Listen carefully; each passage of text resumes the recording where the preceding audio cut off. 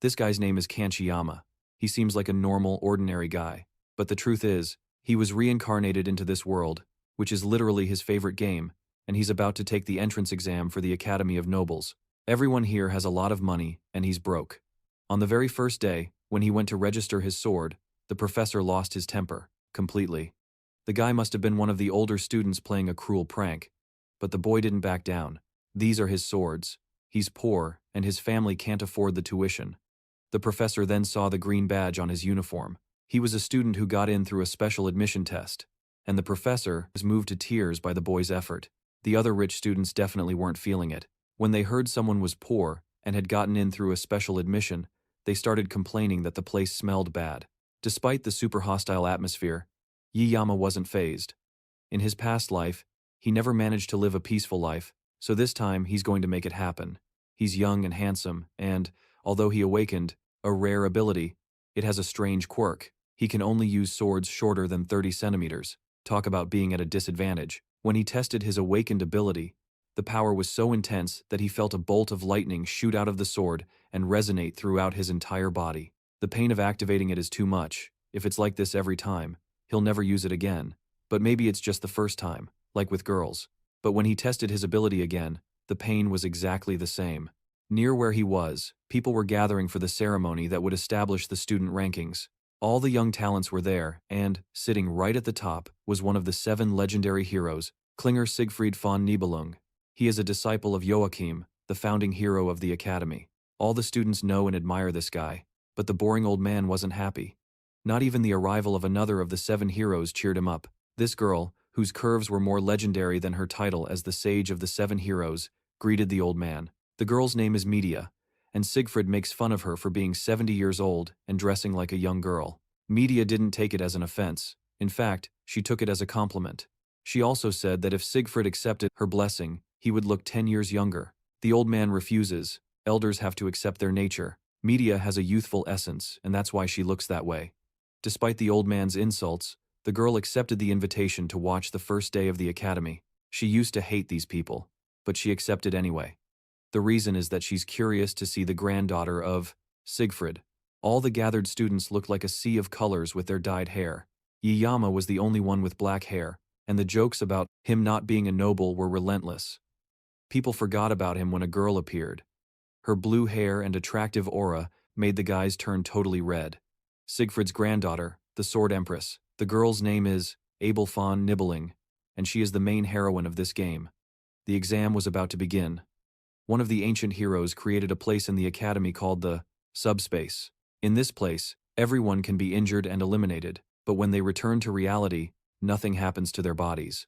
That's why any combat method is allowed, even lethal ones. Siegfried and Media say it's an academy tradition. The students who survive the longest get the best rank. The 2 elders were interested in the special student, but the other students were now focused on the student with very special attributes. Yiyama might have been one of the guys who joined the pack chasing Abel, but he knows the truth about this girl and her miraculous blessing. While everyone follows her pheromones, he heads in the opposite direction. He's even reading a book on how to have a peaceful life in this world. He also remembers that to fight here, he'll have to use that damned skill. Well, I might as well give up. When it was announced that everyone would be sent to the subspace, everyone was excited, except for Yiyama. But when it happened, he was determined. After 7 minutes, several students were sent back. The agony of how they were eliminated there left everyone in shock. Media saw everything and commented that Abel got first place, but that's to be expected, considering his lineage. The woman was really excited to see Siegfried's granddaughter's performance, but the man didn't see it the same way. She didn't break the academy record that has been Siegfried's for centuries. Just as the old man was about to leave, an overwhelming sensation hit him like a stomachache. Everyone felt it. The students felt fear as they looked at the sky. Media asked Siegfried if he felt it and knew what it was. Not even the great hero had a clue about it, but his attention was drawn to the sky. The sky was shattering. It was incredible. Then, 2 people fell from the sky and were torn to pieces upon impacting the ground. The silence in the arena was deafening. Media ordered the medical team to go attend to the students, then we rewind a few minutes. They were supposed to be fighting each other, but it was more accurate to say that a pair of brothers were beating the hell out of everyone else. Because of these 2, the outcome of this match was pretty much decided from the start. This isn't a battle royale, it's a death match. and Yiyama knows exactly who's responsible. The evil twins, Mao Jun and Shun Mao, two guys with a natural talent for brutal violence. For the last 30 minutes, they've been deliberately toying with the weaker students, simply enjoying the act of tearing other people apart. Yiyama seemed so weak they didn't even notice him. Finally, all their toys died, leaving the two brothers bored and looking for their next target. All that's left is a single girl trembling in the background. As they point at her, it's clear they have horrible intentions, and Yiyama can no longer stay quiet as Shunmao walks toward the terrified girl, telling her she's perfectly his type. Yiyama has had enough. That's the last straw. Yiyama yells from the back of the arena, catching the twins' attention. He intervened without even thinking, and now the two guys who hadn't even noticed him before have him locked in their sights. They see the color of his name tag and laugh at him as a worthless special admission student. They decide to finish him off quickly so they can get back to the girl. Yiyama wonders what he should do now that he's facing them both head-on. His painless blessing only lasts for 30 seconds, not nearly enough time against these guys. There's only one option left, and the answer lies in his bag of sashimi knives. But if he wields a blade, the blessing will activate, bringing that unimaginable pain back. He wanted a safe and quiet life, and it hasn't even been half a day. He reaches into his bag and pulls out a knife, causing both brothers to burst out laughing. Shunmao decides not to waste any more time and lunges forward to finish off Yiyama. This is not a situation where Yiyama can be picky, but he has a desperate plan. Use his painless blessing for 30 seconds to nullify the pain from the sword god's blessing. All he has to do is hold on. He activates his painless blessing just before pulling out the sashimi knife and, once again, the sword god's blessing comes to life. Just as Shunmao descends upon him with an evil smile, there's only one way for Yiyama to survive this. If he can't get out of this situation, he'll die. But can a sashimi knife really cut a person? He remembers asking his old master and former gangster why gangsters in movies always use them. His master told him it was just movie nonsense. He said you can't slash a person like a piece of fish, not even if a god came down. But the blessing is clear. If he wills it, then he can cut it. Trusting the blessing more than his master, Yiyama thrusts his knife toward the large man leaping at him and, in an instant, Shunmao is sliced cleanly in half. The other students and the remaining brother, Mao Yun, watch in absolute shock. The quiet, gloomy kid just did the impossible with a simple kitchen knife. Shunmao's body falls to the ground in two pieces. His brother screams desperately, forcing his brain to remember that this is the subspace, that Shunmao isn't really dead, but that doesn't change what he just saw. Mao Yun tells himself that his brother must have been careless. Now, as the remaining twin, he has to take charge. He looks at the fallen body of his brother and takes the power gauntlet for himself, with the gauntlet equipped on both hands. His true power awakens, Mao Yun's defense is boosted, his jumping power increases by 200%, and his fists hit like a truck. He's sure that not even an S-rank weapon can pierce his defense now. But Yiyama isn't even paying attention to him. He's just focused on the countdown, tracking the seconds he has left before his blessing ends. Mao Yun sees an opportunity and lunges for a surprise attack while Yiyama is distracted. And then, in a single instant, it's all over. Mao Yun is on the ground, covered in his own blood and barely alive, while Yiyama finishes his countdown. The moment it hits 0, the painless blessing ends and the full agony of the sword god's blessing hits him all at once. He screams, still clutching the knife, and finally collapses. Sometime later, Yiyama wakes up in a white room, probably some kind of clinic. Before he can get up, two people enter. He's never met them, but he knows exactly who they are.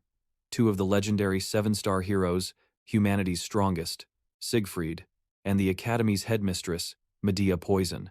He can't help but wonder why two of the most powerful people in the world are here to see him. Medea asks for his name, but Siegfried gets straight to the point. With his hand resting eagerly on his sword, he demands to know what the hell Yiyama did.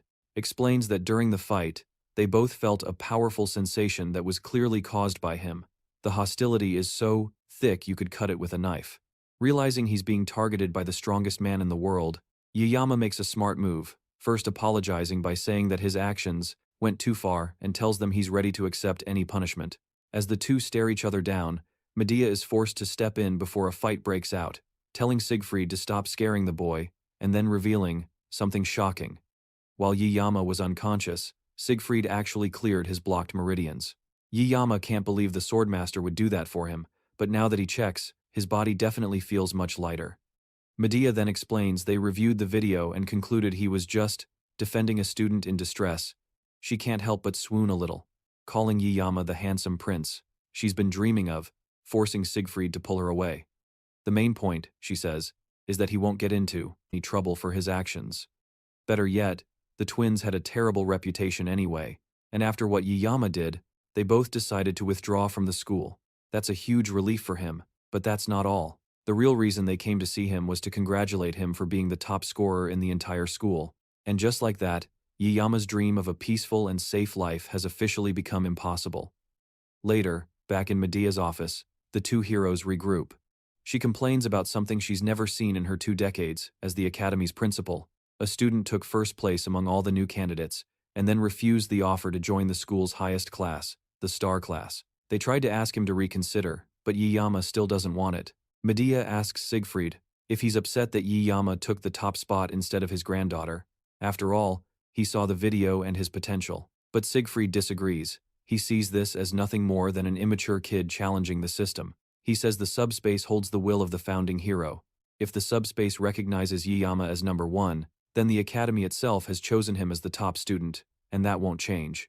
Siegfried also has his own personal thoughts. He sees Yiyama as someone completely strange. If his skills were outstanding, or if his physical abilities were great, or even if he had a bit of experience, it would make sense. But Siegfried could tell he had none of that, and yet, as he saw in the video replay, there was a great essence of skill in how Yiyama moved.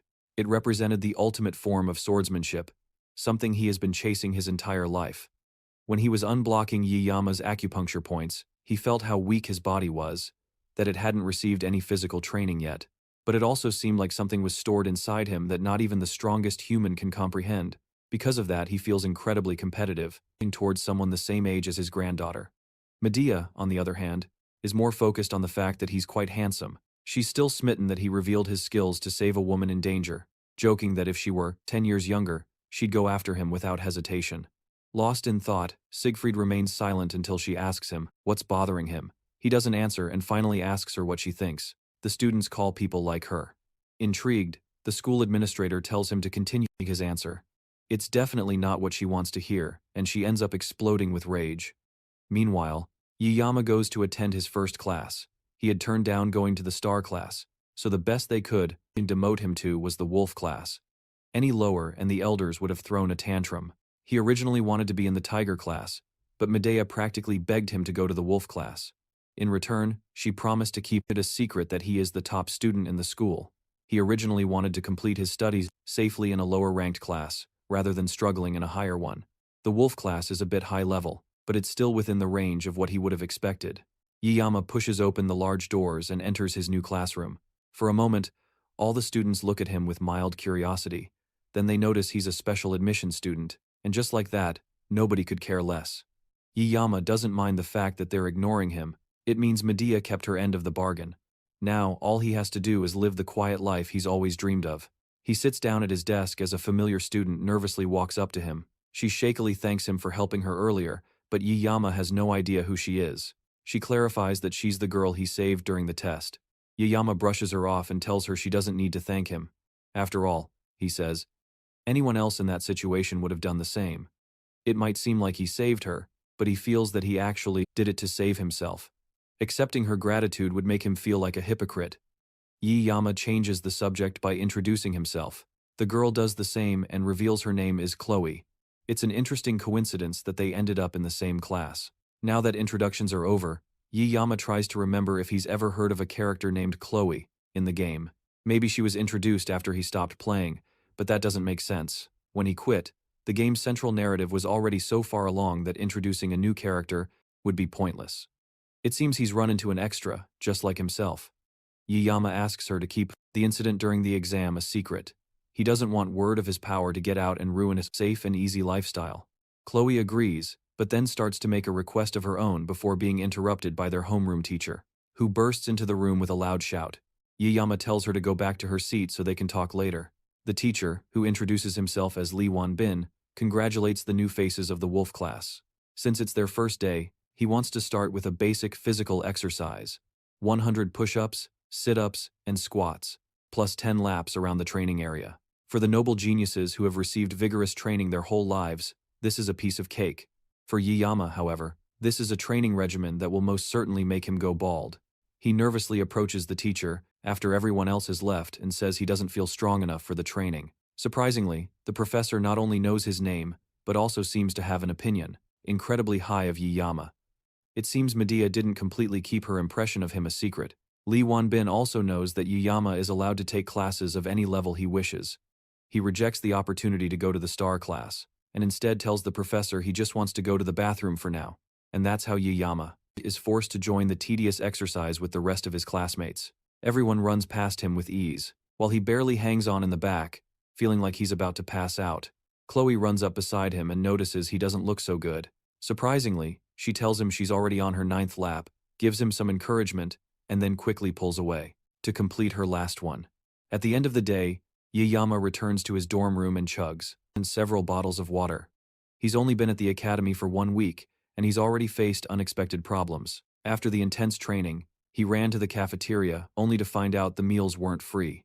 When he saw the price of a spicy pork rice dish, he froze in shock. Just remembering the price now makes him throw his bottle against a wall, in a blind rage. He has almost run out of living expenses and deeply regrets not accepting the money his father tried to give him. For the past few days, he has been surviving on only the cheapest water from the campus store. He even misses the complimentary dinners from his days in the army.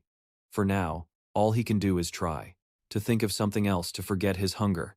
The first thing that comes to mind is his blessing. As usual, the status screen appears, giving him the details. It has gotten much longer since the last time. His physical level has gone up, which has also improved the blessing of the sword god, allowing it to activate with slightly longer swords. Now, he looks in the mirror, and it does indeed seem like he's made good physical progress. It's probably because the swordmaster activated his pressure points. He almost feels like his body has evolved. However, the blessing of the sword god still hasn't extended beyond the length of a sashimi knife. If he keeps improving, maybe one day he'll be able to use a small sword. His hands even start to itch when he's not holding a blade now, probably as a result of the blessing. There's a knock at the door. He opens it to see Chloe. She asks if she's interrupting, and he asks why she came. It's because she hasn't seen him in the cafeteria and came to check if he's okay. He lies, saying he doesn't usually eat food made by others, but his inner self is practically drooling at the thought of food. Chloe looks disappointed, telling him she was hoping they could have dinner together. Before she can even finish her thought, Yiyama is already dressed and calls for her to follow him to buy ingredients. Later that night, the two enjoy a big meal cooked by Yiyama. Chloe is genuinely impressed.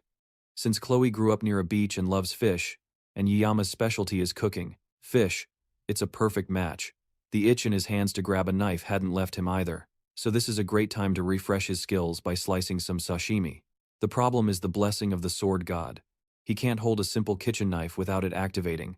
He asks Chloe if she has a bigger knife, saying it would be awkward to use his own weapons for cooking. She goes to her room and returns with an enormous sword, definitely too big for a simple fish. With no other option, he is forced to use his blessing. The painless blessing will last for 30 seconds, so he just has to make sure he's fast enough. He was once called the best swordsman in his country, and cutting fish has always been his specialty. Now is the time to prove it. He slices the fish flawlessly and manages to finish in 21 seconds, leaving 9 seconds of the painless blessing to spare. Everything was done so well that he would call it a masterpiece. Chloe asks him how he's so good at cooking, and he confesses that he once worked part-time at a Japanese restaurant. Since she is a noble, she doesn't understand what a part-time job is, and this makes it clear that they come from different social standings. Now that the food is ready, Chloe offers to do the dishes, since he cooked everything for them, and he moves to the other side of the room to give her space to clean. For the first time in almost a week, he's full and can't help but feel a great joy. That humming is cut short when Chloe accidentally drops a plate behind him. It's most likely because she's never had to clean dishes before, and dropping plates is something he used to do when he was her age. As he looks out the window and ignores the sound of shattering plates behind him, a book falls from Chloe's study desk. It appears to be a diary, and the book coincidentally lands on a page where she writes about him, saving her during the class placement test. Her handwriting is cute, with rounded shapes and stickers, and he finds himself picking up the book and smiling at it.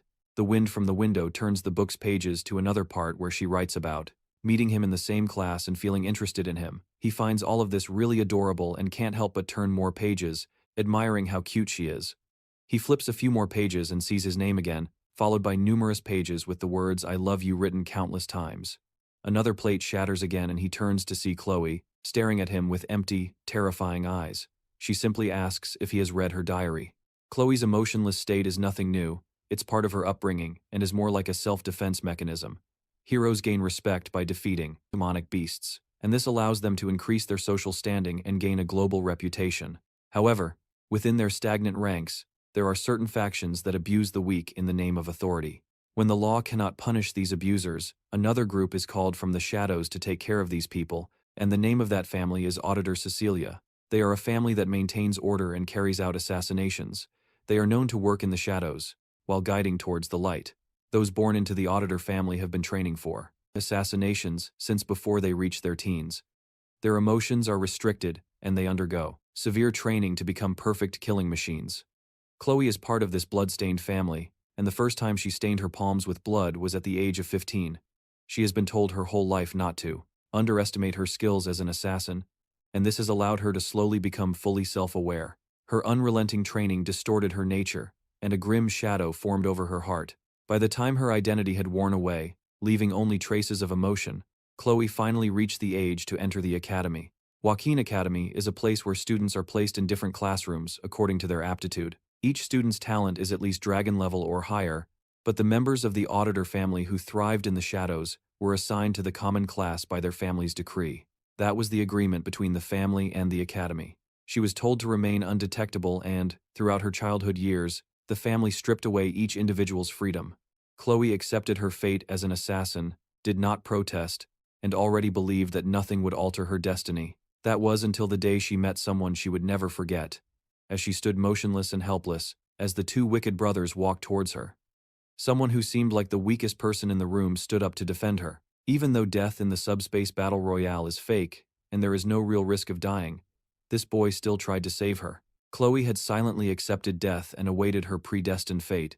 She had long since given up on pointless struggles, and had been trained to act in a docile and inconspicuous manner.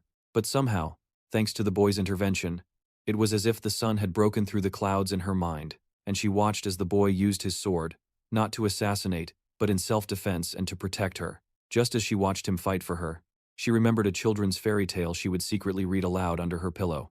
The tale was about a princess imprisoned in a castle who was rescued by a prince. As the memories of the fairy tale came to mind, her chest tingled and her cheeks flushed red.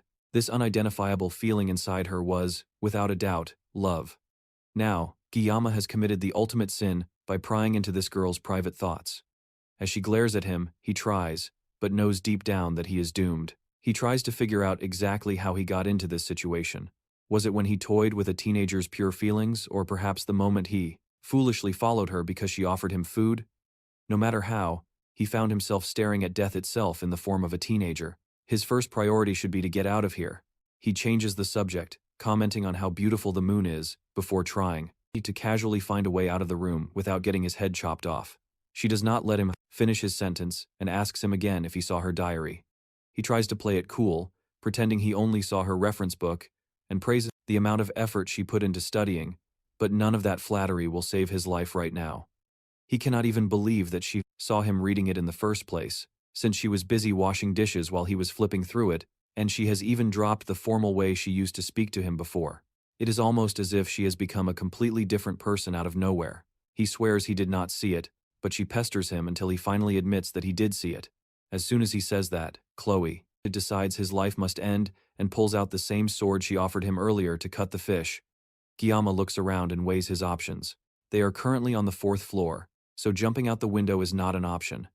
The only way out for him is through the main door, but Chloe definitely won't let him leave just like that, at least not with his limbs intact. She actually closes in on him with the sword, and it looks like his time is running out. He tries to figure out why she is suddenly acting this way, and can only think of one possibility. Her motionless pupils and dark red eyes can only mean one thing. He's dealing with a textbook yandere. But if he takes into account her sudden change in attitude from an adorable little strawberry to a fierce killer, the situation gets even worse. She's a yandere with a dual personality. Handling her yandere traits alone will be difficult enough, but adding a dual personality disorder on top of that makes things even worse. It seems her personality shift was triggered by him opening her diary. This could be detrimental, but he is sure she will hunt him down until the day he dies if he doesn't do something to snap her out of this state. He has to find a way to secure his future by taking the initiative today. Otherwise, things are only going to get worse for him. The only way to get out of here alive is if he gets a weapon, but he only has 9 seconds left after using 21 seconds to slice the fish. His sashimi knife is still in his room, but he can use the kitchen knife from before. However, there's no way he can reach it without getting his arms chopped off. He looks around again and notices a box cutter on her study desk. There's nothing else he can use, but there's no way this little thing is enough to activate the blessing of the sword god. Chloe finally lunges at him with a sword, and it looks like there's only one way to find out. He grabs the box cutter, spilling the rest of the stationery on the floor, and then extends the blade. Numerous status screens appear in front of him. Being resourceful in a situation like this increases his mental fortitude, and he temporarily gets an intimidation buff. The system then makes the necessary adjustments before activating the blessing. Chloe pounces on him with her sword, just as William backs away with the box cutter. Before she can strike him down, he tells her that her hair is a bit long thanks to the intimidation buff. Chloe freezes for a moment. Just as William unsheathes the blade, everything goes dark and blurry, and by the time Chloe wakes up later that night, her room is dark, tidy, and empty. Her thoughts immediately go to William and she wonders where he went. She calls out to him several times, but the silence confirms she is alone in her room. The last thing she remembers is secretly watching him as he looked out her window, but everything is a blur after that. Suddenly, she feels the urge to look for her katana, but she sees it leaning against her study desk. Sometimes she loses consciousness when she holds her katana, but it seems she managed to stay conscious this time. At least that's what she thinks anyway. When she was younger and still perfecting her skills, she would lose consciousness while holding her blade, and by the time she came to, her place would be covered in blood, and her elders would ignore her. Every time she asked what she did while she was blacked out, they would always remind her not to deny her talent as an assassin. Still, the fact that she can't remember what she did with William embarrasses her, and she buries her head in her bed in shame. But that shame quickly turns into something else entirely when she starts thinking about William. Then she notices the box cutter lying on the floor, and also that her hair looks shorter. Inside her trash can, she also sees some of her hair neatly gathered, which is when she realizes that he must have helped her cut her hair, and she opens her diary to write a bit more about her love for him. William, on the other hand, is nowhere near as in love as Chloe is at the moment. In fact, right now, he can barely believe he's alive. Behind a discreet wall at the far end of the academy, he throws up the food he had just praised Chloe for giving him. He barely made it past the first 5 seconds after the 9 seconds of his painless blessing ended, and even then, he still feels incredibly sick. And after throwing up his only good meal, in over a week, William sits on a bench and contemplates what to do next. He's hungry again now, and he feels even worse than before Chloe came to visit him. His mind returns to Chloe, and he begins to wonder who exactly she is. Her swordsmanship is clearly honed to reap an opponent's life with a single blow, or at least to subdue them. The way Chloe wields her sword is as if she is persistently aiming for vital points, almost as if her technique were specialized for assassination. If she had caught him off guard, William certainly would not have survived. He felt his life was being threatened, so he instinctively aimed for her neck. Fortunately, the knife was too short, so he only managed to cut her hair. Before he left, he cleaned up the mess so there would be no problems later, but this is just more proof that maintaining his peaceful and safe life is not as simple as it seems. Apparently, being ordinary is the most difficult thing for him. When he was first thrown into this game, it's not like he didn't have any ambitions. In his past life, he once reached the pinnacle of skill with nothing more than a sashimi knife, so it's not like he could easily give up on his dreams. But everyone has a role to play, and in this world he was summoned as a background character. Miraculous Blessing is the title of the game, as well as the name of the protagonist's blessing. It was also the blessing of the founding hero, Balar Jakin. In the entire game, the protagonist and the founding hero were the only 2 people who possessed the legendary blessing, and the description of the blessing was simple: they must save the world from the Demon King. So the protagonist is chosen by Balmung, which is an SS rank sword that is both holy and cursed. Meanwhile, all William has is a humble, unranked sashimi knife. There is nothing more to say. He is destined for a life of obscurity. The endless stream of extraordinary people and situations he has faced since entering the academy almost made him forget his goal. There were many reasons to give up on the goal of a simple life, and it's even more apparent now that it seems like there isn't even one normal person in the entire world. Since he has played the game before, he has a general idea of the game's key characters, but his knowledge of the world itself is limited. A week has already passed since he joined the academy at this point. which means that the protagonist should have already awakened his blessing and started the late admission process. This is when the game's story really begins, and William knows the general plot, but he never really played it to the end the first time. He regrets having left the game unfinished, but still, since he knows the canonical route up to the first half of the story, that already gives him a great advantage. All he has to do is stick to the canonical route, no matter what happens. If he starts meddling in everything, he will end up losing the only advantage he has. From his memory, he knows that the plot takes a dark turn around the second semester of the third year, which is when the demons realize that the hero has awakened and launch an attack on the academy, led by a legion commander. As the fight escalates, demons and humans plunge into total war, and from there, the game's story turns into a typical fantasy novel. When he played it, he just wanted to emulate the carefree, simple, and youthful life he never experienced as a teenager, so he deleted the game without a second thought. The problem is that now he is part W of a world destined for war, and there is a very real possibility that he could die too. However, he still has 3 years before that, and he needs to stop running from reality to focus on what is possible. He won't let himself die, and will concentrate on getting stronger to survive.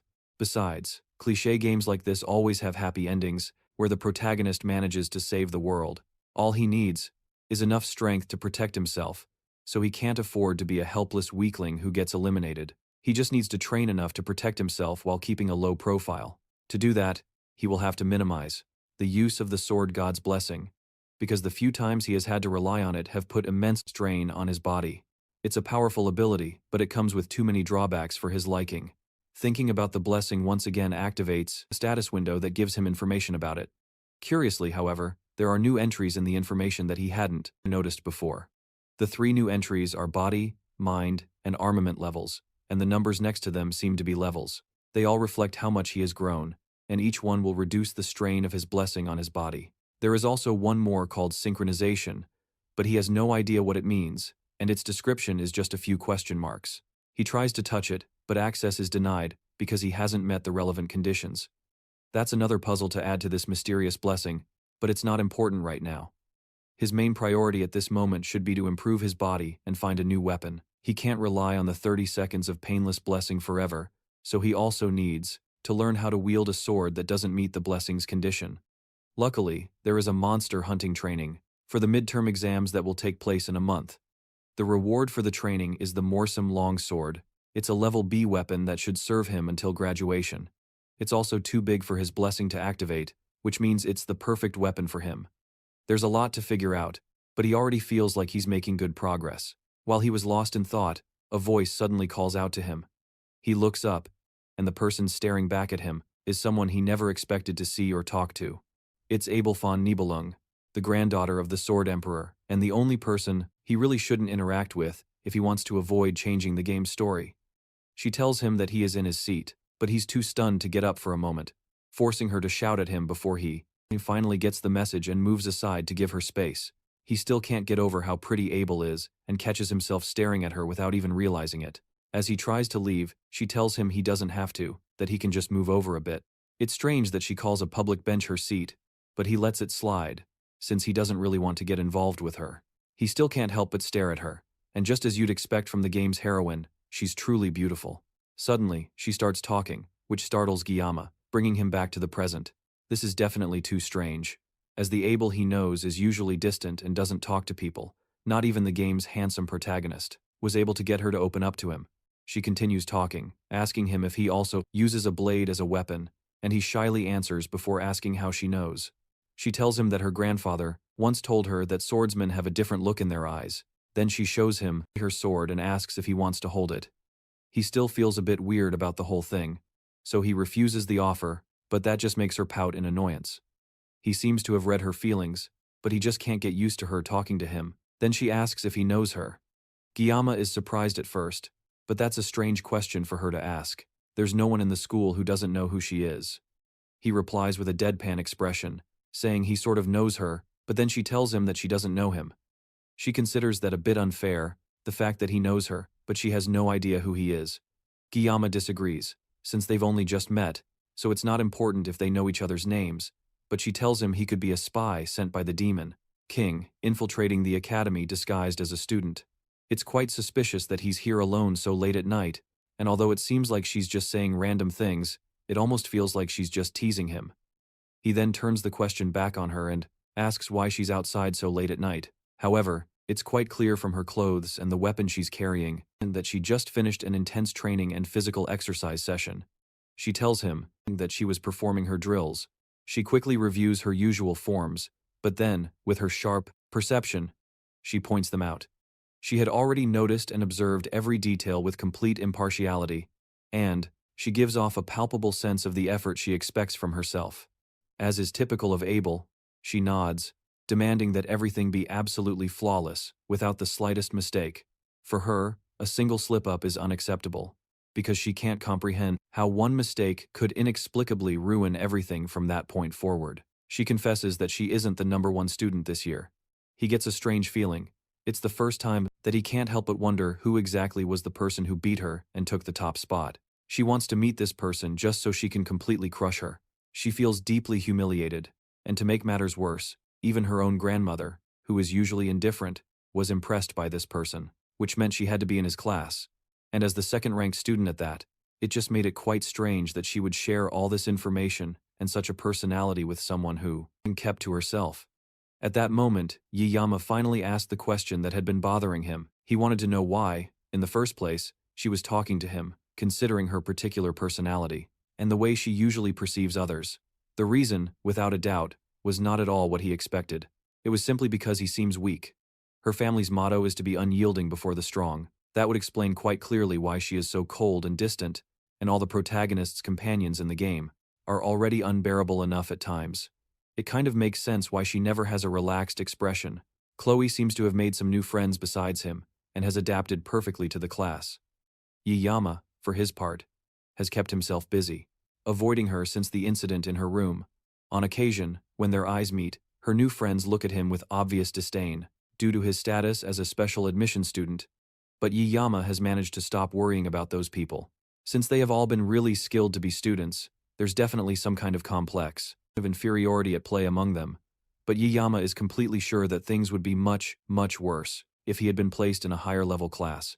By now, the students of the Star and Dragon classes, in all likelihood, would have already split into factions and been involved in petty power struggles. Even when he played the video game, it was quite shocking to experience, but now that he is living in this world, the mere thought of finding himself in that other universe sends a shiver down his spine. However, there's good news thanks to something he was given the other day. He's now receiving a special privilege for being the student with the highest score in the entire school. He is so deeply grateful that he wants to bow toward the office. Completely free, 3 times a day, doesn't seem like enough to express it. Meanwhile, he has been meticulously making sure he has done absolutely nothing that could negatively affect the student's trajectory. All he has to do is maintain this situation for the next 3 years, and his life will go on without any major setbacks. The days pass smoothly, and Yiyama attends all his classes without any problems. During one of his classes, an elderly professor instructs the students on the figure of the hero Valor Jokin, who founded the academy after recognizing the urgent need to form and train the next generation of heroes. Yiyama, in reality, already knows most of this information thanks to the video games. The founding hero, Valor Jokin, bravely faced Lycan, the right-hand man of the Demon King himself and the supreme commander of the First Legion. The battle dragged on, and Jokin lost one of his arms, a grave consequence of the fight, and as a direct result of it, he could no longer continue. A hero had emerged, but the war was filled with immense carnage and bloodshed, and although the hero won the battle, there was no clear winner of the war for either side, and just like that, in this way, the first war between humans and demons ended with a truce for the purpose of training and preparing the next generation. Yoshin founded the academy, and a non-aggression pact was signed between both races, sealing a commitment to peace. That pact is the fundamental reason why there have been 700 long years of peace, uninterrupted, a peace that still endures to this day. The students are completely sure, accustomed to the calm and tranquility, that they won't witness any war in their entire lives. Unsurprisingly, he's the only one who knows that this peace will be broken. Doom. Despite his constant complaining, doing so would also alter the main route. She was one of the first to realize that something was amiss. Knowing what that could lead to, in order to protect her students, she was the first among the 7 stars to step onto the front lines of battle. But Guillermo never got to play the game up to that point in the story. However, he did learn about her tragic fate by reading the game's fan wiki. Knowing this pained him deeply. He had to keep the war a secret, but he wished with all his being he had never known in the first place. The class ends, and for the students, it seems the time has finally come to head out into the school hallways. He takes a moment, as if to check his phone or something. Just as he thought, it's May 5th, and today is the day the protagonist will finally join the school. He joins the group of students crowding the classroom door, and everyone is in awe of him. Some are already sure he will join the star class. Just as he had suspected, the game's protagonist walks down the hallways as people part to let him pass. Leon Van Reinhardt moves with an aura of unshakable confidence among his fellow students, but Gilliam knows with a chilling certainty that today is the day the peace that lasted 700 years will begin to crumble. Gilliam watches as everyone in the school seems to fawn over and worship him, but he already knew beforehand this would happen. After all, in the game, all the women seem to fall at his feet. If this were an adult game, Leon would have undoubtedly died long before facing the Demon King. Among all the women who are apparently attracted to him, the ones who become members of his party are also quite impressive and outstanding. It's annoying to think about, but what Leon calls recruitment is actually more of a mandatory draft. And even with his powerful recruits, the hero barely managed to become commander of the First Legion, which only makes Gilliam wonder how incredibly strong the Demon King is. There's no way that protagonist is going to lose, right? As he wonders about all this, his eyes meet and lock with Leon's, and the protagonist gives him a charming smile, almost as if he were reassuring Gilliam, completely unaware of what he's thinking at that moment. He's the protagonist, after all. There's no way he can't handle these kinds of threats and dangers. Gilliam turns to walk away from the scene, but suddenly someone calls him from behind. It's Chloe, and with a submissive and somewhat timid voice, she asks if she did something wrong. He would love to tell her that she almost cut his head off, but they'll be spending the next year together, and it would be terrible if he created an awkward situation between them. He lies, claiming there's no problem, hoping to keep things cordial and thus avoid making unnecessary enemies. Chloe, at least, seems relieved and goes back to acting adorable just as he remembers her, which is so different from the psycho killer he faced that day. Even though she was unconscious, he could sense that her swordsmanship was imbued with a deep sadness. It's like she was a blade longing to be saved, and yet the killing intent radiating from its edge was so intensely powerful it made his skin crawl. If the sole purpose of her swordsmanship is simply to kill, then she's likely even more dangerous than the Mao brothers. He was snapped out of his thoughts when she asks if he wants her to treat him to dinner again tonight. She wants to treat him but warns him she's not as good at cooking as he is. The mention of having dinner with her again brings back those thoughts of her bloodlust, and he almost instinctively wants to refuse, but a cute girl's puppy dog eyes are a weapon that's truly terrifying. He finds it nearly impossible to say no to such an adorable face, and feels bad for even considering the idea of refusing, but if he doesn't refuse, he might wake up inside a refrigerator tomorrow morning. Who knows? However, instead of dinner, he has a much better idea for them to spend time together. He asks her for a favor, and tells her she's the only one who can do it for him, which immediately makes Chloe compliant. Guillermo wants her to teach him swordsmanship, and he needed a sword instructor anyway. Later, on the school's training grounds, he swings a wooden sword as he tests his own physical limits. Just as he anticipated, due to the sword's size, it doesn't affect the blessing at all. Now, all he needs to do is try to develop some swordsmanship skills. Chloe is incredibly strong, with monstrous strength. She would be the perfect person to train and guide him. This is also a pretty good excuse, and for him to avoid that situation somehow. It seems this has been a great help in dealing with everything. Just then, she approaches him dressed in casual clothes, carrying her purse and her wallet. He has just arrived, since they had planned to meet at 8. But she has been waiting for him since 6:30 in the evening.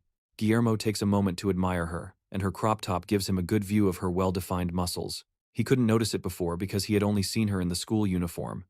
But that logically explains why she is so incredibly strong. He hands her another wooden sword, and Chloe looks confused that they aren't using real swords. There's no way they can train with real swords, and they are definitely not fighting with their lives on the line, so there is absolutely no need for them to use real weapons.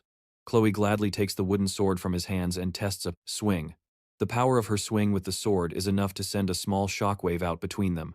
She's so incredibly strong that the air around her trembles from just that one swing. And Guillermo, he starts to reconsider the idea of asking her to train him. For now, he needs to stay on the side of caution and be very wary. Before his training begins, he decides to check his blessing one more time, but this time on the sword. It's quite strange for a blessing to improve or be updated with accumulated experience, and his body has been growing along with additional side effects, and he also has no idea how much more it needs to grow before the mysterious hidden trait appears. Chloe approaches him and asks what's wrong, and he remembers the fact that only he can see his status screen.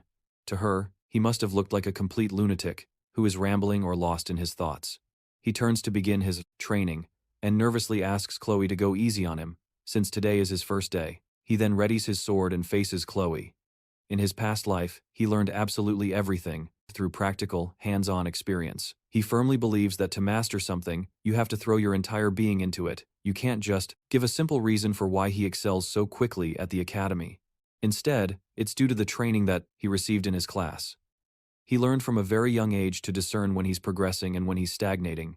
And, even now, he can perceive that things aren't perfect, neither in his stance nor in his grip on the sword. However, even with all that, the final blow of the sword must always hit the opponent. He opens his eyes to begin the duel and sees Chloe already rushing towards him with all her might and determination. He barely has time to dodge her first strike, as Chloe changes her stance and launches another attack that he somehow barely manages to parry. As the fight continues, she seems to get faster and faster, and William can barely keep up with great difficulty. And on top of all that, she might even be holding back, since he asked her to go easy on him. Her sword clashes with his again, and this time the wood begins to crack from the tremendous force of the impact. However, her relentless barrage of attacks doesn't let up at all, and she continues to strike while he barely manages to parry and dodge with great effort. With the immense amount of force she's using, if he takes a direct hit from just one of her attacks, he could actually die, and he can't find any opening to counterattack. But before he can even figure out how to counterattack, his sword finally gives out and breaks in half. Chloe tries to apologize and tells him that she was being as gentle as she possibly could, and still ended up breaking it.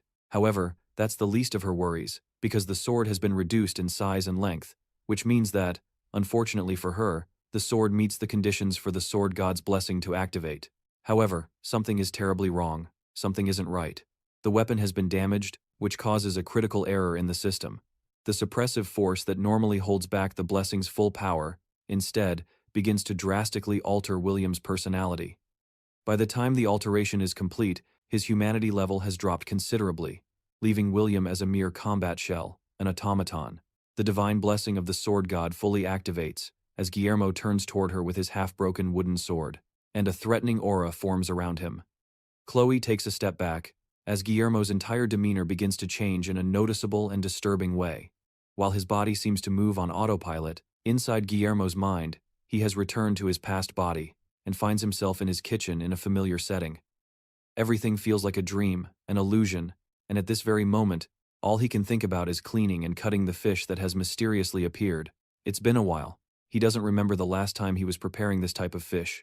But right now, so he just has to get back to his work, using a Chinese cleaver. Since that doesn't work, he tries to lift the knife. He tries to pick it up. But once again a pop-up message appears telling him he can't pick it up. Only one option remains available, the sashimi knife. That's the only blade the system allows him to take. But he remembers that if he holds the sashimi knife, it's going to hurt him, it will cause him harm. However, he picks it up, and to his surprise, he's completely fine. He feels nothing. In fact, he even feels refreshed, if anything. In the real world, a voice echoes in his head, Chloe speaking with a man's voice. She tries to simply call out to him, but he keeps walking toward her with an obvious bloodlust and, suddenly, he lunges at her, and Chloe barely manages to block his attack with her sword with great difficulty. He pushes against her sword and sends her flying backward, making her crash violently against a wall. Suddenly, he feels completely different than when they were training before. He jumps toward her and tries to stab her with the sharp end of his stake, but she barely jumps back and manages to avoid the blow. Chloe only took one attack, but she can barely move. She's badly shaken.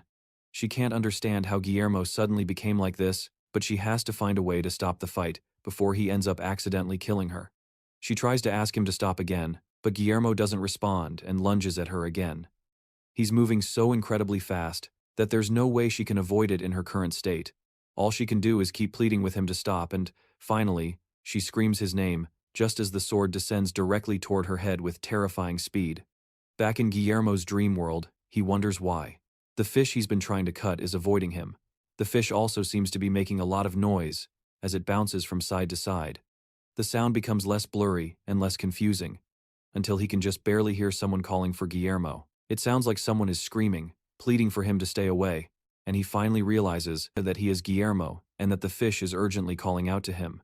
He barely manages to realize what's happening, just as he's about to stab Chloe with the broken sword, right before the wood can pierce her skin. Guillermo throws the sword away, smashing it against a wall, just before he accidentally kills his friend in an act of desperation. Chloe opens her eyes and sees Guillermo holding her and smiling sweetly at her. Since he is no longer holding the sword, the blessing has ended, and he's back to his senses, back to his normal state. Chloe nervously asks if he's all right, and he calmly tells her that he's fine, and then turns to leave, thanking her for helping him train. After he leaves, Chloe also returns to her room in the dormitory. She'd had a feeling since the entrance exam, but William's abilities are more peculiar than she realized. Even when he activated in that state of mind while fighting her, she was no match for him. The fact that with a wooden sword broken in half, he managed to completely and utterly overwhelm her. As she walks through the campus, someone emerges from the shadows and comments that Chloe seems quite happy and satisfied. This mysterious newcomer is Nox Attitour, who is also Chloe's older brother. Nox mocks her for spending time with a low-class person after joining the academy. Chloe knows he's talking about William and warns him not to speak about her friend that way.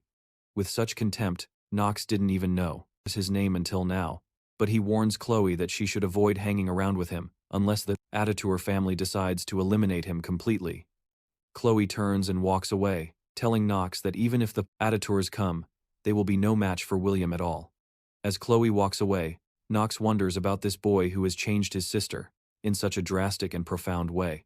Speaking of William, as he walks back to his room, he also takes a moment to reflect on his blessing. The power granted to him is far from a blessing or a favor from a god. It's more of a curse, if anything. To avoid relying on the sword god's blessing, he tried to find new weapons, and yet, that power relentlessly pursued him and even took control of his body, as if mocking his efforts to not rely on it. When he fought Chloe, he felt no pain. Instead, he experienced intense pleasure, as if he were completely intoxicated. Just like a curse, the blessing played with him like a puppet and whispered sweet words in his ear, urging him to slash, cut, and destroy without mercy. Because of that, he surrendered his body completely, until Chloe's desperate screams snapped him out of his stupor. Thanks to her, he suddenly remembered his own name and returned to reality. Thanks to her, he regained consciousness, long enough to throw the wooden sword away because he felt he would lose more of himself forever if he didn't get rid of it as quickly as possible. It's strange to think that Chloe, a yandere who almost killed him not long ago, is now the girl who managed to snap him out of his daze.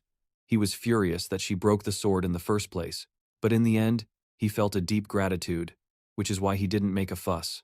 Coming back to reality, he was terrified of activating the sword god's blessing again, but today proved that he can't simply ignore this issue for the rest of his life. This blessing is something he will have to deal with for the rest of his life, and is the reason his desire to live normally will most likely never be fulfilled. As he practically drags himself back to his room, William realizes that there is something inside him trying to devour his sense of reason. This is definitely not a blessing, it's a curse trying to consume him completely. 3 days later, classes continue as usual, and Chloe chats with her new friends, but something is clearly wrong. Since that duel, William hasn't attended class and they never shared their contact information, so she hasn't even been able to check on him.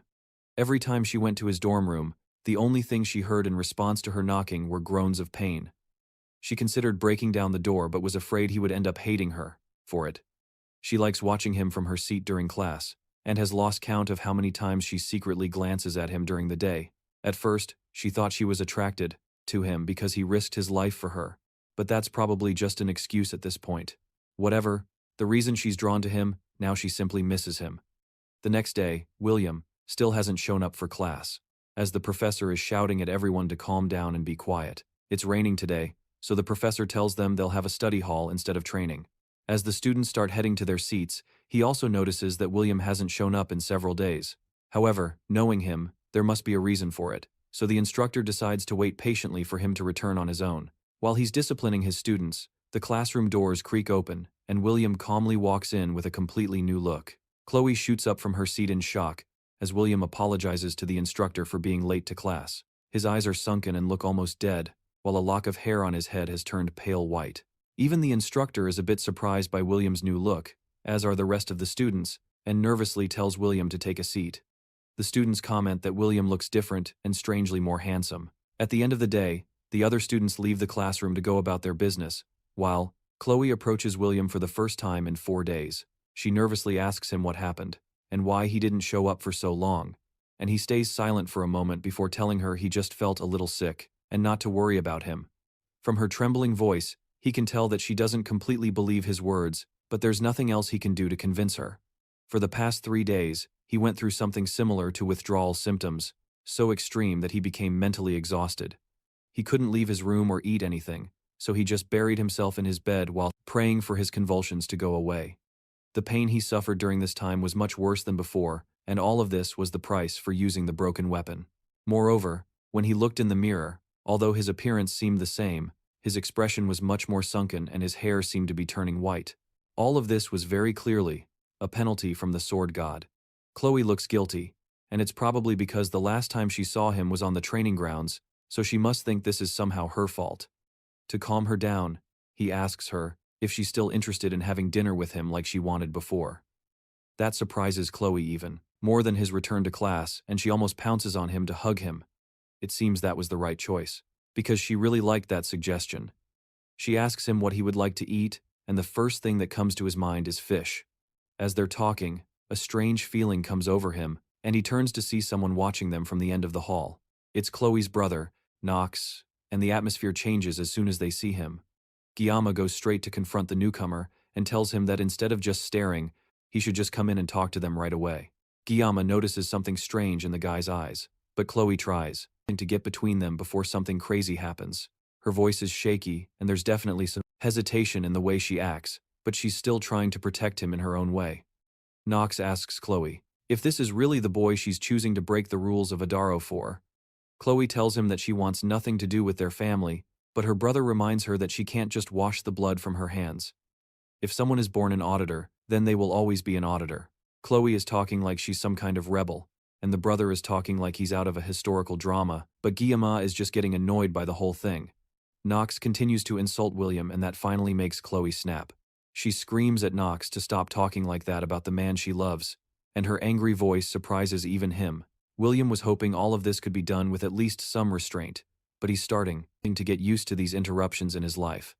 The most important thing is the Auditor family. He knows they are a group that works in the shadows and specializes in assassination, and they appear in the middle of the game to play an important role.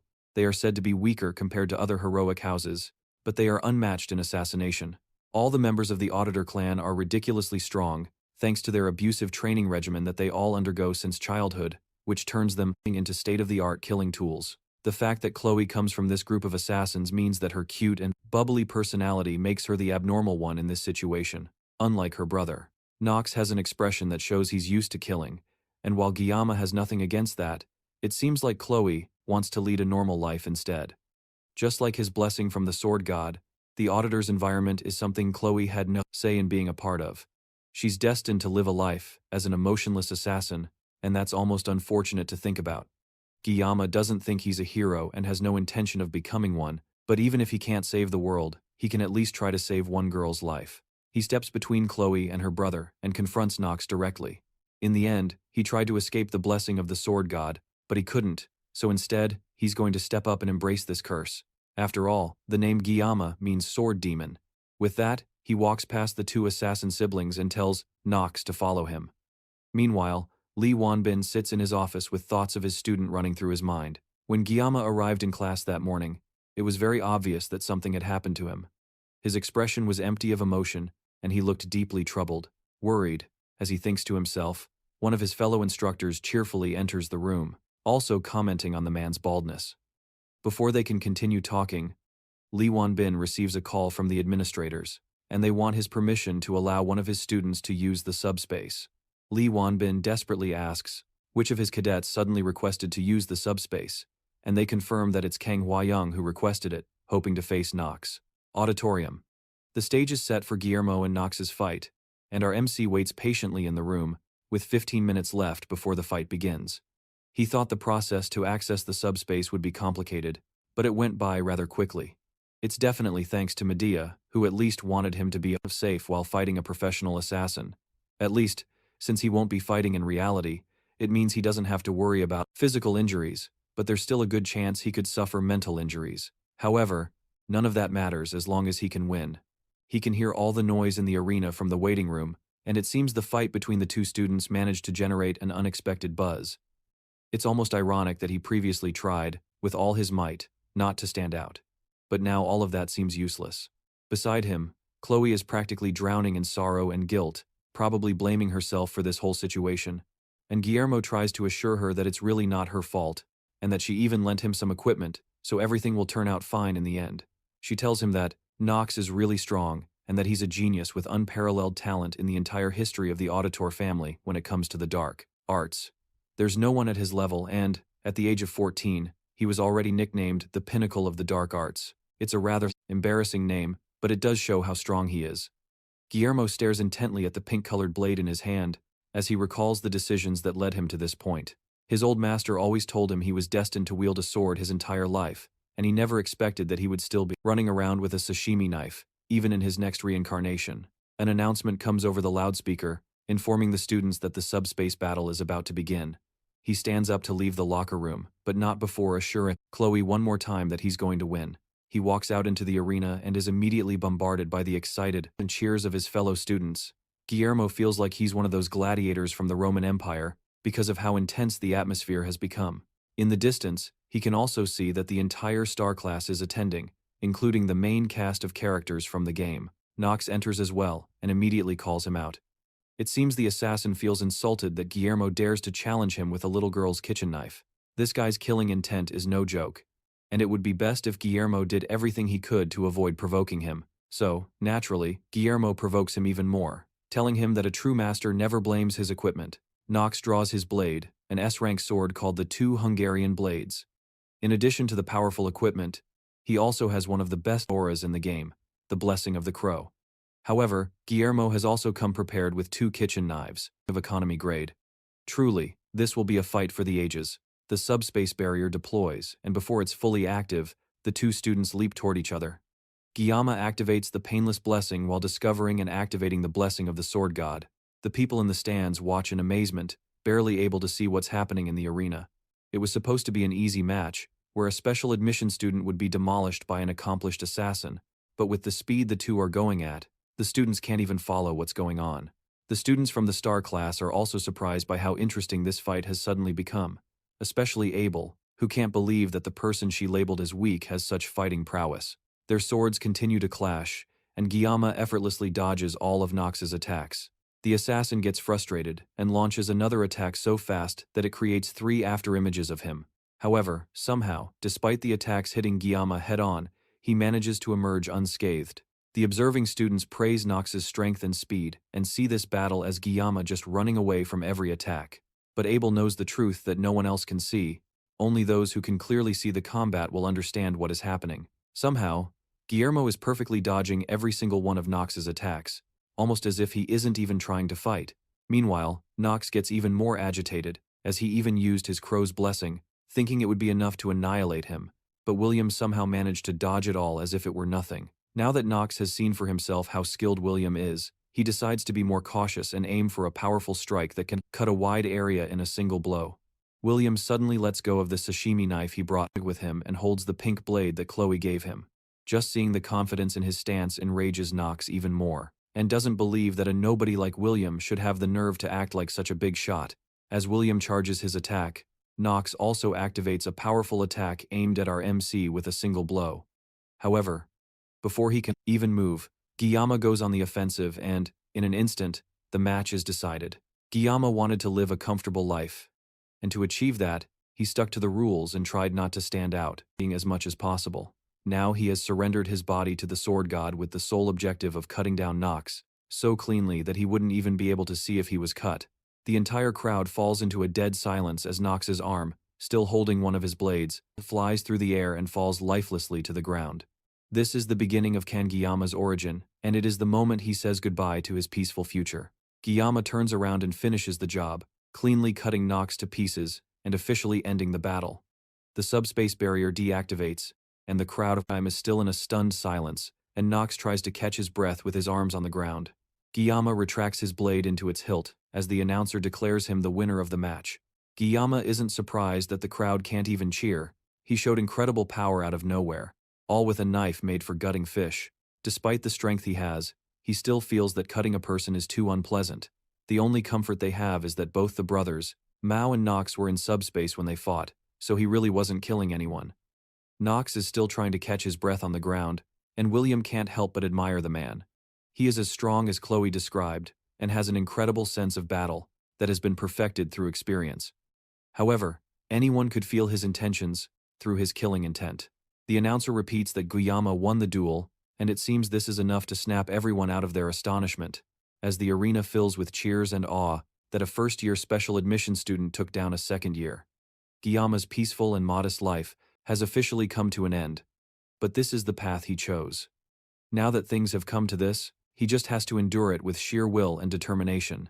Even the next day, people are still talking about the duel between the first and second years. In the star class, Abel looks out the window while thinking about the student who has completely filled her mind recently. Because of the duel, his name follows her wherever she goes now, and it's almost as if he is the only one everyone is talking about. When she saw him, she couldn't believe it either, but at that moment, he had such incredible swordsmanship using only 2 kitchen knives. Watching his mastery with the blade has made her feel almost hopelessly naive for thinking she was skilled with a sword. In fact, he was so good that she is sure he is the best student her grandfather was hiding from her. This frustrates her even more, as he spoke to her as if she were weak when in reality he was stronger than her. Her noisy annoyance is enough to wake her seatmate. Rachel apologizes to her friend, but Rachel can immediately tell that something is seriously bothering Abel.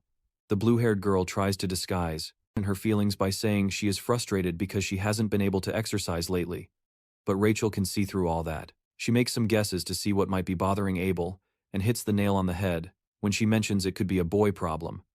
Rachel bursts into cynical laughter at the thought that Miss Abel would be interested in romance, while Abel tries to convince her friend that it's really not what she thinks. Rachel goes through a list of options, starting with Leon, the star of the class with a handsome face. But Abel is so expressionless when mentioning that idea that it's obviously not him, so there's only one option left: the special student from yesterday's duel who shocked the entire school with his strength. Again, Abel freezes and can't outright deny it, which is all the information Rachel needs. She immediately grabs Abel's hand and drags her to the Tiger class to meet the boy who has been on everyone's mind. The two burst into the Tiger class with Abel reluctantly following her friend. Everyone in the class is left, frozen in astonishment as the two beauties of the school make their way through the classroom. Rachel stands before a target, but someone tries to come over to scold her for suddenly jumping into another student's seat. She manages to completely confuse him by showing how pretty she is, and Abel can only hold her head, embarrassed by her friend's actions. She finally finds Guillaume sleeping at his desk while Chloe fawns over him, and Rachel at first mistakes Chloe for his girlfriend. But she doesn't care, and it just makes this all the more fun. She approaches Guillaume and affectionately blows air into his ear, which surprises both Abel and Chloe. Then, as he slowly wakes up, she sits on his desk with a flirtatious look on her face and asks for his name. Guillaume already knows who she is, however, and he isn't thrilled to see another one of the heroines, praising his looks, but his intuition is screaming at him that this whole situation is dangerous. Suddenly, the hand Rachel was about to use to poke Guillaume is grabbed by a very angry-looking Chloe. Chloe demands to know what Rachel thinks and she's doing, but her anger and murderous intent only amuse Rachel. It seems the danger instincts Guillaume's were warning him about Chloe. Her personality has completely changed as she pulls a box cutter from the Yandere pocket dimension. If a knife fight breaks out in the classroom, it could lead to serious problems for him in the future. This is a combination he has never seen in the game before, and he can only wonder why this is happening.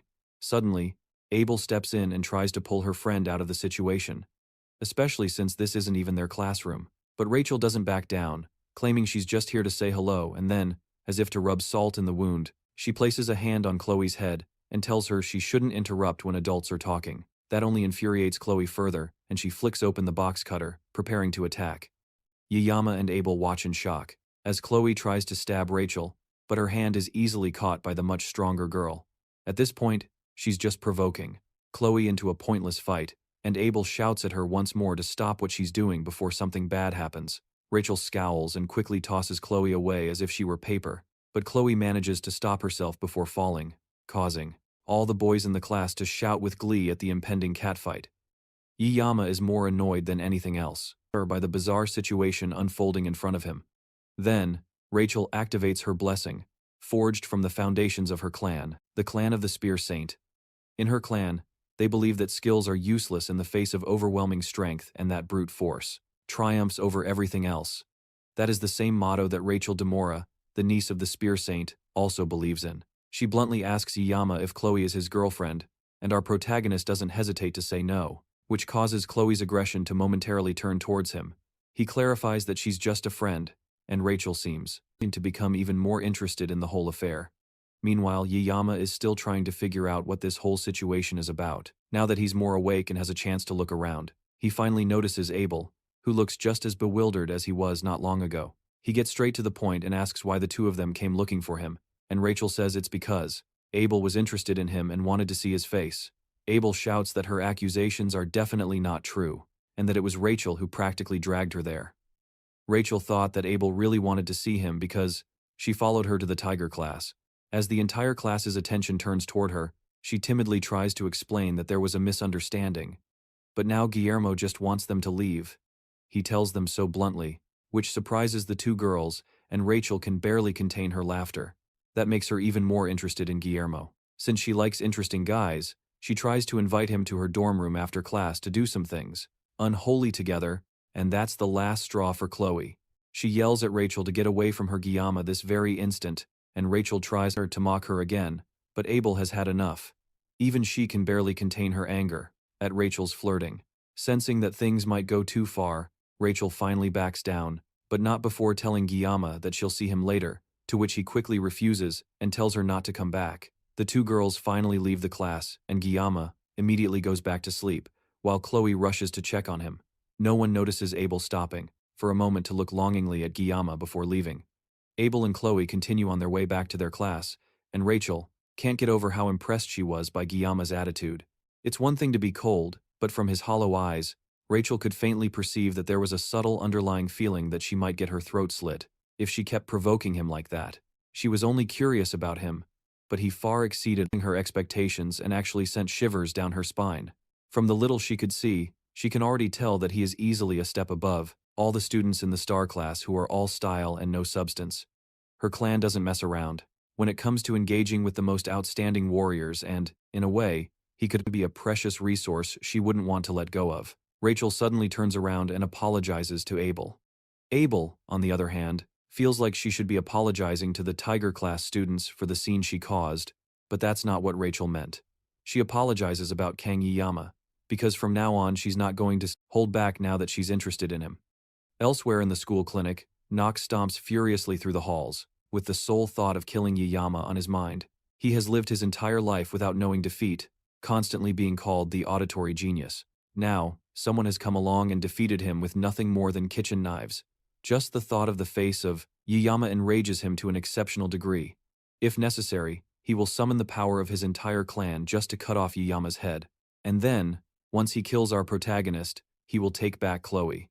Chloe has the potential to become similar, if not superior to him, and he won't allow some nobody from special admissions to take her from him. All he has to do is summon the power of his clan to attack, and then they'll show him. At least, that's what should have happened. But the very same Yiyama, whom he has been relentlessly plotting to kill, is sitting calmly in his clinic room eating an apple.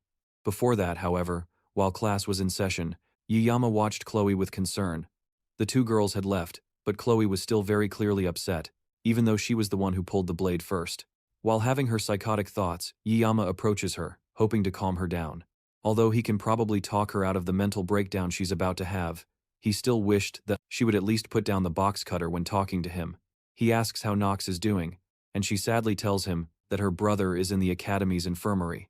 That's strange, since people can't get injured in subspace, so he shouldn't need any medical attention. The last thing Chloe heard was that he was admitted to the infirmary, despite having no injuries, but he should be fine, and there should be no reason for Yiyama to worry. Yiyama can't help but think about it, however. Even though he was sliced up in subspace, Nox isn't the type of person who would be weak enough to be traumatized by that. To make sure nothing else happens, he has to go see Nox, and to do that, he asks Chloe to tell him where Nox's room is. To sweeten the deal, he even pats her on the head, which is another tip he got from the How to Handle a Yander series. That's how we get to where we are now, as Yiyama stares down Nox, who is still surprised to see our protagonist in his room. Yiyama comments on the room and how the auditors must be loaded with money for them to be able to get such a luxurious hospital room for a single person. Before Nox can ask Yiyama how he got into this room, our protagonist picks up a skinning knife from the counter next to the bed, and Nox is momentarily on guard, wondering if Yiyama wants to finish what he started. However, instead, Yiyama simply takes another apple and cleanly peels its skin before placing it back on the table. Then, Yiyama gets up and walks past Nox, advising him to eat fruits and vegetables for his health. This infuriates Nox even more, and the assassin reveals a hidden knife under his sleeve, ready to stab Yiyama when he least expects it. But as if predicting it, Yiyama warns him that if he ever gets any ideas of revenge of any kind, then he will be dismembered along with the entirety of Atatore. With that, Yiyama slams the door on his way out, and the force is strong enough to turn the apple he had peeled into clean slices, revealing that he cut it so fast that Nox didn't even notice. Yiyama leaves the medical unit, his mission hopefully accomplished. Now, Nox is nothing more than a candle that can be extinguished at any moment, and his will has been completely destroyed, all thanks to the intimidation, full of Yiyama's bravado, which he hopes won't backfire. After all, the Satanists are a formidable group of assassins, and there's no way he can take on an entire clan with just 30 seconds of pain nullifier. Although he should be able to take out 10 people in 30 seconds, the rest of the clan is a completely different matter, and that's just in a worst-case scenario anyway. Yiyama would love to avoid killing as much as he can. As he walks under the moonlight, back to his dorm room, he feels like he's in the eye of the storm in a strange way. He's starting to get used to this crazy new life of his. As long as Nox doesn't cause any trouble, then he doesn't have to worry about things getting too crazy. But he has another problem to solve, and that's the girl he wanted to avoid the most, Rachel. In the original game, she approaches the main character first and gets attached to the main heroine, Abel. Now that she has decided to approach him instead, this is a clear sign that the timeline has changed drastically. He also needs to prepare for the midterm exams, and for once, he'll have to take things seriously to be able to get that reward.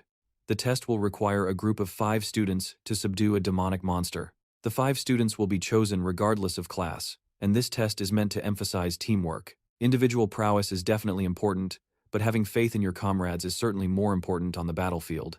The best thing a weak student can do in this situation is to find the right teammates and hope to be carried by them, although it's not like the monsters are a big deal anyway.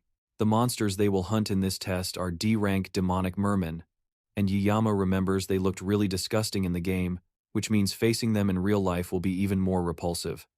If they were mermaids, at least they would be more attractive to look at, but the mermen will just be gross. But mermaids are considered demonic humans and are the main force of the demon army, which means they are much more powerful. Compared to demonic humans, demonic monsters are nothing more than guard dogs or pets.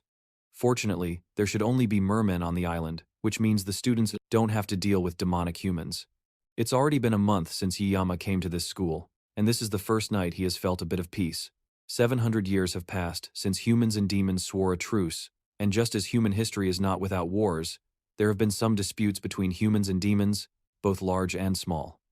One example is half a century ago, when Basman, the commander of the 6th Legion, claimed he would revive the commander of the 1st Legion. That decision led to a full week of battles that bathed the city in blood. In the end, humanity was victorious, and the 7 heroes were born, although 3 of those heroes were sacrificed and neither faction wanted to escalate things further. Other than that, the peace has continued to this day, but Yiyama wonders if this is really peace. The more he thinks about it, the one who sealed the 1st Legion's commander just 700 years ago must have been a real beast. The 6th commander required 7 people together to be taken down, and even then there were deaths among their group, and now they only have 3 years left before the second war between humans and demons begins, and this time the war will include the Demon King. It's terrifying to think about that future, but thinking won't change anything. What Yiyama needs to do now is focus on the upcoming midterm exams. The first thing he needs to do is find teammates, but that's easier said than done, since he has no friends.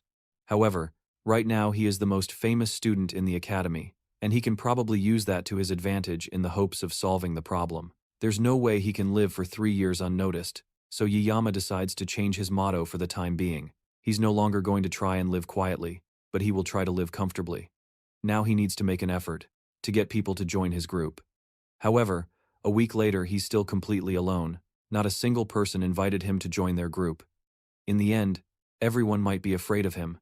He turns around and looks at his class, and the only person alone like him is Chloe. Perhaps she's been considered an outcast since the altercation with her brother and how she lost. Or maybe because of how she acted when Rachel showed up. Regardless of the reason, he approaches her and asks if she hasn't found any cadets to partner with yet. Just like him, she's still alone, and Yiyama is worried about her. After all, he's used to being alone, but she had a few friends, at least, and yet they've all left. She claims she'll be fine as long as she has him. In any case, he offers to partner up with him so they can find 3 other people.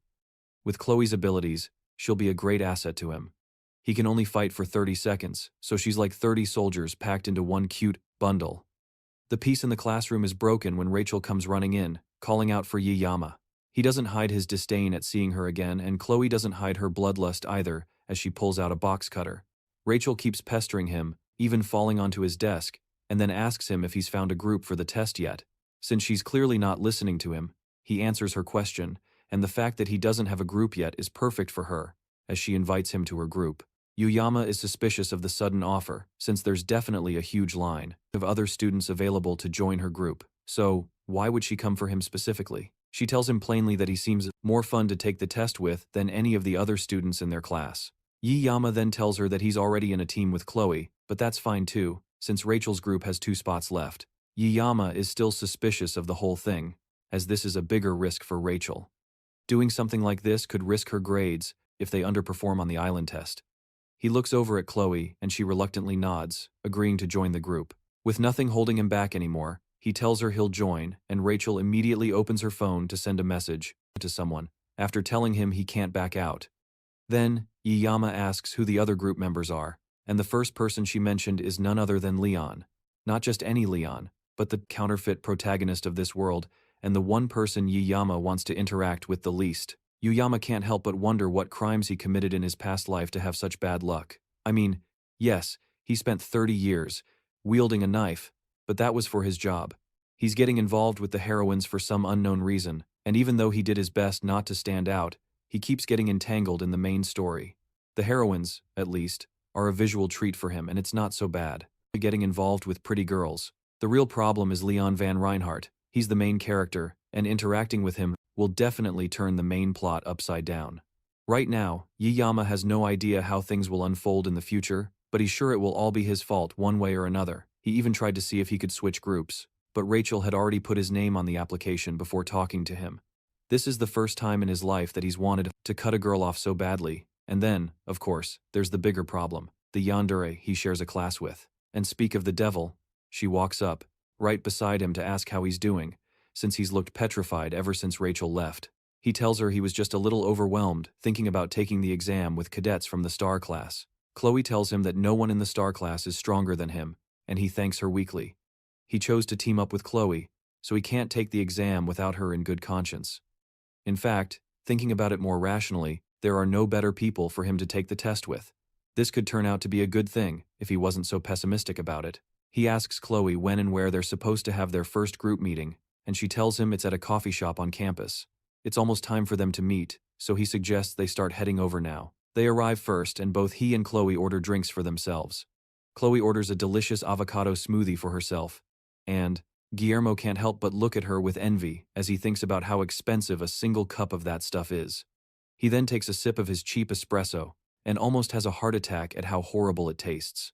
Since this coffee shop is an outside business, the faculty cards don't work, so for the first time he's forced to use his own money. As he reconsiders his life choices, his phone buzzes, with a message from Rachel. She tells him she's here, and not long after she walks into the booth with Leon, and someone else close behind her. Leon and Guillermo make eye contact for the first time, and then, Guillermo looks at the person next to him. The first impression he can get of the guy is that he must be some kind of delinquent. Leon is the first of the guys to introduce himself with an outstretched hand toward our protagonist. Guillermo takes it in a handshake, and Leon congratulates him on the battle he had in subspace a few days earlier. Just from the way he speaks, Guillermo can tell that he's a perfect mix of intelligence and class. Then they all sit down and Rachel suggests they do proper introductions, Leon goes first and introduces himself as the group leader and a student from the star class. He somehow ended up becoming their group's leader, and he seems sincere when he says he's looking forward to working with all of them. The next to introduce herself is Rachel, but everyone there already knows her, so she passes the baton to the person sitting next to her. His name is Speedwagon, and he's also a student from the star class. His introduction is short and to the point, but Guillermo is more interested in his unusual name. Chloe goes next and introduces herself as a student from the wolf class who got into the group thanks to Guillermo. Rachel teases her for the way she calls Guillermo Kun, instead. And the two of them glare at each other for a moment, before Chloe calms down with a sigh and finishes her introduction. Finally, Guillermo introduces himself, and his introduction is even shorter and more to the point than Speedwagon's, giving only his name and his class. The others acknowledge the awkwardly short introduction, and Leon pulls out a laptop, so they can discuss the main topic of the meeting. He presses a button on the computer, and a holographic map of the region where they'll take the exam is displayed. The place is called Escapuli Island, and they will be teleported to a designated location on the island via a subspace. However, only the gate will be a subspace, which means that once they arrive on the island, their experiences will be real and they can be injured by the demonic beasts. The area assigned to their group is the northeast coast, and 3 groups, including theirs, will be hunting mermen in the zone. There is a limited number of mermen in the area, so the objective of the exam is to hunt as many mermen as the limit allows. With the information relayed, Leon finishes the presentation and asks his group for questions. Speedwagon goes first and asks if there are any risks on the island besides the mermen. The instructors have already investigated the island beforehand to ensure there will be no monsters or demons on the island other than the mermen. Then Chloe asks if other groups can ambush and fight each other. To the surprise of the rest of his teammates, Leon calmly assures her that the objective of the exam is strictly to exterminate demonic beasts, so conflict between groups would lead to disqualification. That question must have been part of her habits as an assassin. With no more questions from the group, Leon dismisses them and tells them to prepare for the midterms until they meet again, the next day for another discussion. The other cadets leave the cafeteria, leaving Yiyama alone with Leon. The atmosphere is awkward, so Yiyama hurries to leave, but Leon suddenly calls out to him. The rival MC asks Yiyama where he comes from. Yiyama pauses and takes a moment to reflect on Leon's strange question. He had heard a similar question before, but this one, coming from Leon, is radically different. Leon also looks dead serious as he asks it, and Yiyama can't figure out what he's thinking. He could have asked it earlier, during the introductions, but Leon specifically chose to ask it after everyone else had left. Noticing the prolonged silence, Leon apologizes for asking that question so suddenly and comments that he can't help but feel that Yiyama is similar to him. While it's true that the official language of this world is Korean, due to the game's origin, that doesn't imply that other cultures don't exist. Anyone can tell at a glance that Yiyama is Korean, so it's normal for Leon to ask where he's from and say they're similar. With even more silence from Yiyama, who struggles to understand this strange conversation, Leon tells him to pretend he didn't hear anything before getting up and leaving the cafe. Yiyama stops him and asks Leon the same question back, inquiring where he came from. It was a reflex action, and Yiyama instantly regrets it, but he knows he won't be able to sleep tonight if he doesn't get an answer. Leon calmly takes Yiyama's hand and tells our protagonist that he is from Germany. Without another word, he leaves, and Yiyama can't help but wonder what's suddenly up with Leon. In that instant, when Leon first asked the question, Yiyama wondered if the main character of this game also came from another world. It's a wild thought, but it's also a very real possibility. After all, there's no rule that says only one person can. One could be dragged into this video game and possess the main character, but it's more likely to possess an extra. Yiyama looks at the knife on his table and gets an idea. When the sword god's blessing activates, his senses become strangely heightened. Perhaps activating the blessing could give him some answers. He takes the knife, removes its sheath, and a message enters his mind, just as he had expected. He confirms that Leon is truly from this world. This voice is similar to the one he heard when fighting Chloe. When he activates the sword god's blessing, he can faintly hear a voice. However, thinking about it gives him a migraine that even overrides the blessing of indolence. Anyway, the Leon he met today is undoubtedly the Leon he played in the game, and no actor could replicate Leon with such perfection. It's strange that Leon asked him what country he came from out of nowhere, but then the claim that they are both similar is also quite worrying. He goes to a wiki page, but there is no information about Leon in this world. Things are getting weird, and Yuyama decides that this is the last time he will get involved with Leon. If something like this happens again, he can simply go see Medea about it, ignoring Leon's attempts to run away with him. Yuyama is also surprised at how calm he has managed to stay, despite the situations that have been developing recently. Perhaps this is also an influence of his blessings. He takes a look at his status screen and, as usual, it seems he is progressing smoothly. His mental fortitude and armament are the same, but his physical strength has increased, thanks to the training he has been doing. His armament will also probably increase when he gets Murasame from the midterm exams. The only thing he's not sure about is the assimilation rate. It has gone up a lot, and it seems it will soon unlock something special. Maybe it's related to what he has done so far. It's still annoying that he doesn't know what it is, and it's not like he can ask anyone else either. However, at the bottom of the status screen, there is something new. His blessing of indolence has increased by 10 seconds, which means he can now use his blessing for 40 seconds.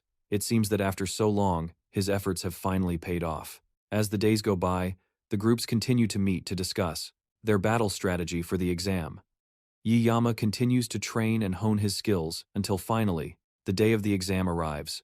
All the groups stand in front of the gate to the subspace, and Yuyama can tell that it has a completely different vibe from the training ground subspace.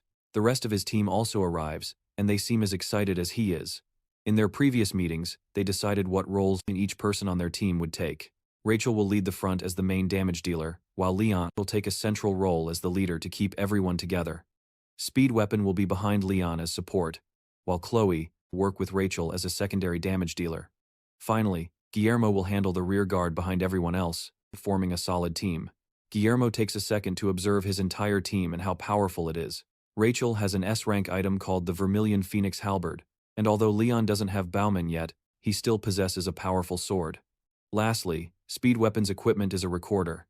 He didn't know the support role offered things like that too. In musical entertainment, Rachel assures him that the recorder is one of the few S-rank items that provides healing, and even Guillermo knows that an S-rank healing armament is ridiculously hard to get. That kind of equipment is incredible to own, and Guillermo approaches to inspect it.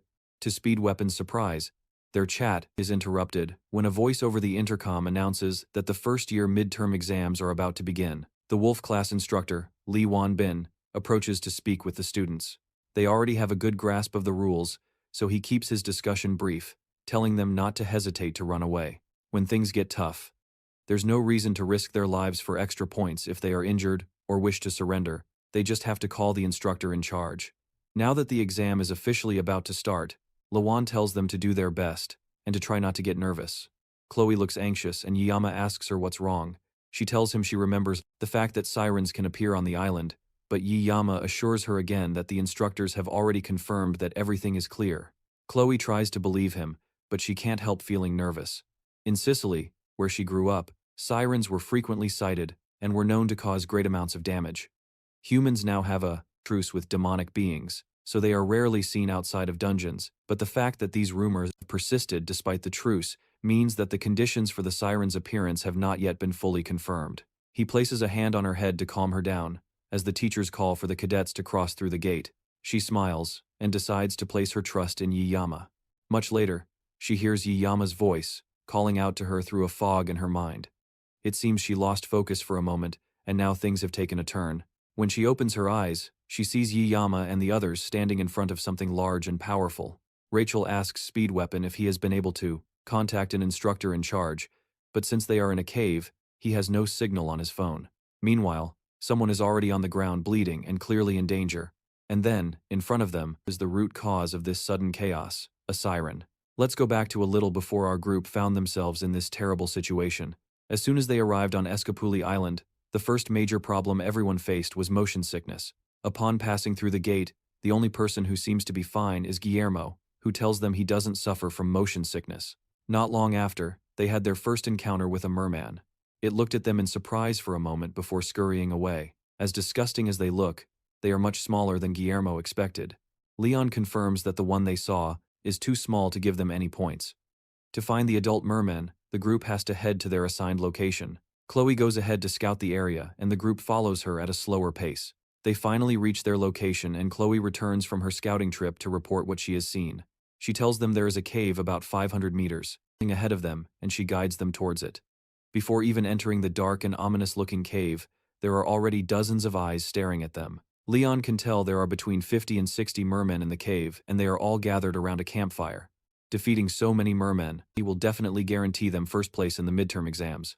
But the group has to consider their safety above all else, as entering that cave will cut off their internet and make it difficult to contact an instructor.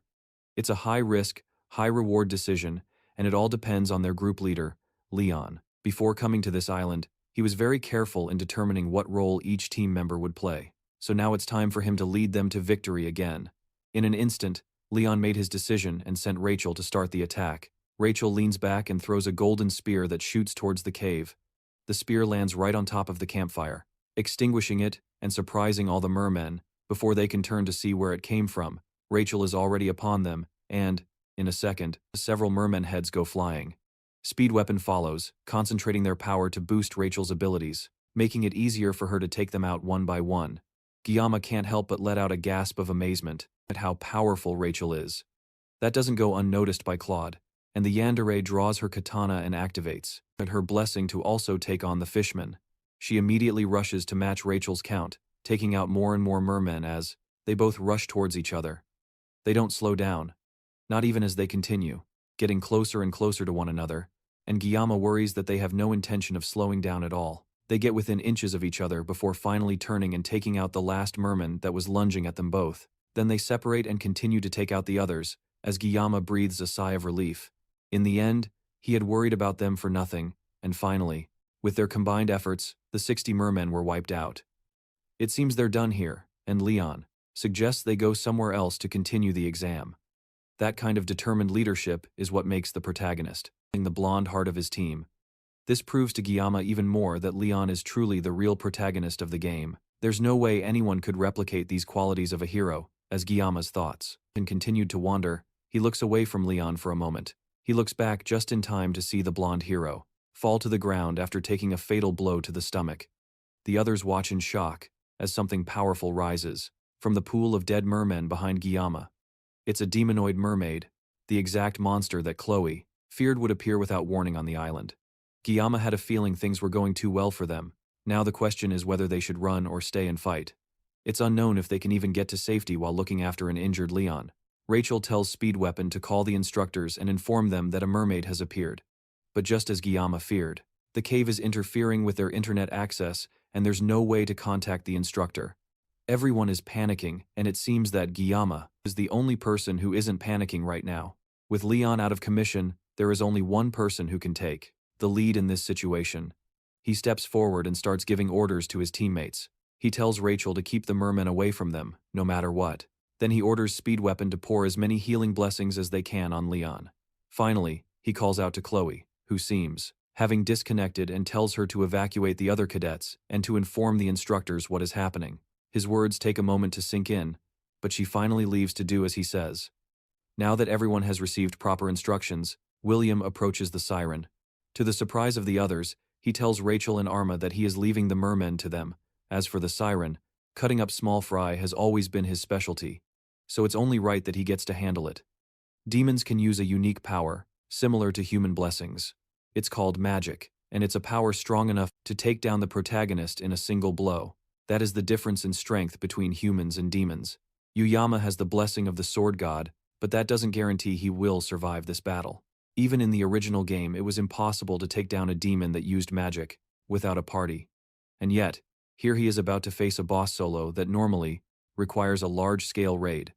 In other words, Yuyama is in a huge bind, but there is no way he can back down now. It will take Chloe about 10 minutes to find help and return. Despite that, William only has 40 seconds to take down this giant fish before a fate worse than the main characters awaits him. Rachel struggles to keep the merman at bay while Arma concentrates all her power on healing Leon. The wound is deep, but he is recovering nonetheless. Despite the overwhelming task before her, she can't help but focus her attention on William. Just looking at the siren makes Arma's bones shudder, and yet William wants to fight it alone. The demon attacks first, launching the same laser attack that took down Leon. William dodges the attack and lunges with his knife to close the distance. The siren seems to use mainly long-range attacks with water magic properties. Yuyama doesn't know much about magic, but he does know that this demon is just a fish with flesh and bones. All he has to do to come out victorious is to charge in and slice it up. He jumps near the demon and slashes at it, but it dodges the attack and heads for Arma instead. Before it can reach her, William appears and manages to cut one of the monster's fins, causing it to scream in pain. The cut was too shallow, and our protagonist goes for another attack, but it quickly dodges and dissolves into water. Since the siren went after Arma, it seems to be deliberately targeting the injured. Leon is somewhat healed now, and Arma calls out to William. He seems to be okay, and William takes a moment to check on him, before lunging back into the fight against the siren. In Arma's eyes, Yuyama is truly great. During one of their many meetings, Arma spoke about how she admired heroes who sacrificed themselves for the good of others. So far, since Arma entered the academy, she hadn't seen anyone who fit the title of hero. That's why she joined a party with Rachel, hoping to find the hero she was looking for in Leon. She even told Yuyama frankly that he was far from being a hero in Arma's eyes, and yet, now, in this insane situation, the one stepping up and risking his life is William himself.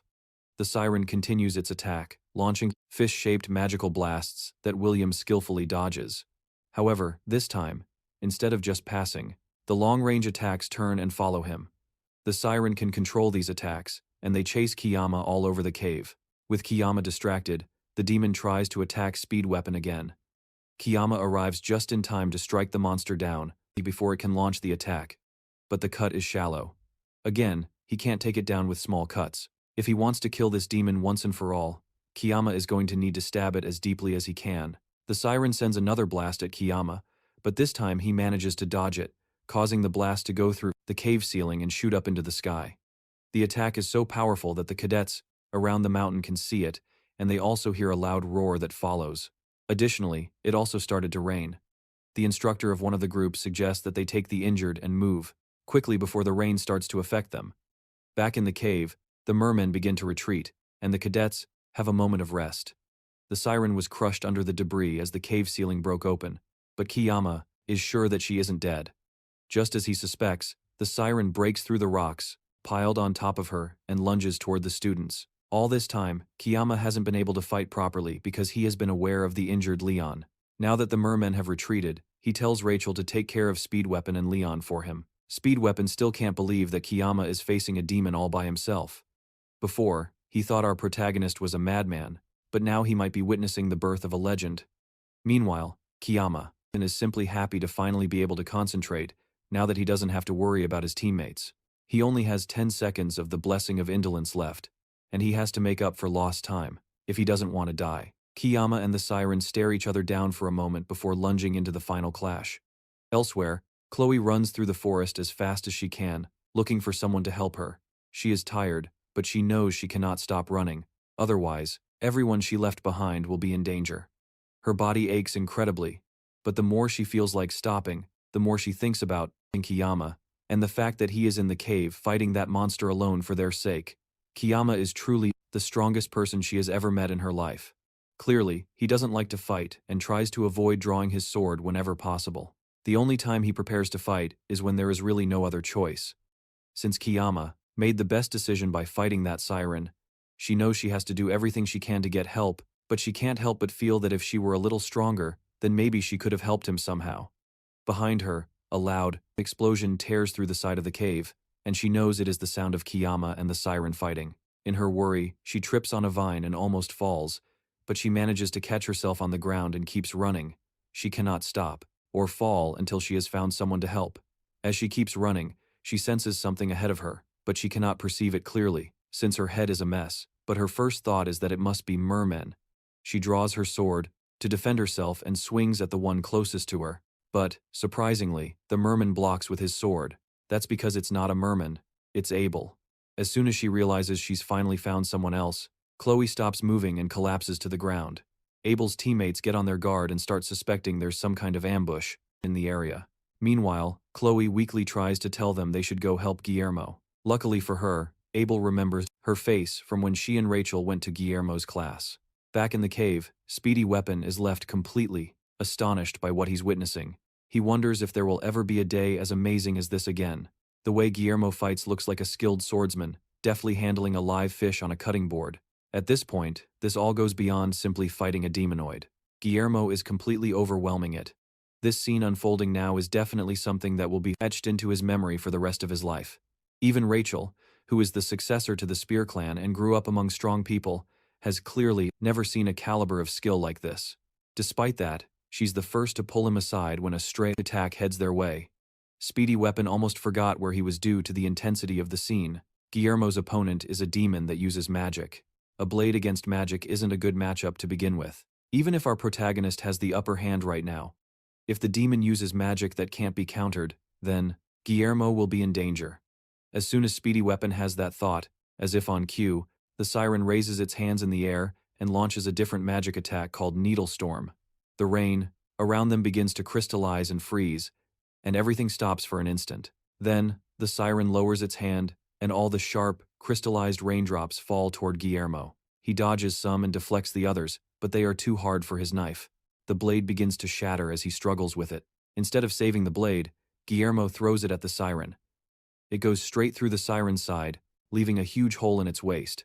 Guillermo then follows up with a final attack, cutting the siren's flesh with a powerful slash. Except the siren managed to dodge it and instead used a merman's body to distract Guillermo, then charges up a massive attack, right in front of our protagonist. He's too close and there's no possible way he can dodge it. Just before the attack hits and he begins to panic, his mind is suddenly teleported to a clear space. In that space, he sees a red line indicating where he should cut and hears a voice telling him that if he can slice it, it will be cut. Instead of dodging the attack, Guillermo readjusts his grip on the knife and cuts through the magic. The slash causes a massive shockwave that spreads through the area, and by the time the smoke clears, Guillermo stands over the siren's lifeless body. The demon lets out some dying sounds and Guillermo kicks it into the pool it came from. Rachel and Speedy Weapon stare at the scene before them in a state of shock. Somehow, a first-year student defeated a demon all by himself. Suddenly, Guillermo falls to his knees and starts coughing up blood. Rachel is the first to react and rushes to his side, while Speedy Weapon checks on Leon. Fortunately, the protagonist is okay, but there are other sounds behind them and Swiftarm turns around, thinking the mermen who fled have returned. Instead, it's Abel and her team, carrying an unconscious and injured Chloe.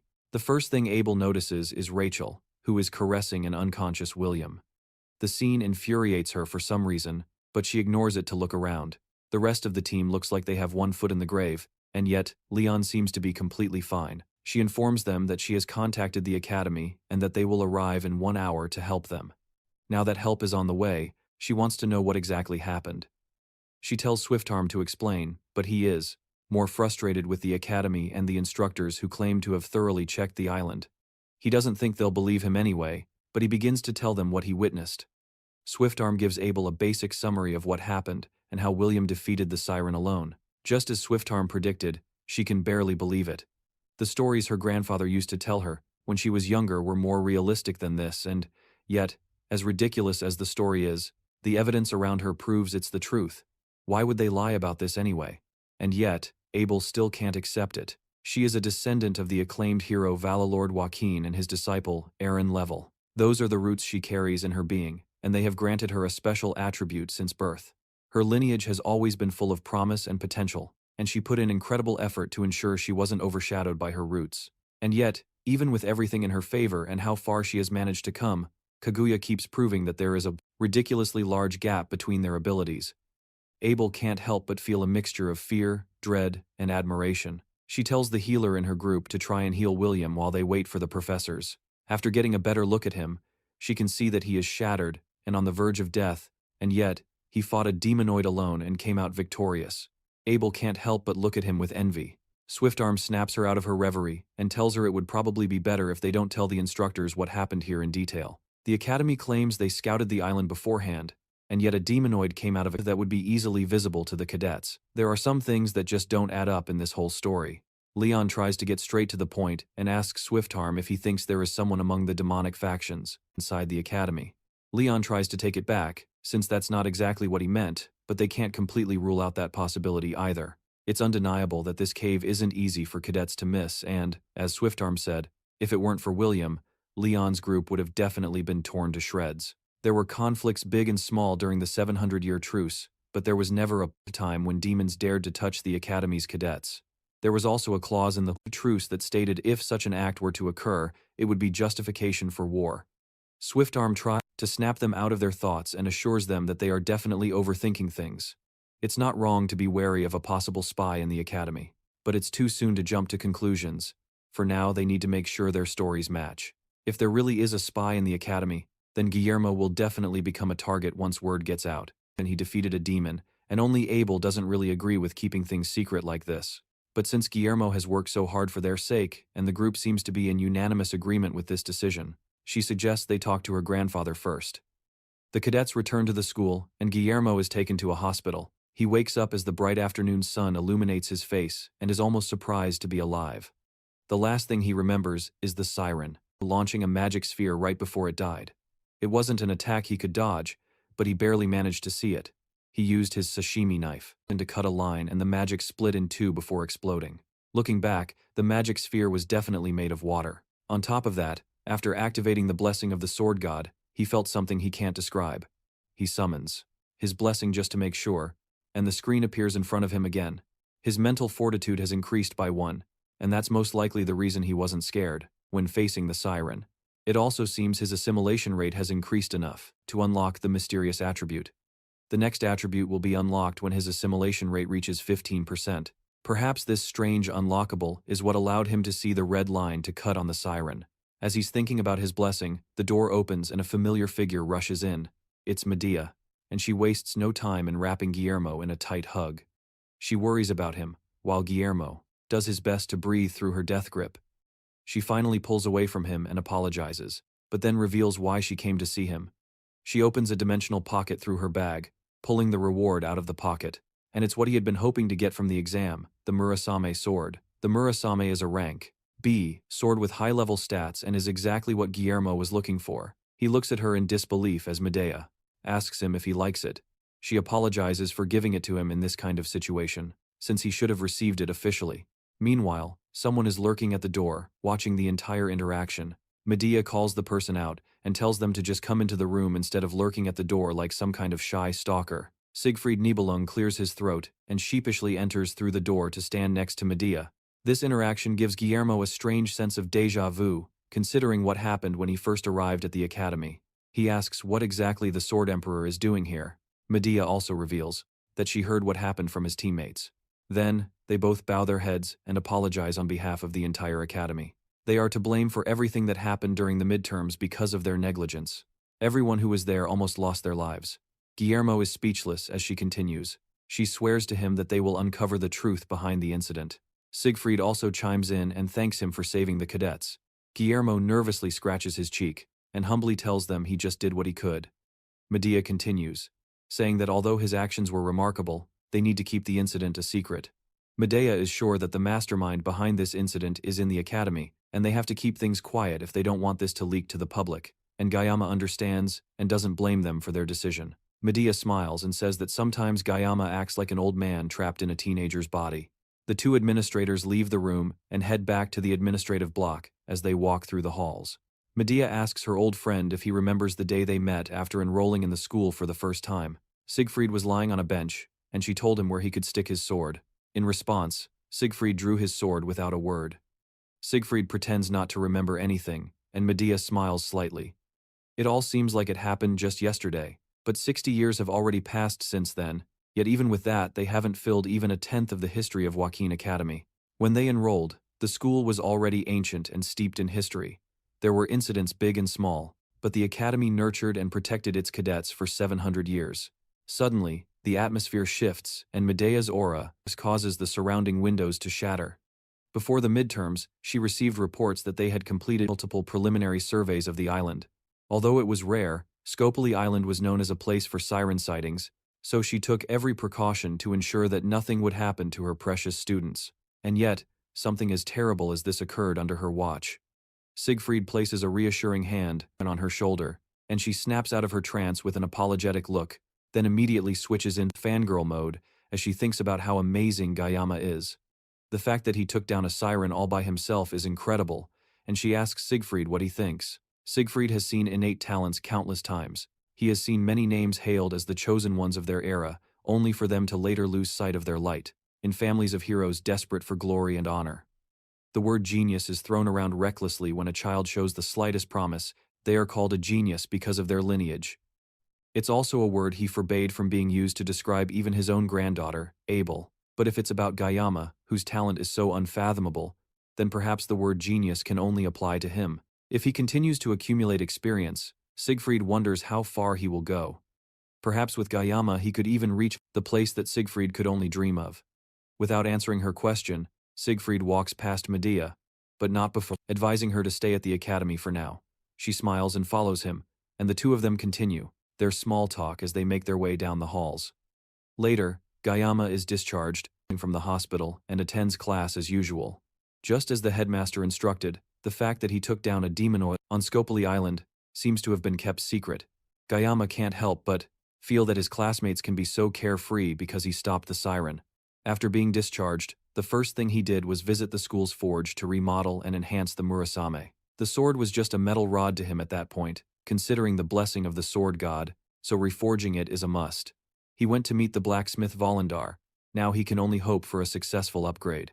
While reflecting on recent events, he hears Chloe calling his name.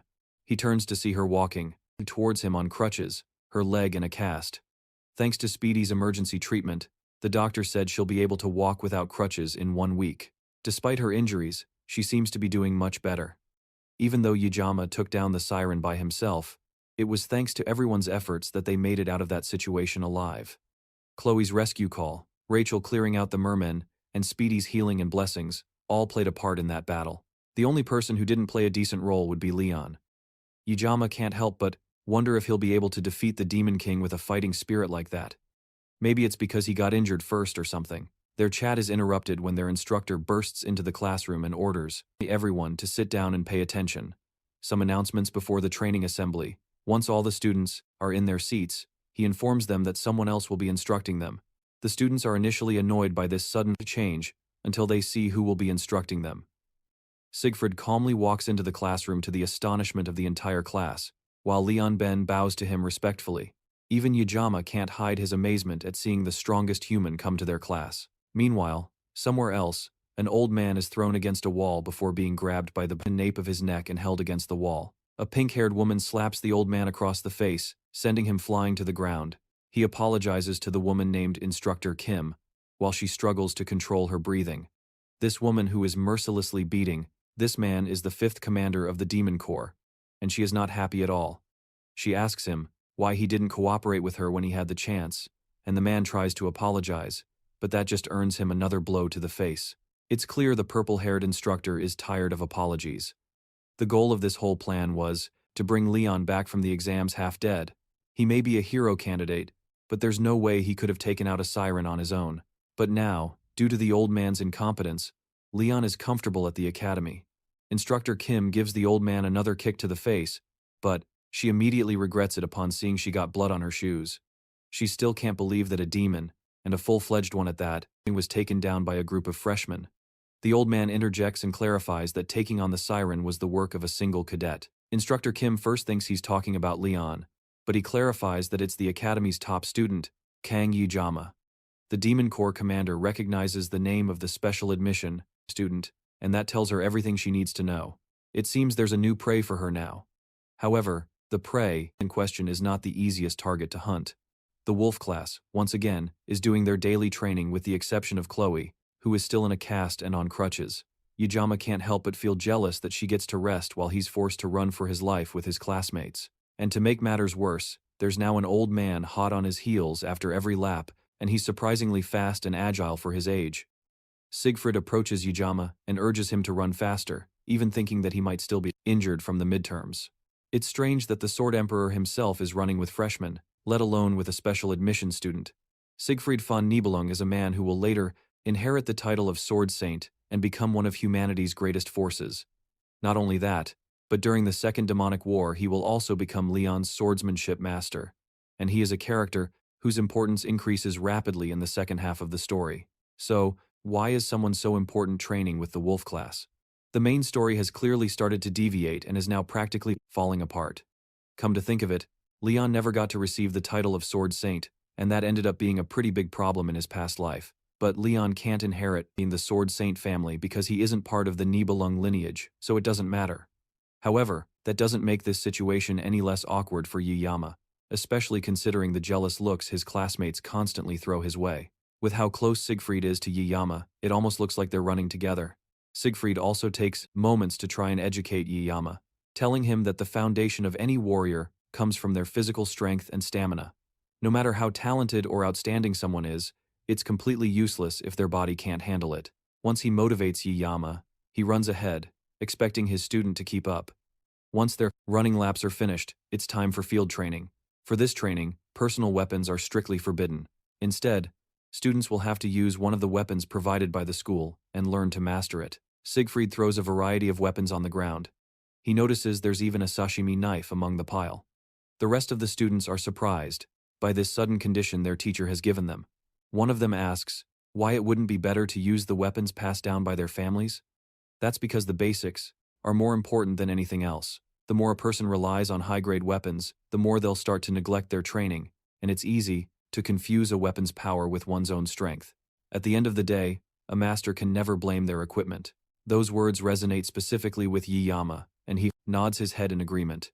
With no more room for idle chatter, the Sword Emperor tells the students to pick up the weapons and master the basics with them. Cadets who can handle ordinary weapons skillfully also have a high chance of receiving a high score in the class, which will affect their promotion evaluation at the end of the year.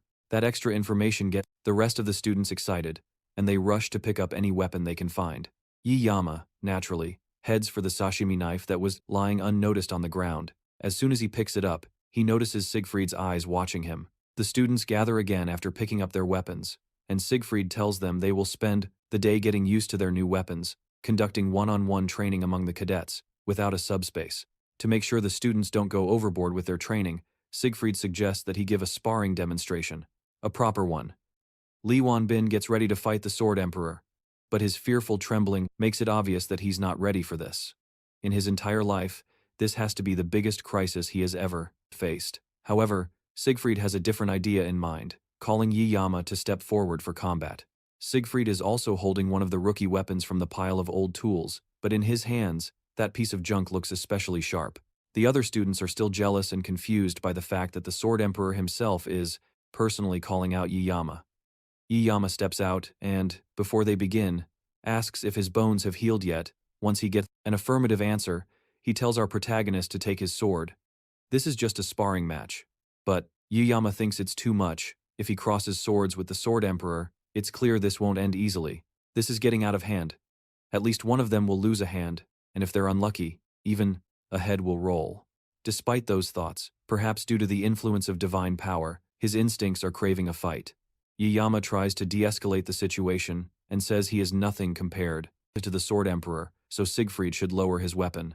The rest of his classmates mock him behind his back, scoffing that he's chickening out of the fight. Siegfried is not impressed either and scolds Yuyama for continuing to hide his power and his pride as a swordsman. There's no reason for Yuyama to have such extraordinary talent while living like a coward. Pride is a word that Yuyama had engraved in his heart ever since he claimed the title of the country's best swordsman. Those characteristics are also the reason he never let go of his sword. The Sword Emperor's provocation seeks to test him, and if he falls for the bait in this situation, then he will undoubtedly regret it for a long time. Still, he can't ignore his pride as a swordsman and his impulse to fight. Li Wanbin notices the change in Yuyama's demeanor and rushes to stop what's about to happen, but Siegfried stops him. It seems Yuyama has already made a decision. Yuyama draws the sashimi knife from its sheath and prepares for the fight. The two stare each other down for a moment, and, even at 70 years old, Siegfried can vividly recognize the enlightenment he obtained through the sword. When he was younger, he had memories of a one-armed wandering knight who taught him the way of the sword. The swordsmanship the knight showed him was, without a doubt, at the level of a certain realm, and now the boy he has been watching since the placement test, Kang Yuyama, could be the person to guide him to that realm. Yuyama takes the initiative and charges at Siegfried, but the swordmaster is ready and meets him with a slash of his weapon. Yuyama is fast enough to dodge and then pivots for another strike, forcing Siegfried to parry with his sword, and the two clash again. Yuyama's audacity in charging head-on, without avoiding the blow, is almost inspiring to Siegfried. As the two continue to fight, Siegfried notices that even Yuyama's physical capabilities have greatly increased. He can even push back the Sword Emperor effortlessly. However, his sword is not light either, and Siegfried is determined not to take this match lightly. Meanwhile, the other students watch them fight, but they can't understand what's happening. From what they can see, Yiyama just got lucky during the clash in the last subspace training match with Nox. And yet, even the Sword Emperor seems to care a lot about Yiyama, who is just a special admission student. At the very least, they hope the Sword Emperor will teach him a proper lesson that leaves him in tears. And yet, after several minutes of watching, the two are just standing there, staring each other down. Li Wanbin, however, knows what's really happening. They aren't just standing still. They have reached a level that the Wolf class instructor doubted was possible. Before the match, he warned Siegfried that if the headmistress found out about this, then things could get out of hand. On top of that, the other cadets could also be affected, but Siegfried assured him that he has no intention of truly crossing swords with Yiyama. The older man already knows that our protagonist has the power to cross over into a special place. The place is called the Mental Realm. To enter this place and endure a battle with Siegfried, Yiyama must be on a completely different level than they even gave him credit for. A duel in the Mental Realm is an intense battle of wits, and Siegfried can tell, just from the short time they have crossed swords, that Yiyama is growing at an impressive rate, and that is indeed the case. The Sword Emperor might also have to take things to another level. He activates a powerful blessing called the Protection of the Sword Spirit, and even outside the Mental Realm, the students can feel the intense pressure emanating from the two. The blue light coming from Siegfried's sword is definitely some kind of aura. It seems the battle was so intense that the two snapped out of the mental realm and returned to reality.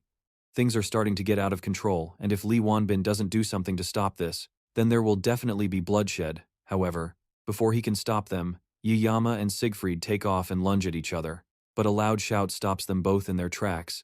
Medea arrives before they can cross swords again, her appearance causing the ground beneath her to crack with her rage. The fight ends, and Siegfried is taken back to Medea's office for a proper scolding. He apologizes, but the headmistress clearly isn't accepting any weak words from him. She yells at him for going too crazy and trying him to fight a student after she went through so much trouble to get him a position as an instructor at the school. At that moment, Siegfried lost control of himself and exerted his aura to the fullest. He probably would have received an even bigger reprimand, but as soon as Medea arrived on the scene, he turned to her and apologized. In the more than 50 years they have known each other, Medea had never heard him ask for forgiveness, and yet, he said it today, not just once, but twice. That is the only reason she is trying to listen to him calmly right now. She asks him directly why. He would unleash the blessing of the sword spirit on a student. If Medea hadn't arrived, when she did, things would have turned deadly. Siegfried tells her that if he hadn't released the blessing, then he wouldn't have been able to gain the upper hand against Yiyama. That stops Medea in her tracks. For someone with as much pride as Siegfried, to admit that, things must be truly incomprehensible. She knows about Kang Yiyama's innate talent, but she also knows better than anyone just how strong Siegfried really is. He then reveals that Yiyama has already reached the mental realm. Siegfried, in comparison, only managed to master it at the age of almost 30. The fact that a 17-year-old has achieved it is more than Medea can believe. Siegfried doesn't know either, but there's no denying what he experienced. All this new information is too much for Medea to process, but she remembered what she saw after stopping the fight and went to check on Yiyama. The moment she ran to him, any trace of dignity as an educator or as one of the 7 stars completely vanished. At that very moment, the only emotion she felt towards Yiyama was a deep fear, a fear very similar to the feeling she experienced when she met the commander of the 6th Division, Basin. She can't understand why she would feel something so unsettling towards one of her own students. But this does give more credibility to the crazy story that Siegfried is telling her. So, she asks Siegfried directly if he actually lost, and the man, normally so calm and quiet, flies into a rage in an instant. He shouts that even if Yiyama's talent is innate, it could in no way compare to his own, and, on top of that, he even claims he wasn't fully armed at the time, which is why things turned out the way they did. Medea scolds him for breaking his own rule of blaming his equipment, and can equipment really be an excuse when facing a student? The way he's reacting, by overreacting, just makes him look ridiculous. Her words enrage him so much that he tries to activate the blessing of the sword spirit right then and there, but a firm slap from Medea snaps him out of his trance. Elsewhere, Yiyama wakes up from a dream where he relived the fight with Siegfried. Everything ended. Well, but the Sword Emperor is quite impulsive. If Medea hadn't intervened, things could have gotten really dangerous. The mental realm is also a really strange thing to experience. This mental realm is only achieved when one reaches mastery and complete understanding of their weapon. It's an active space that can be activated when certain specific conditions are met. Only elite masters, who have perfected a single weapon their entire lives, can access it. Because of this, even in the game World's Miracle Blessings, not even 10 heroes can freely enter the mental realm. Leon, the protagonist blessed with the qualities of a hero, needed 3 years of private training just to set foot in it. That's the point where Yiyama stopped playing the game. However, Yiyama managed to do it immediately. Perhaps it's because of his sashimi knife. Including his previous life, he has been using the sashimi knife for over 20 years. What's more, every time he unleashed the blessing of the sword spirit, he experienced a concentration that transcended perception itself. The intricate web between the life he's living here and his past life is beginning to intertwine, making its way through the situations. Based on his experiences so far, avoiding situations only makes things worse. Instead of being passively swept along, it would be better to tackle what he can and solve things step by step. Now that he can freely control the mental realm, he can probably try to train in combat without relying on the blessing of the sword god. He gets out of bed and slowly unsheathes his sashimi knife. Then, after a bit of concentration, he re-enters the mental realm. Then, in an instant, the realm shatters and a large hand reaches through the void towards him. It reaches down and a single finger touches Yiyama's shoulder, snapping him out of his trance and filling the hand holding the knife with aura. Whatever it is, it's too much for the knife, and the weapon completely disintegrates. Elsewhere, some elders are arguing amongst themselves in a dimly lit room. The elder from before, who was speaking with the commander of the demon corps, argues with the rest of the academy's elders. The main thing he's trying to do is convince the rest of the elders to investigate Yiyama, under the suspicion that he might be a candidate for the hero. The rest of the elders disagree, as it's well known that the candidate for hero is Leon. The elder tries to argue that Leon is still half-baked and can't even manifest his blessing properly, while Yiyama has very obvious capabilities that were first shown when he defeated the Genius Twins during the class ranking exam. What's more, Medea is also blocking information about him, under the pretext of protecting the student. Everything about him is too suspicious, and that means they have to investigate. He also reminds them that the 7 stars have been meddling too much in their affairs, and ever since Medea, one of the 7 stars, he became the headmistress of the academy. Their position as elders has been severely weakened. After Basman was defeated, the public only looked to the 7 stars, treating the elders like ancient relics. If a hero were to appear, that would further tarnish their reputation. The other elders agree with that, and also feel that they need some kind of public enemy if they want to maintain their power. The man became an elder of the academy thanks to the purple-haired instructor, and that's why he's putting so much effort into strong-arming the elders. If he doesn't do something here, then the heir Acor, the commander of the Demon King's 5th Division, will definitely make him wish he were dead. After a bit more persuasion, the elders finally agree with the verdict that Yiyama needs to be investigated and eliminated, and for that, they need to issue orders to the Auditory family. However, that's not the only problem on Yiyama's plate. Right now, he's staring at the blacksmith he trusts to take care of his weapon as the man backs away in fear. Despite his hopes of using the murasame as an alternative to sashimi knives, Volundar somehow turned his one hope of escaping the sword god's blessing into a sashimi knife. And as if that wasn't enough, the B-rank sword was reduced to an E-rank weapon. Even Volundar is confused, and in the 30 years he's been smithing weapons, he's never seen anything like it. What happened was, when he tried to work on the sword, it was as if it refused to be forged. He hastily melted the metal and reinforced it, but he barely managed to give it a proper shape. If any ordinary blacksmith had tried this, they would have ended up with a useless lump of metal. Even with Yiyama's 20 years of experience, with knives, he can tell that the craftsmanship is impressive, and the specifications also line up. Enough with the blessing of the sword god, but the durability is still E-rank. The knife still has the potential to be a good weapon, so if it's reinforced, it will definitely be useful. All Yoyama has to do is bring the reinforcement materials, and Volander will fix the weapon at no extra charge. Yoyama, however, is still not convinced and angrily asks, what will happen if it breaks again? Volander shakily assures him that even though it's an E-rank weapon, it has the growth potential of an A-rank weapon and could become even better. There is also the surefire material that will guarantee the Murasame gets stronger, but that material can only be obtained from A-rank or higher demonic beasts. The A-rank demonic beasts are on par with E-rank demons, so sending him on this mission is the equivalent of telling him to fight something like the Siren again. It would be crazy to risk his life to reinforce gear, especially since even low-rank demons Drop reinforcement materials.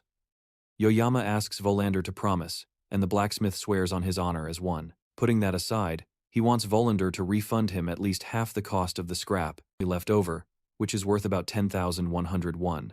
Volander can't accept that, especially since he made the weapon exactly as Yoyama ordered, and he even said he wouldn't charge for the upgrade costs.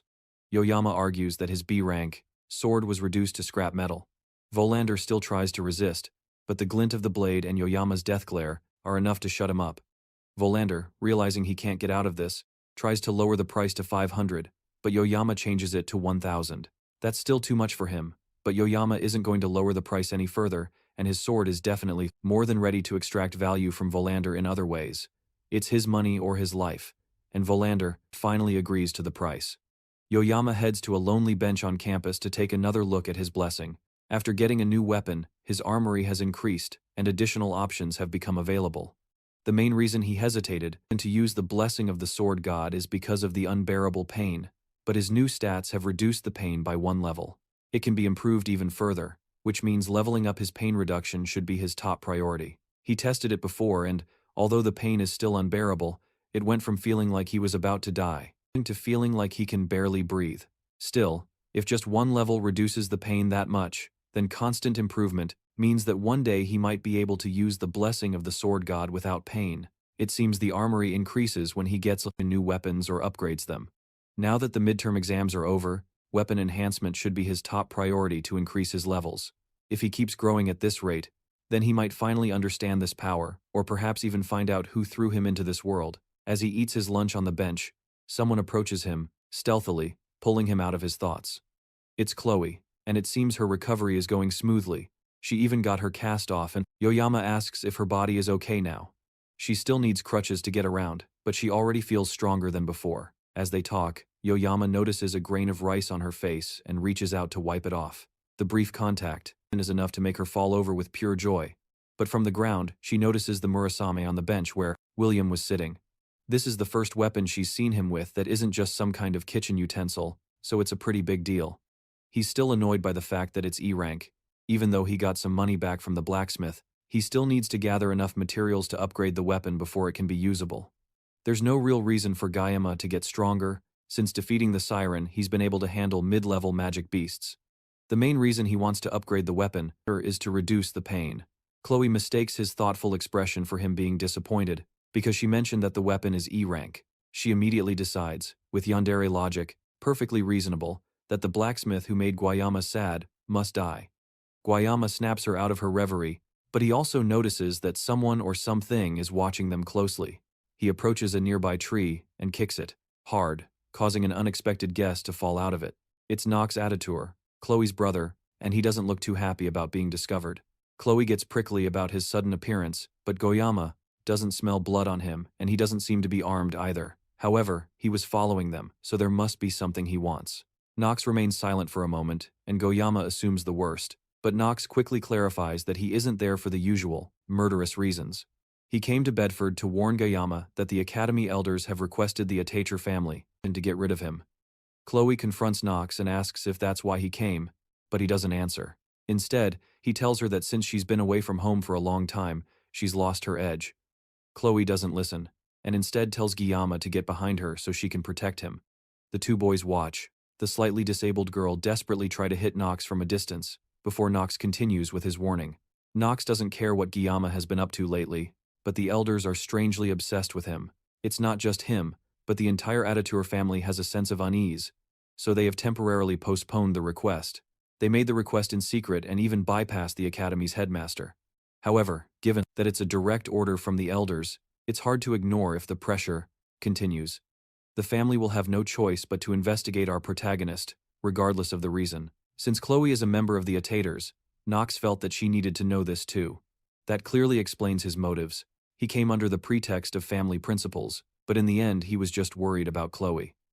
With nothing else to say, Nox turns to leave, but Guillermo stops him for a moment. He wants to ask Nox about what he said last time about Chloe becoming weak by being with William, but the older red-haired student turns and keeps walking. Even he can tell that Chloe is happier by William's side and decides to leave it at that. Gayama to make sure Chloe doesn't suffer any more harm. Gayama doesn't understand right away, which only infuriates Knox more, so he hastily agrees. Then Knox takes the opportunity to ask William directly how he became so strong. William seems surprised to be considered strong, because for someone to be strong in his opinion, they should have the ability to withstand any threat at all times, like the Sword Emperor. Someone like William, who can only maintain that level of strength for less than a minute a day, isn't at a level where he can boast about his strength or even talk about it.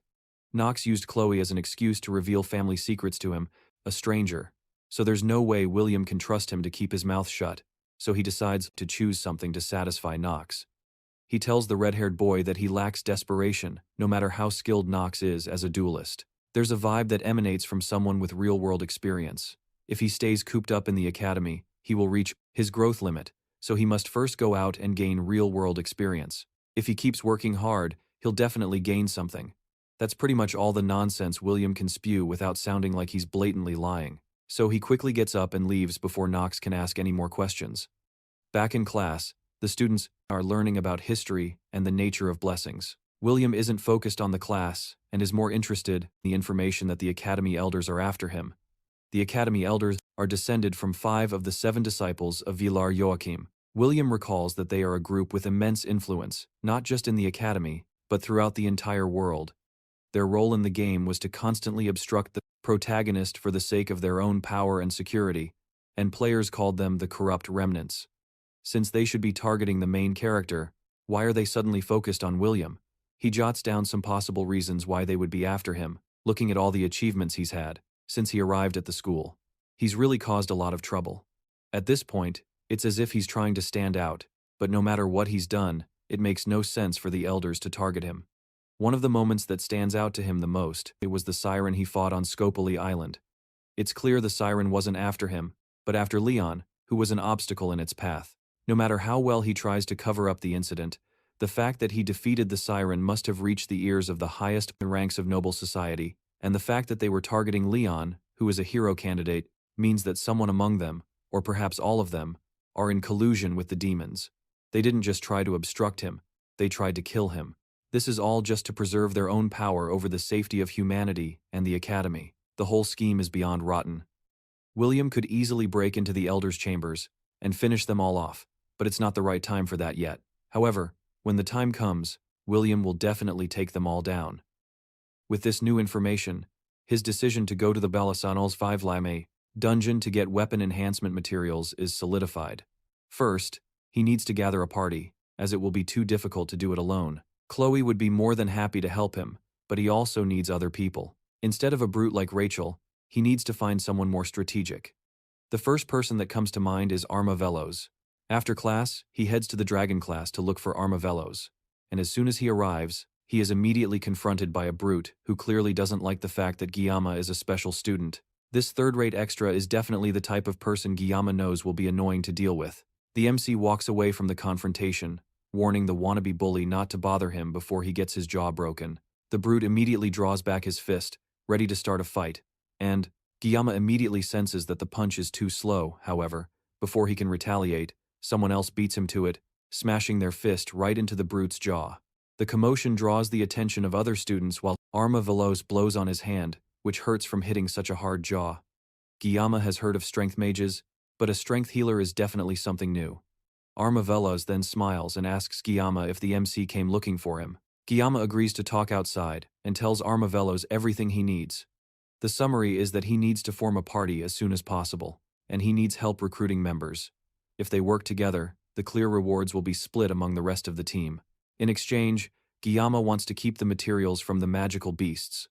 The reason he needs help is because in his class, if he says he's gathering a party, no one except Chloe will come.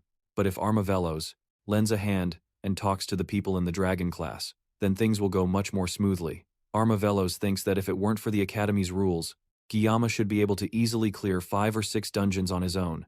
That would be true if he could handle the effects of his blessing. Without his magical painkiller, Guillaume admits he can't even clear a single one.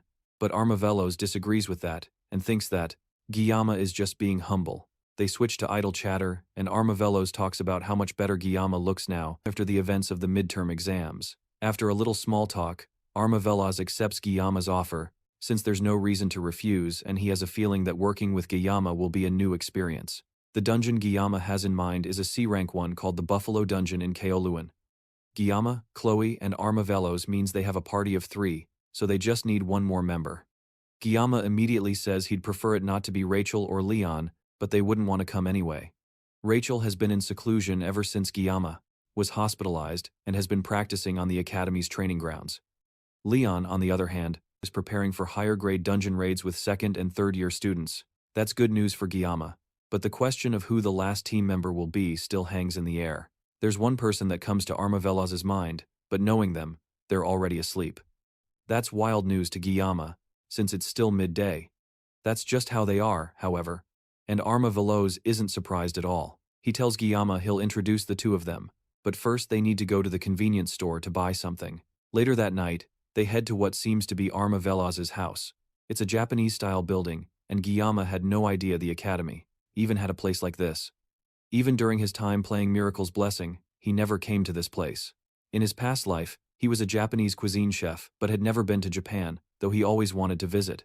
They walk through the courtyard and arrive at the back, where they find the person Speed Weapon was talking about, and just as he predicted, she is fast asleep. He approaches to try and wake her, but it clearly doesn't work, so he leans in to whisper in her ear instead. He tells her he brought it. What is that thing? Guillaume doesn't know, but it seems to wake her up immediately. Then, Speed Weapon points at Guillaume and tells her that what she wants is with him, and without a moment's hesitation, she rushes toward our protagonist and snatches the bag he's holding in his hand. The speed at which she snatches the item from his hand makes her spin in the air and land on top of him.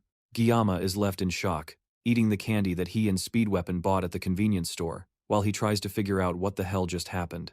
She asks him, still lying on his chest, if he has any more yangyang, which is a Korean dessert made from bean paste. In Guillaume's past life, after a lifetime of nothing but work, Miracle's Blessing M was his escape from a life surrounded by men. And like any gacha addict, our protagonist sat hopefully on his porcelain throne, after spending a concerning amount of money, praying for the RNG to be on his side, the angel that made him spend.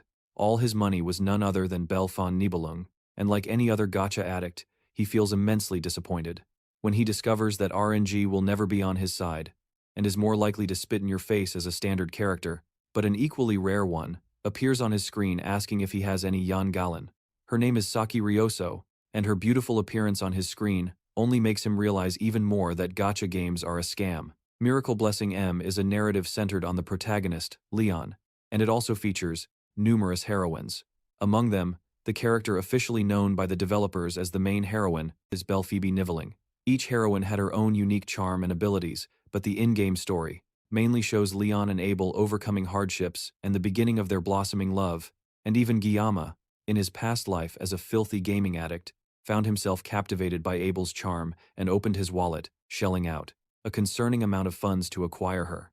As a result, the other heroines gradually faded into the background, and among the heroines, the one who faded the fastest was Guillaume's first 5-star pull, and just like in his past life, she unceremoniously landed on his chest, asking for her favorite snack when he doesn't answer her right away. Ryoso turns away disappointed and calls him a fool.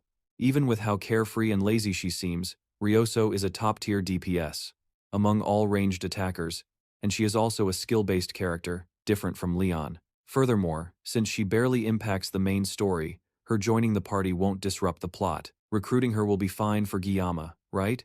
Speed Weapon nervously holds another candy, and she snatches it from his hand, telling him to spit out what he wants from her. Weapon gets straight to the point and points at Guillaume, came to him in the afternoon, and is looking to form a team for the Buffalo Dungeon raid in 1 week. Ryoso looks at him curiously for a moment, then approaches him and asks if he's the one who fought against the upperclassmen in the subspace training. William doesn't answer right away, and the two stare each other down, before Ryoso turns away, concerned. The dungeon clearly reflects on their grades, and there's no real reason for her to refuse. But William seems to lack the conviction she would have liked to see. It's rather strange for her to judge someone when she's still half asleep. But she makes it clear that she doesn't want to work with someone who seems so unmotivated. Speed Weapon tries to advocate for William, reminding Ryoso of the fight that happened recently, but she's still not convinced. Then Speed Weapon almost accidentally lets slip what happened during the midterms with the siren. He quickly covers his tracks before she can get curious about it and turns the situation around, reminding her that she drools over Yangan without a care in the world. William just watches them argue and is not impressed, A party member can be greedy or rude, but not both. There's no reason for William to waste his time begging her. He turns around and calls for Speed Weapon to follow him. They don't need her uncooperative attitude poisoning their party.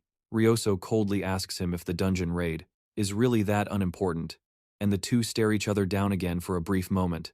Then, without any warning, he pulls out a hidden knife from his belt and throws it at one of her archery targets, without looking.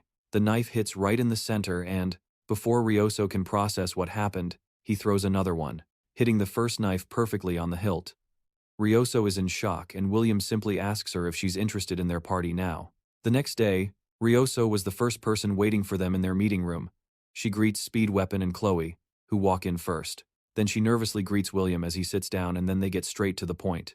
The permits to clear the dungeon are ready, so it's time for them to start talking about how they're going to approach it. Speed Weapon walks over to a board in the room and begins to explain the dungeon's details. The Buffalo Dungeon has C-rank monoid buffaloes, they're nicknamed water buffaloes, and are known to charge from a distance and then engage in close-quarters combat. However, they are weak to ranged attacks. All things considered, it's a straightforward dungeon clear, but the school has one rule. For any student who dares to attempt it, they must never open the stone door in the center. Rumors say there's some kind of seal on the door, but it's just a hypothesis, and nothing is confirmed. The Academy's permit also requires them to leave the door closed, so there's no reason to disobey. William nervously agrees that they should never open it, but his tone indicates he knows more than he's letting on. They ask him if he knows what's behind the door and he lies, saying he doesn't and that they shouldn't touch it. In reality, he knows there's a hidden boss behind the door, and that this door only opens under specific conditions. For now, it's locked by the system. Ignoring the risks of accidentally opening the door, the efficiency is unmatched. He shifts his attention to Ryoso, who is happily chewing on another Yangayen. It seems she really likes those sweets and defends herself by saying that the brain needs sugar. As they talk, he notices something ominous in the area. Well, aside from Chloe getting ready to murder any girl who, he looks in William's direction, they are watching him and will definitely appear when the time comes. Later that day, they begin their journey to Gambito Chirwan, where the dungeon is located.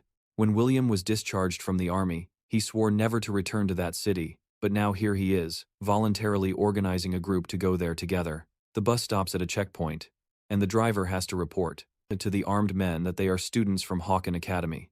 It seems there are civilian restrictions preventing anyone from entering the dungeon area. Back then, he could feel the elders watching him, and he also felt that something bad might come of this trip. Speed Weapon snaps him out of his thoughts and offers him some eggs. William refuses, and Speed Weapon asks him if he's getting nervous over a measly C-rank dungeon. He then asks Ryoso if she wants any eggs, and her answer is a flat no. She idly looks out the window, paying no attention to the group. But for a moment, William can feel her gaze fixed on him. He already feels watched enough by the Academy's elders, but it seems like everyone is staring at him. The bus finally arrives at the place where ancient demons once nested. Now, the place has been reduced to a simple farming dungeon.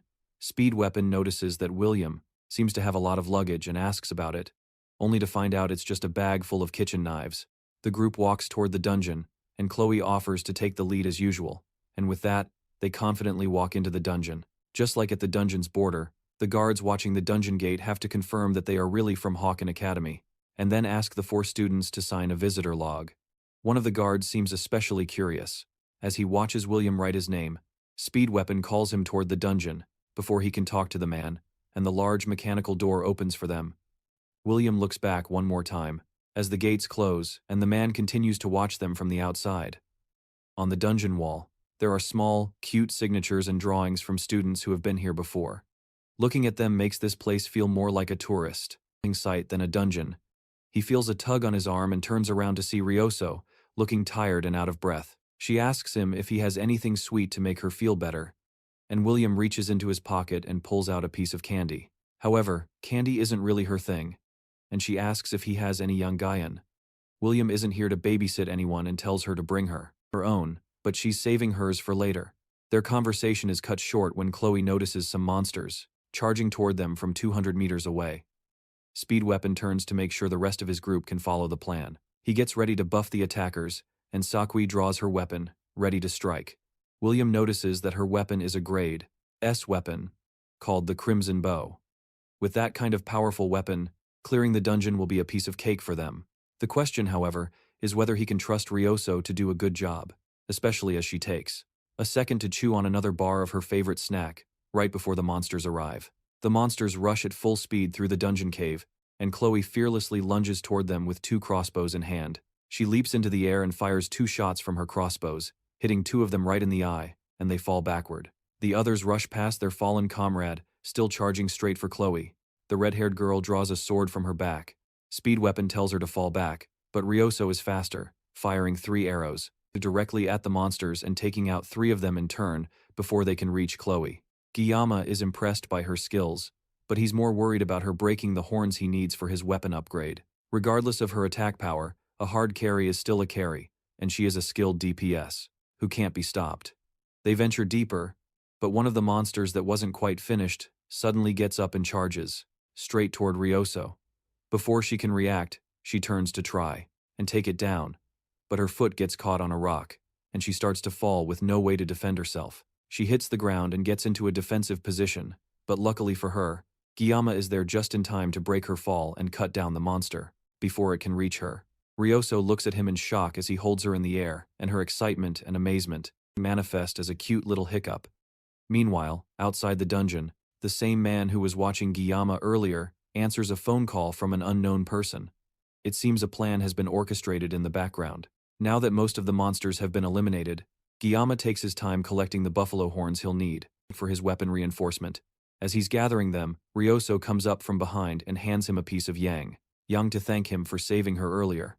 He wouldn't mind accepting it, but Chloe's pure yandere aura behind him isn't helping at all. He calls Chloe over and whispers some instructions to her about the staff member they saw earlier.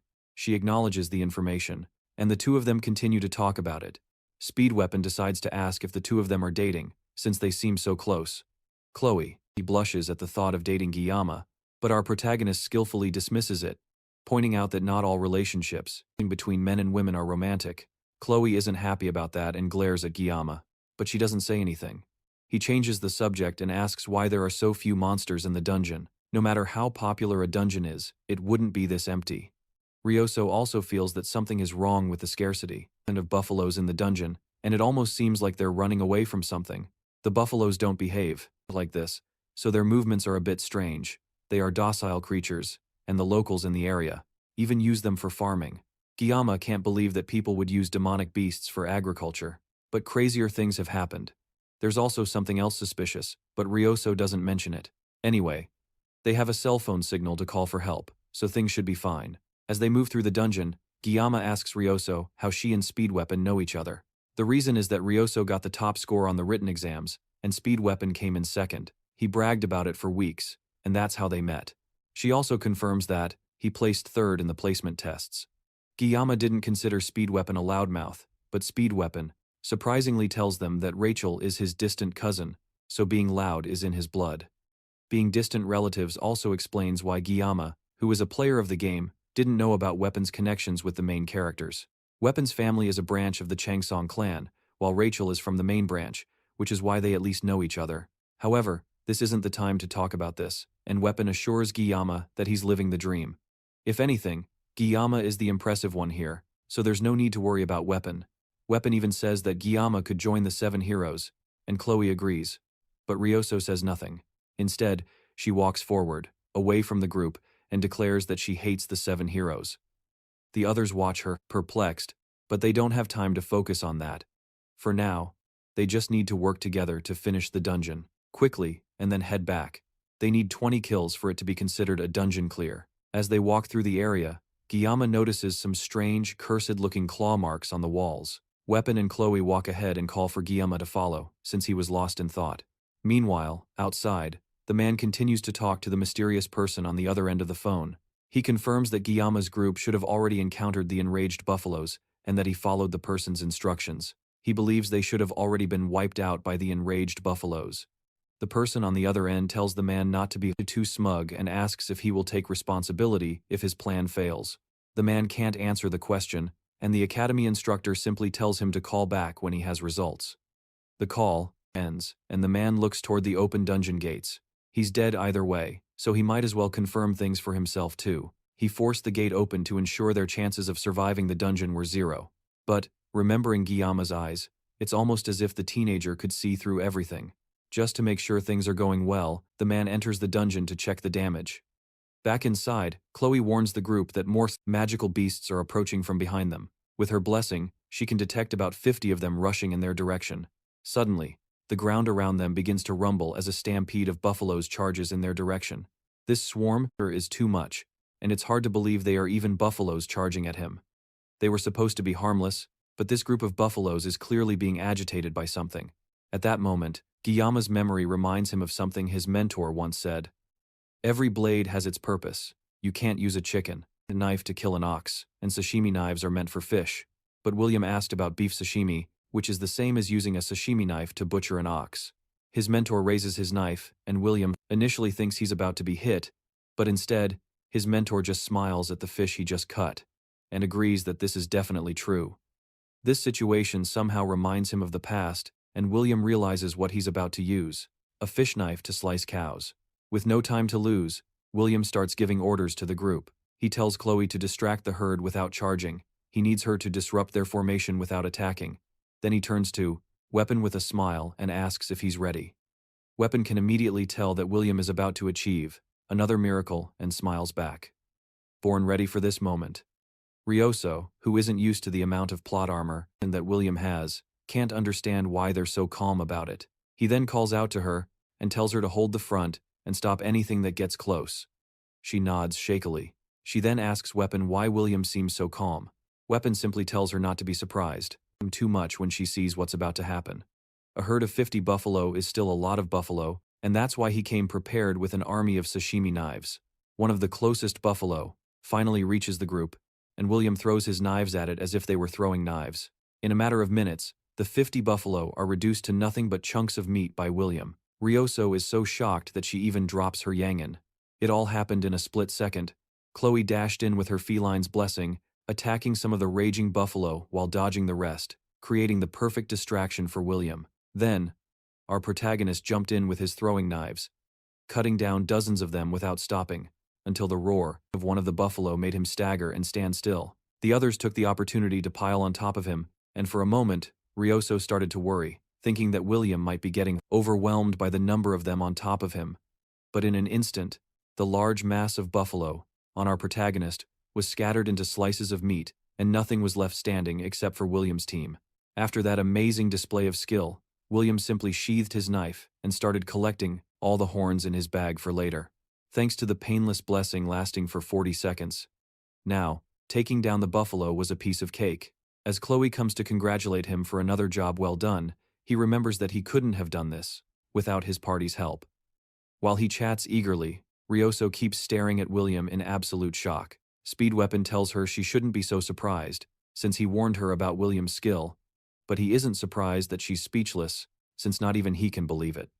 As they watch William and Chloe standing on the pile of corpses, the two of them wonder what kind of monster William really is. The group continues on their way to the dungeon entrance. The clear condition for the dungeon was 20 buffalo, and William managed to do that twice over by himself. Our protagonist tries to argue that he didn't do anything during the midterm exams, and Speed Weapon wants to remind him of his battle with the siren. But then he remembers that people aren't supposed to know about that. He changes the subject, remembering that Ryoso was with them, and they continue walking towards the exit. As they move forward, Chloe notices that the area is unusually quiet. They arrive at some kind of pillar, and it seems to be the one door they shouldn't open. As they watch it for a moment, the door suddenly begins to open, and the chains sealing it start to crumble. Meanwhile, in another part of the dungeon, the worker from before stares in shock at the pile of buffalo corpses in the hallways. He can't believe they somehow managed to kill so many buffaloes on their own. The only thing he can think about is his 20,000 Cherwon land debt. A few days ago, a woman claiming to be an instructor from Hawken approached him with an offer. If he does what she wants, then she will erase his debt completely. She wants him to take a demon stone and use it to tame the buffaloes, then send them into a frenzy when Kanchiyama shows up. Finally, she wants him to open the stone door in the depths to end it all. At first, he hesitated, because she wanted him to sacrifice the students, but the appeal of having his debts cleared was too great for him to ignore. He took the stone and salivated at the thought that all his worries would disappear, and the instructor left, telling him she would be in touch and that he should answer every unknown number. With the thought of his 20,000 debt being cancelled, there was no way he'd care about a bunch of brats. With the stone gates open, there's no way they'll survive. Iyama and his team go through the stone gates, wondering where exactly they are. Now it's starting to make sense why everything seems so easy. They walked right into a trap, and this is all because Iyama didn't trust his gut. The door only opens when the demon stone from the giant is brought into the dungeon. The demon stone is a mid-game quest item, and the fragments from before were pieces of the mana stone from the giant. However, he didn't expect the door to be left open just with those fragments. If this follows the game's story, the reward for clearing this place is huge. But first he needs to focus on surviving. He can see something on the second door. There's a single red line carved into the stone door that's supposed to be indestructible, but he has used the 40 seconds of his painless blessing while fighting. So the Murasame should hold out a little longer and allow him to cut the door and get out before it shatters. Before he can even try, a massive presence makes the students stop and turn around. It's a large buffalo that looks incredibly powerful. However, the reward for defeating this huge buffalo is the transition blessing, an ability that transfers and amplifies the owner's blessing to a chosen target for a single use. The monster guarding this incredible reward is an A-grade demon called Minotauros, also known as the Buffalo King. The torches in the room begin to light up on their own and illuminate the Buffalo King and two other large buffaloes at his side. The buffaloes on the left and right wings also seem much more powerful than the rest of the buffaloes they've faced before. And the Buffalo King, a demonic beast, is truly intimidating. Even if Yuyama cuts the door so they can escape, once that thing wakes up, it will be impossible for them to escape unharmed. This isn't like the midterm exams. However, he knew about the siren, but he had fought minotaurs before. At full strength, Yuyama can take out 3 on his own, but he's already used the 40 seconds of his painless blessing. He needs to do this strategically, he asks Swift Weapon. If they can cast a pain reduction buff and he only needs it for 2 minutes. If Swift Weapon stops casting it for even a single moment, while William is fighting, then he will definitely be taken out. He leaves the small ones to Saki and Chloe, telling them he'll take care of the big one by himself. With the plan set, the students brace themselves as the Buffalo King wakes up with a menacing roar. William activates the blessing of the sword god and is immediately overcome by a wave of pain that makes him cough up blood. However, thanks to the buff, he can at least move. The demon charges to attack, and William rushes in as well, dodging the first strike and getting to its side before it can recover. The pain from the blessing of the sword god is still so strong that he's constantly vomiting blood, but he's strong enough, at least, to face the buffalo. William parries another attack, and then rushes behind it to try and take it down, but his attempt is met with a kick from the massive beast that sends him flying backward. He stops himself before he falls and spits more blood from his mouth. Even the sensations he previously couldn't feel with the painless blessing are now awakening. Instead, it's as if allowing himself to feel the full power of the blessing of the sword god makes him feel free. William launches into another attack, dodging a massive swing from the Buffalo King's axe and moving at speeds the rest of the group can barely comprehend. The two monsters continue to fight as William dodges every one of the buffalo's attacks. Frustrated, the Buffalo King raises its axe over its head and brings it down in a massive strike right on top of William's head. When the smoke clears, William is resting calmly on the Minotaur's axe and completely unharmed. Ryoso can hardly believe a human can move like that, let alone fight at that speed. She can't focus on William's fight, as she is also fighting one of the buffalo guards. By now, she already knows the basics of fighting: muscle control, posture, and harnessing kinetic energy. They are part of a combat sense that breaks the enemy's center of gravity with minimal effort. However, knowing these things and putting them into practice are two very different things. As thoughts of William fill her mind, she fires an arrow straight into the buffalo's eye, causing it to charge at her in a rage. In moments like these, even when facing death's door, William still has an unbreakable focus. His attitude reminds her of Siegfried, the Sword Emperor. She draws her bow and aims at the charging bull, blowing its head off with a single, powerful shot. She turns to William and recalls a recent rumor about a special admission student, one strong enough to be targeted by Siegfried using his aura. Meanwhile, William's aura is no slouch either, and the fear sends the Buffalo King into a frenzy, trying to swat William off its axe. However, William cleanly dodges the blow and easily slices off the arm the monster tries to use to hit him. Meanwhile, Chloe also manages to take down the buffalo she was fighting and wipes the blood from her face. She's still inexperienced when it comes to demons, but she knows that the more human they are, the more. How deadly they are can vary from person to person, but if a demon acts like a human to that extent, then it is definitely incredibly powerful. That means the one William is fighting is incredibly strong. The monster roars as it clutches its severed arm and grabs its axe with its other arm, preparing to cast a magic spell. That's strange though, since demons can't cast magic. However, looking closer at what it's doing, it's not casting magic. Instead, it's burning its life force in exchange for mana. It's hard to even get close to the monster because of the rampant magical power. However, even now, as Swiftarm blows his flute with all his might, he still believes that Kanchiyama can do something miraculous in this situation. The monster raises its axe, which is now completely fused to its one good arm, then brings it down on our weakened protagonist, who is still bleeding profusely from his mouth. William raises the Murasame and blocks the initial attack, causing a huge amount of energy to leak out around them. He wanted to try to cut through the magic attack, but it's too dense. However, he can't dodge the attack either, as his teammates are right behind him and would take the main impact. The Buffalo King keeps pressing its attack and, slowly, William begins to be pushed back. It almost looks like he's going to be taken out, but an arrow suddenly embeds itself right in the monster's eyes. William turns to see Saki, who angrily tells him to stop getting distracted and take the monster down already. William closes his eyes for a moment, then, upon opening them, he is slowly filled with a new power. The axe begins to crack, and the Murasame glows with a blue light. The blue light is very similar to Siegfried's sword aura, from when he and William trained. Finally, William manages to break through the axe and cut the Buffalo King down completely, taking it down with a single slash. Even with everything they've seen so far, his teammates are still shocked by how powerful Gayama is. The once terrifying monster falls to the ground in two large chunks of meat, and Gayama looks at the dungeon ceiling as his nerves finally calm down, now that he realizes he actually managed to cut it. Rio just stares in shock for a moment, finally understanding why Swiftarm has so much faith in our protagonist. Furthermore, his assimilation rate increased from 9.3 to 12.7. Swiftarm falls to the ground, his lips sore and bruised from blowing the flute so much. At this point, Kagayama keeps shattering every bit of common sense every time Swiftarm sees him. The blue light that shone from his sword was bright enough to light up the entire cave. At such a young age, he's already manifesting an aura. It's hard to believe he's even human. Rio approaches and reminds him to breathe, bringing him back to reality. He then tells him that he understands what he meant before, when he warned him not to be too surprised by William, and also why he follows William around everywhere. He then asks Swiftarm if the Academy's rules prevent William from transferring to his class.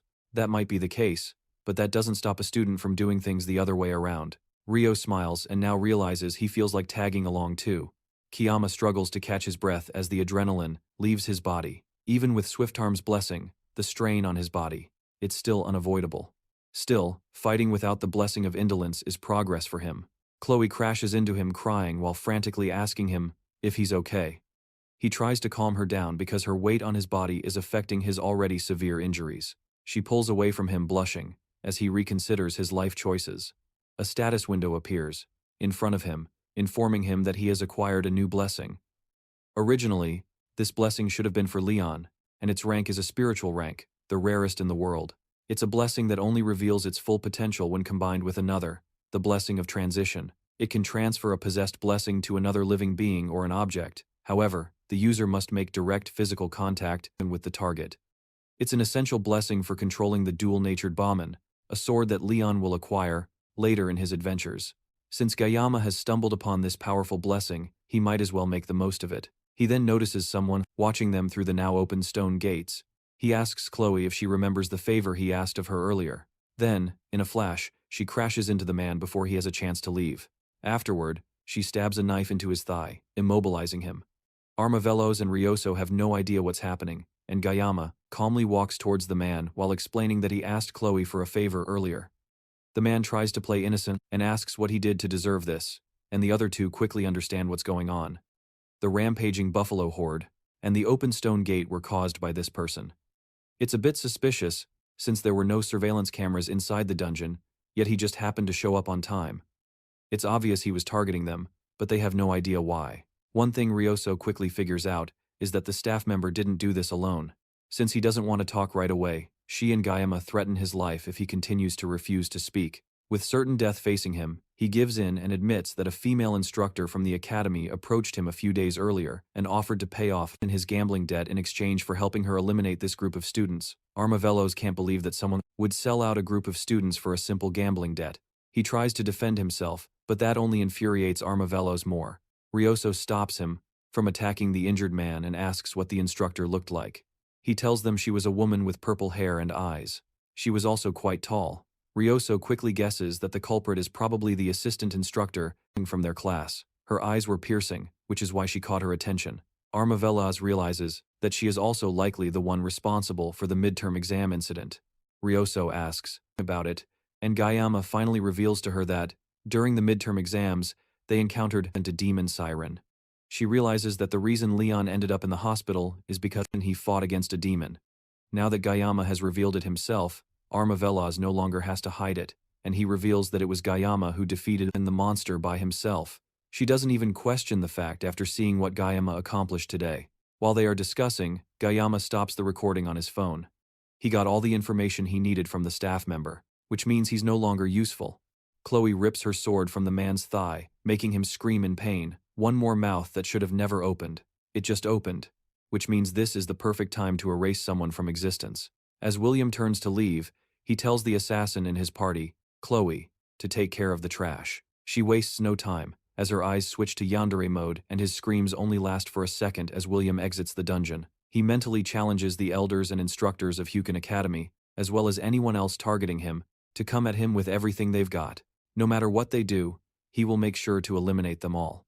William returns to the academy, with his reward from the dungeon, the Cow King's horn.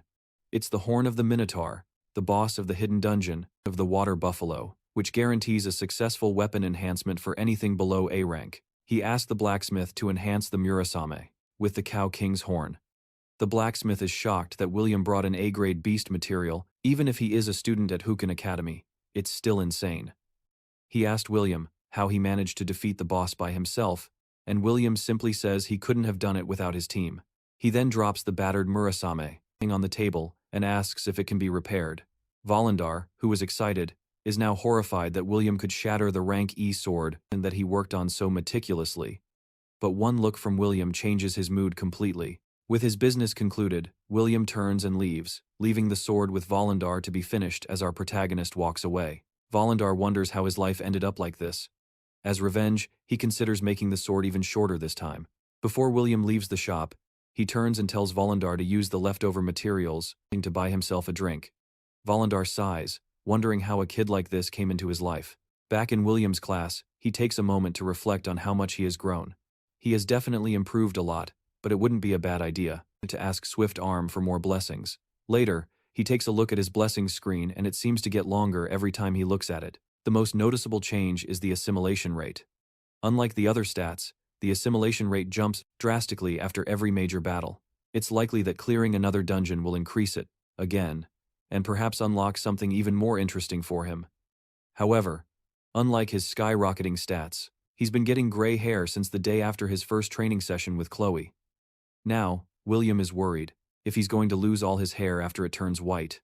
With all the enemies attacking him recently, it's better for him to be fully prepared. He can't let problems like these lead him to a meaningless death. He also needs to study how to use the transition blessing. It's a shame he stole it from Leon, but as the protagonist of the story, he'll end up drowning in benefits anyway. There's too much to do, but for now, he needs to focus on recovering. He looks at his table and notices a gift from Yoken, an unbearably cloying sweet, so sweet it borders on inedible. The gift is clearly from Ryoso, and it makes William remember the fact that for the first time, he led his own team to clear a dungeon. Being targeted for assassination is now just another part of his daily life. But having people to call friends isn't so bad either. Kiyama and Chloe don't play a major role in the main story, and he's not even sure if Chloe considers him a friend. After the dungeon, Chloe ended up hospitalized with a fever, and Kiyama considers visiting her when he has time. He no longer has time to get lost in his thoughts, as the instructors for the Wolf class enter and tell the class to settle down. His phone vibrates in his pocket and he receives a message from an unregistered contact asking what Kiyama is doing. He has no idea who this person is and wonders if they messaged him by mistake. Then, the person messages him again and tells him to look to the front. He looks up and sees Ryoso entering the classroom with an arrogant smile on her face, waving her phone at him with the same wallpaper as the unregistered contact's profile picture. The instructors announce that from this day on, Saki Ryoso will be assigned to their class. The announcements end, and the instructor orders them to change into their gear, and report to the training grounds in half an hour. The rest of the class can't believe Ryoso is in their class, and the instructor even said that she requested the reassignment herself. They try to talk to her as she walks through the classroom, but she ignores them all. Kiyama watches as she struts through the classroom and wonders if she's really coming to his class. Among this year's recruits, she is considered one of the current miracle generation, as she is one of the top 4 students in the school. The others are him, Rachel, and Abel. She also ranked first in academics, and her combat skills are not far behind. She really is a true balance of brains and brawn. She is also the daughter of Kojima Saki, one of the 7 heroes, also known as the Absolute Bow. Kojima Saki holds the title of Prime Minister of Japan, which means Ryoso is basically the Princess of Japan. In this world, Japan is still a superpower, so the people in the class are rightfully losing their minds, as if they just met a celebrity. Everyone except Kiyama, who desperately prays for her not to come over to him, as she smiles in his direction. Kiyama continues to ignore her, and Ryoso jumps onto his table, landing elegantly on his desk and showing him her phone, which basically orders him to save her number immediately. It seems Kiyama's bad feelings are never wrong. Back in Gambioto, Cheerbone, at the dungeon gates, some men are questioning witnesses about a person who went missing in the Buffalo dungeon. The last thing the man said before entering the dungeon was that he was worried about the cadets and needed to check on them himself. Other than not looking very well, there was nothing strange about the guard who went in. The detectives tell the guard they are questioning to leave, so they can continue their inspection of the site. As night falls, they go out for a smoke break. It's common for people to die in dungeons, but no matter how serious an accident is, a body is always left behind. This time, however, no human body was left in the dungeon. Instead, there was just a mountain of fleas and blood piled up with buffalo carcasses. It's hard to believe this was the work of mere students, and that the cadets returned safely afterward, while the staff member who went in after them disappeared without a trace. Not even a body. Something definitely doesn't add up here, but the detectives can't figure out what it is. They wonder if it could be inside the stone gate, but that seems unlikely to them, as it has never been opened before. And it's not like they can just barge into the academy and interrogate the cadet directly. The place is full of nobles, and their superiors wouldn't even approve a warrant. One of the detectives goes to take a leak, while the other leans against a cargo box and tries to figure out what's going on. Suddenly, his partner falls to the ground beside him, as long, slender legs emerge from the shadows towards him. The detective immediately recognizes the power as magic, which means there's a demon nearby, but surprisingly, it's a human approaching him. Before he has a chance to understand, the woman slices his head off cleanly, letting his body fall to the ground. The last thing he can think is that this is a human who made a pact with a demon. She's a half-demon, half-human, half-demon, in other words. She's a villainess. Ryoso happily enjoys her snacks while relaxing in her new seat next to Guillaume. She asks Guillaume why he didn't eat the snack she shared with him, but he ignores her and tells her that Chloe sometimes sits where she is now. Ryoso doesn't seem to care, since it doesn't matter whose seat it is. To her it's first come, first served. Guillaume takes the opportunity to ask her why she transferred to their class, but he's interrupted by the professor, who announces that there are 5 minutes until the assembly. The rest of the students get up and leave the class, but Ryoso instead puts on an eye mask and gets ready to sleep. Guillaume asks if she's going to morning training, but she refuses, saying she'd rather meditate. In reality, she's just going to take a nap in class without a care in the world. Before he leaves, she tells him not to call her Saki anymore. She wants him to call her by her first name, Ryoso. In her country, close friends use first names, not last names, but Guillaume tries to point out that Weapon calls her Saki. She dismisses that point and tells him to go have fun, training, before settling in to sleep. Elsewhere, in the dragon class, Rachel takes a moment to stretch while thinking about how noisy her class is today. She tries to start a conversation with Abel, pointing out that Ryoso transferred out of their class recently. It's unusual for her to do that, since she's mostly known for sleeping all day in class and not putting in any effort at all. Abel doesn't seem to care, but Rachel keeps pressing, realizing she might be teasing her. After all, transfers don't happen unless there are open spots, and apparently, their class was 1 student short this year, and it's impressive that Ryoso found out, even though she's always sleeping in the archery room. Abel doesn't understand why Ryoso's transfer should bother her, and Rachel clarifies that Ryoso recently teamed up with Guillaume to clear the Buffalo dungeon. Abel starts to realize what Rachel is implying, and her cheeks turn red as Rachel continues to tease her about her crush on Guillaume. Abel tries to deny it, but Rachel has noticed that whenever Guillaume's name is mentioned, she reacts very differently. Something is definitely going on there. Abel shakes her head and makes it clear that she has only spoken to Guillaume a few times and nothing more. There's absolutely nothing between them, and she'd rather Rachel stop spreading weird rumors. Rachel takes that as her saying nothing is happening now, but that doesn't mean something can't happen later. Then, Rachel's whole demeanor changes, and she tells Abel that she can fool others, but lying to herself doesn't suit her. That makes Abel freeze up, and Rachel simply tells her to think about it. This reminds Abel of an interaction she had with her grandfather recently.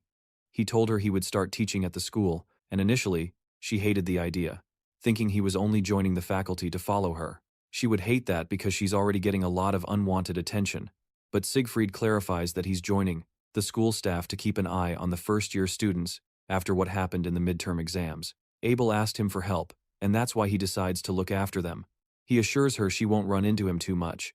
Siegfried tries to hide it, but there's a sharp glint in his eyes that's impossible to hide.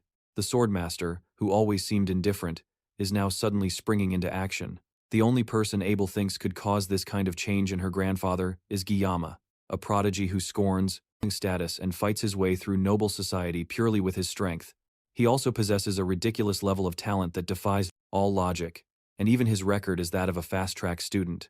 When Abel first met him, he was nothing more than a scrawny kid who was always sneaking around. But now he has grown into a strong, sharp-eyed young man. He's even more of a hero than Leon Reinhard, who is supposed to be the hero candidate. Guillaume walks the hero's path more clearly, and yet he never shows off or boasts about his achievements. He simply moves forward in silence.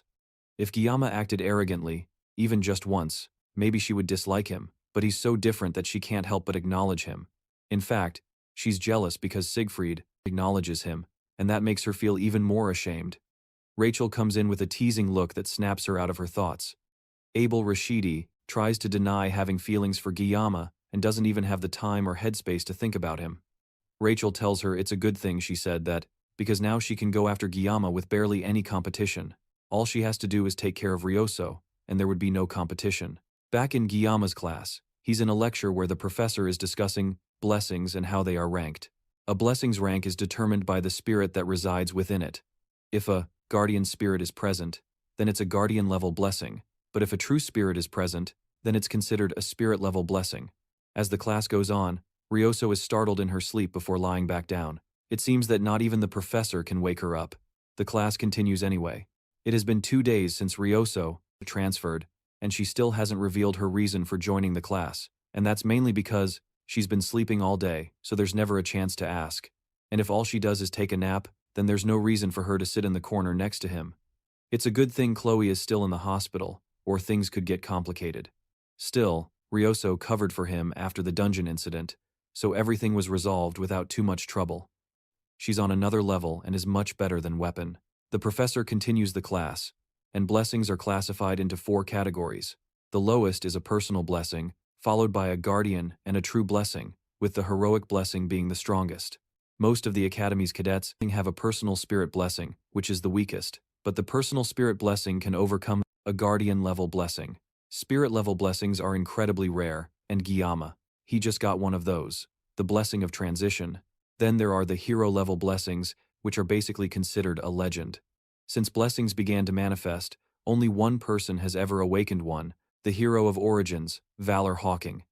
In modern times, however, it's rumored that there is one more person, and William knows that the person they're talking about has the blessing of miracle. His class is over, and the professor says they'll finish the story next time, but William has one more question. He asks about the phrase he always faintly hears every time he activates the sword god's blessing. That phrase is, "May the blessing of the gods be with you." This makes the professor pause for a moment, and even Ryoso wakes up a little. The professor doesn't understand what he's talking about, but there's a flaw in what William said. That's because there are no gods left in the world, which means there can be no blessing from the gods to be shared. As the professor leaves the classroom, Ryoso laughs at William for his embarrassing question. He asks her if she's done sleeping, but she just turns over and goes back to sleep. William doesn't blame her and decides it's time for him to take a nap as well. As William's consciousness fades, a message starts to appear in front of him. He wakes up to a large message before him, informing him that the GM has requested to have a conversation with him. William suddenly finds himself in a very abstract world with lots of floating debris everywhere, while the message also floats in front of him. Then, the notification changes to a question, asking William if he accepts and a meeting with the GM. The message changes to say that the GM is interfering with the world line using code. World line is a term William hadn't heard before, and none of this makes any sense to him. Suddenly, things calm down, and a message arrives saying that the dimensional gap is too large, and his current level is insufficient. He has yet to meet the requirements for the mysterious new trait. Now the question is whether William still wants to proceed despite all that. He hesitates for a moment and looks around, trying to figure out what's going on. This environment doesn't feel like a dream to him, but there's a chance he might finally find the answer to his sword god's blessing and the reason why he's in this world. He agrees to meet the GM, and the world begins to transform as the global code is edited. Suddenly, the world around him shatters, and he's plunged into an area that's already familiar to him from the first time he awakened the sword god's blessing at the academy's entrance. And now he can see a light at the end of the area, and just like every time he's seen it, he can never tell how clear it is. But William can still tell he's getting closer little by little. He just has to go a little further, and do a little more, and he should be able to reach it. Suddenly, he hears a voice calling for him to wake up. A hand breaks through the darkness and grabs his shoulder. The system detects external interference, postponing the conversation with the GM. In response, William reaches out his hand as if trying to cling to this reality, but the hand forcibly drags him out of the space. Before he is completely pulled out, the GM leaves him a message. The message simply says that William must cut and sever, no matter what it is. It then ends by wishing him the blessing of the gods. Suddenly, William is yanked back to the real world as Ryoso yells at him to wake up. He's always telling her not to sleep, and here he is, taking a sweet nap himself. Her chattering is cut short when she notices William is crying and not paying much attention. Later that day, William is resting on a bench as his mind wanders to the dream he had. Ryoso seemed genuinely worried after seeing him cry, but thinking back on it, he can't even remember what happened in his dream. It's also embarrassing that Ryoso, of all people, saw him cry. As he's thinking to himself, a group of his new, unconventional friends approaches him. They've gathered to summarize everything they've discovered so far. They know for sure that someone inside the academy is targeting William, and that they need to take care of it. Ryoso interrupts Weapon as he begins his summary, since she already knows this whole story, and doesn't want a full recap. William was the one who asked Weapon to give everyone a brief report, but it seems he's the one struggling. As the two of them argue, William notices Chloe, coughing behind him. She's wearing a mask and clearly hasn't fully recovered. He asks her if she's feeling better and she says she is, though she's just keeping her distance from everyone in case she's still contagious. He turns to the two arguing friends and asks Ryoso if she's found out anything new since the last time they spoke. She's more annoyed that he called her Saki instead of Ryoso and makes sure to correct him immediately. William nervously glances at Chloe, but it seems she's either too sick or too worried about spreading her flu to react the way she normally would. To smooth things over, William starts calling her Ryoso like she wants, and the conversation returns to their current situation with the Academy elders. Weapon feels they need to clear things up and figure out their next steps, besides knowing that the Academy elders are targeting William. They also got a description of the suspicious female instructor from the guard. Knowing all this doesn't solve anything, and the elders' motives still aren't entirely clear. The Adatori family will probably end up handling it properly anyway. However, regarding the instructor, Ryoso has a feeling she's seen her somewhere. While she was checking every instructor and assistant through the Academy's internal security system, she found someone who matches the person they're looking for, but strangely her identity can't be confirmed. William is surprised that Ryoso can do something like that, but for her, it's basic stuff. In the world of overflow technology, the Academy's security is world-class, so she had to hack it at dawn when the system was at its weakest. She was already sleep-deprived, but now she's even more exhausted. That's the reason she's always been drowsy during class. That's probably how she got his number 2, even though he never gave it to her. Basically, they haven't confirmed anything yet, and it's not like they can just go to the elders and threaten them. However, Weapon has a different idea. He wants the 4 of them to form their own club. Clubs at their school have free movement and financial support from the school. The Academy emphasizes cooperation between students, and there are many benefits, and one of them is that clubs are treated as official groups affiliated with the Academy. Joining a club also means they'll get the Academy's protection, since being students clearly isn't enough. A club could act as a double layer of protection for them, since they have enemies both inside and out. Kanchiyama also knows how clubs work from when he played the game in his past life. The club system was one of the game's many features, and it was a mechanic designed for the academy-based gameplay, allowing players to decorate their own personal space with furniture. Players could also invite characters and increase affinity, but it was more likely a way to empty the pockets of countless die-hard fans. This was known as the housing system, and Giyama was never interested because he didn't have time for it. Who knew it would end up being useful like this in real life? However, there are special requirements to form a club. They need at least 5 members, and then they must submit a club proposal form to the administrative office. They need one more member for everyone's sake. As you get older, human relationships start to become more calculated. And yet, these people trust him completely and support him, even though they barely know each other. He can't help but feel grateful to them for being by his side in this situation.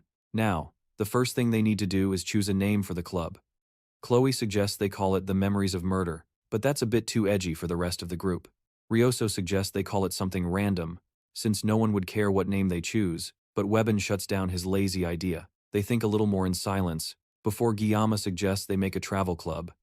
They can clear more dungeons and travel a bit outside the academy without raising too much suspicion. The group seems to accept the idea, and so the travel club is born. They need to choose a club advisor as soon as possible, and they have to sort things out before the exams they have next week. Without an advisor, they can't form a club.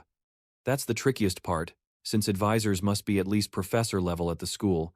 Chloe suggests they ask the professor for the Blessing Studies class, since he's very popular and kind. The man is always very busy, so it's unlikely he'll accept, though he would have been perfect for the position. The academy has over 500 employees, but only about 30 professors. Narrowing it down to those who only teach first years, there are only 10 they can consider. The school encourages clubs, but there are many contradictions. They turn to Giyama and ask if he has anyone in mind to ask, and Giyama has an idea. Since they have to be professor level or higher, he knows who he can ask. There is one person, of course, who holds a higher rank than a professor at the academy, and when he shows them who he's talking about, the rest of the group can hardly believe he's serious. For their club to become a reality, the club president must apply in person. Giyama is obviously the club president, and he has to be the one to hand in the application at the administrative building. The woman handling the documents immediately doubts that Giyama can lead a club. It's hard to imagine this person is an academy employee. She is very openly looking down on our protagonist just because of his special admission student status. Giyama tries, ignores the lady's condescending attitude, and tells her to just process the application if it meets the criteria. The woman stands up and completely looms over Giyama, telling our protagonist that to start a club, they need to have a faculty advisor, but from what she can see, Giyama doesn't have a professor willing to advise his club. Giyama asks the woman to explain what she means, but her thoughts are quite obvious. The woman believes that just because Giyama is a special admission student, no professor at the academy would be willing to advise a club founded by him. With his record, the woman thinks that Giyama wanting to start a club is a lost cause. This lady's attitude isn't that surprising. Giyama had a bit of goodwill for this place, but now he's losing all of it. Having worked for almost 20 years in the service industry, he has dealt with countless unpleasant people and, in these situations, staying silent is usually the best solution. However, that doesn't mean he doesn't want to land a good punch on this girl. Instead, however, Giyama takes out his phone and calls someone who can solve this problem for him. He tells the person on the other end that he's in the administration office, about to hand in his club registration, and the woman yells at Giyama for daring to take a phone call right in front of her in the office. The person on the other end says they are nearby and will arrive soon, and Giyama ends the call. With the phone hung up, the woman takes the opportunity to lash out at Giyama for having the nerve to disrespect her like that, right in her own office. Giyama warns the woman to just follow the procedure, as the person he called is already on their way.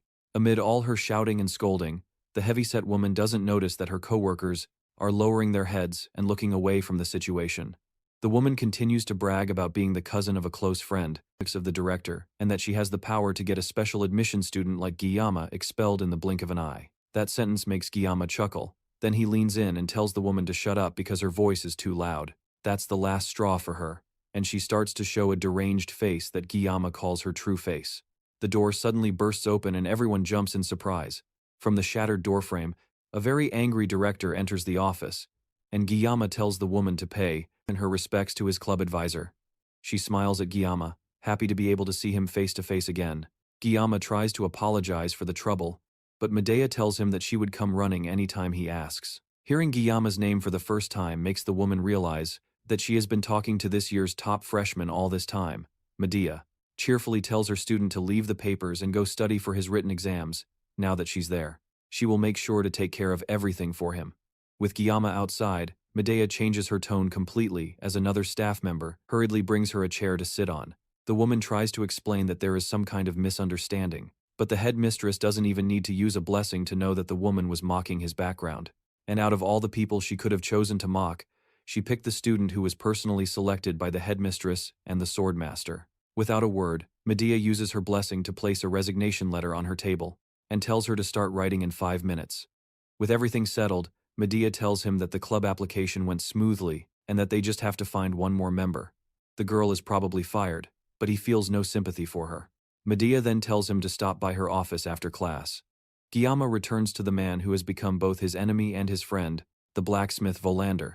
He's here for his gear and Volander tells him to wait a moment. Now Volander finally looks like a real blacksmith, but Guillaume doesn't know what the blacksmith thinks of him. As a former player, he has mixed feelings about him, but now the negative side has gotten much stronger after everything that happened, but Guillaume can't help but feel sorry for him. The blacksmith Volander was one of the main NPCs, responsible for almost everything related to equipment upgrades due to the nature of most games like this. He was born as a character that people either loved or hated, and he was notorious for emptying players' wallets. Guillaume was a small spender in his past life, so he couldn't completely relate, but the big spenders would regularly perform rituals begging God for luck, desperately crying for Volander to bless them just one time, for real. However, most players would simply curse out the blacksmith for how much his upgrades depended on luck. Guillaume cursed him when he downgraded his grade B Murasame to grade E. Volander snaps him out of his thoughts and asks Guillaume what he's thinking about. He then presents the newly upgraded sword with pride, saying that his work this time is definitely more than perfect. On top of that, special options have been added to the sword to Guillaume's great delight. The Scattering Rain, the Murasame sword, is now shiny and as good as new, and Guillaume can't help but call the blacksmith a god for the luck that has suddenly fallen upon him. Thanks to this newly upgraded weapon, his painless blessing has improved, now reaching up to 50 seconds of activation time. When Guillaume thought about clearing more dungeons in the future, he felt that 40 seconds was definitely not enough, but an extra 10 seconds will definitely make a difference, considering he'll be using this blessing with the transition blessing. It means that when his armament level rises in the future, he will get more benefits. All of this is definitely good news for him. Although he complained a lot in the past, the painless blessing is surprisingly versatile for a spirit-level blessing. Volander also told him to check something else with his new sword. The sword has been upgraded to a grade D sword after all that effort. The upgrade isn't as great as he had hoped, given that he used materials from a grade A monster like the Buffalo King. He was hoping it would reach at least a grade C. Still, considering that he will be channeling aura through the Murasame frequently, its hardness increasing by 2 grades is definitely encouraging. At least it won't shatter in the middle of combat anymore. There's also a blinking button on his status screen begging him to press it, but Guillaume has a bad feeling about this. He presses it, and the screen shows new information due to a successful enhancement. And due to the weapon's high growth potential, up to 3 special skills can now be added to the sword. The special skills require magic stones that will be activated randomly. Magic stones are not something that can be easily acquired, and Guillaume can barely contain his astonishment that his sword requires them to become stronger. Meanwhile, the elder working with the demon commander throws a cup against a mirror. He then continues drinking straight from the bottle before throwing it as well. He looks at a picture on the ceiling showing his father, Raymond von Beamhart. The man was one of the 7-star heroes, known as the Mad Tiger. However, he fell in battle 40 years ago during the campaign against the commander of the 6th Legion, Basman. Society hailed him as a noble hero, but immediately after, countless attempts were made on his life by family members hungry to take over the Beamhart family. To survive, he had to harden his heart and poison it, but those relatives who plotted assassinations against him were manipulated into destroying each other. Eventually, he restored the shaky foundations of his family in his father's absence. At the age of 30, he became an elder of the Hawaiian Academy, and his mission became to guide a foolish humanity and maintain an absolute ruling class. Fortunately for him, the existence of demons provided humanity with the perfect enemy, granting legitimacy to his authority. But there were always unexpected variables that messed everything up. Leon von Reinhardt, the only hero born, with the ability to defeat the Demon King, became a candidate chosen by fate Of course, given the overwhelming power gap between humans and demons, the probability of Leon actually defeating the Demon King is almost zero. The first Legion commander, Lycan, who was sealed by his ancestor, the legendary hero, Baylor Hawaiian, has set a precedent for legends that have come after. Then, one day, someone approached him with the offer to deal, personally, with the so-called hero candidate. She looked like an instructor, and, at first, he wondered how someone so far below him in the hierarchy would dare to speak to him so informally.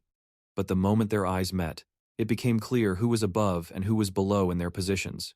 She is a human who voluntarily abandoned humanity to have a direct contract with a Legion commander, half human, half demon, also known as a villainess. Things were already complicated enough with just Leon, but now a special admission student of low birth is making things much worse for him.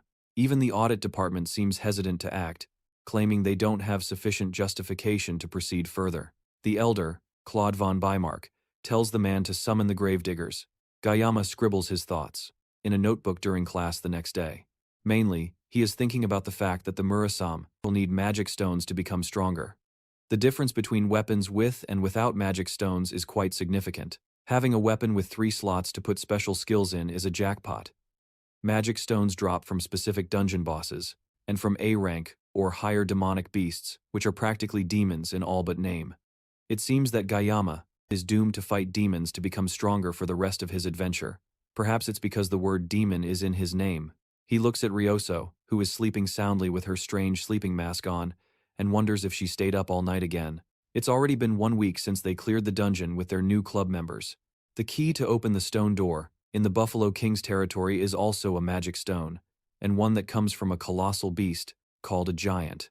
For some reason, it seems someone already killed a giant and took its stone. Even in the game, giants were depicted as so powerful that a single step could shake the earth, and a giant is nothing compared to the monsters that were added in later game updates. Those beasts were essentially natural disasters given form. Yayama has to take a moment and consider if it's really worth risking his life just to put special abilities on his weapon. Hunting demonic beasts for stones should have been Leon's job, while he is lost in his thoughts. Chloe enters the classroom and greets him. She is surprised to see Ryoso sleeping soundly where she would have preferred to sit, but she doesn't comment on it. Yayama asks her if she has recovered completely, and she confirms that she feels much better, although Yayama definitely suffered after expelling that blue light from his weapon. Before she can continue, he tells her they shouldn't talk about it anymore. The blue light she is referring to is aura, which is an effect that only truly powerful people can use. On second thought, maybe farming magic stones is really worth it, despite how he initially felt. He now finds himself craving strength and has even completely abandoned thoughts of peace and safety. Yet his main goal remains unchanged, and his focus is simply survival. There have been unexpected variables and things that never existed in the game before. He has been relentlessly attacked, and the plot he knew is becoming distorted, and it's as if the world itself refuses to leave him alone. Somehow, 1 month has already passed since he enrolled in the academy, and the truth about the Second Great War, which will happen in 3 years, will soon be revealed. For Yayama, getting stronger and improving his weapon are more necessities than mere options. At this rate, he can't guarantee the outcome of the war because he doesn't trust Leon as a hero candidate at all. Even if the siren was a demoid, for her to defeat the hero candidate with 1 single blow is more than pathetic. The whole situation is too exhausting for him to put into words. He was so lost in thought that he didn't even realize Arma had arrived until Ryoso punched him in the face. She came to ask how the club registration was going, and Yayama confirms that the principal approved it, and that they can start as an official club once they find 1 more member. Arma also broke the news that Leon has been on a rampage recently. He's been clearing high-ranked dungeons non-stop. It seems that Leon is finally acting like a protagonist, and Yayama considers taking back what he said about him earlier. It's rumored that Leon even cleared an A-rank dungeon the day before with a small group, while they barely made it out of a C-rank dungeon. Arma points out that Ryoso is strangely well-informed about the blonde protagonist, and it's pretty obvious that she likes him. She doesn't answer right away and instead turns to look at Hayama before turning away and saying she's not interested anymore. Leon has definitely been getting stronger, and at this rate, he'll get Balmoon during the upcoming Survival Island training. In fact, thinking about it more logically, the fact that Yayama has survived this long with just a sashimi knife is pretty miraculous. Hypothetically, his existence might be acting as a shield and deflecting all the threats and attention meant for Leon. Even if that's true, Yayama can't just resign himself and accept it.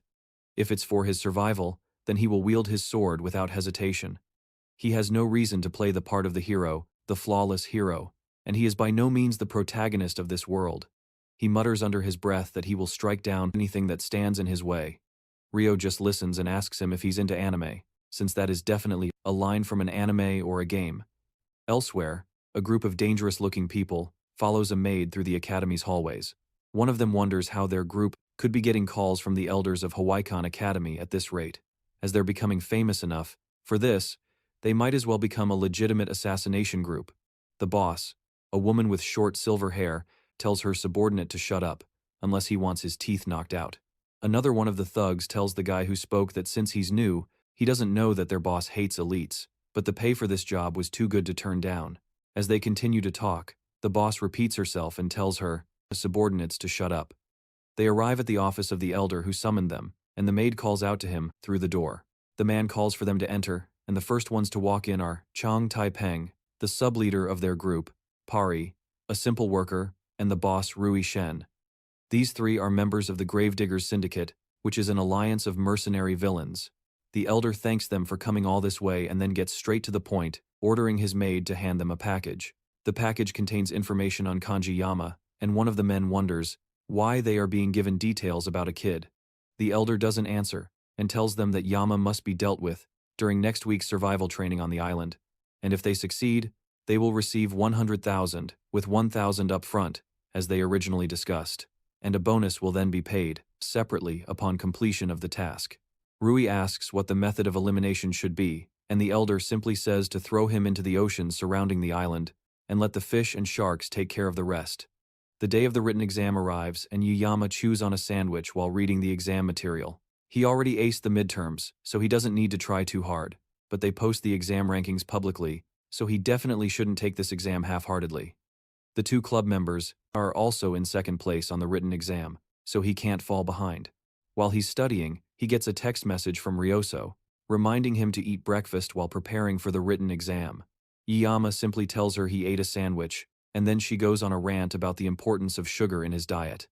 It seems Ryoso has a penchant for spouting nonsense first thing in the morning, and it's almost a mystery how she became the top scorer. Yuyama tells her that his country also has traditional sweets for exams, and she becomes more interested at the mention of sweets, but then Yuyama ends the discussion by telling her to eat shit.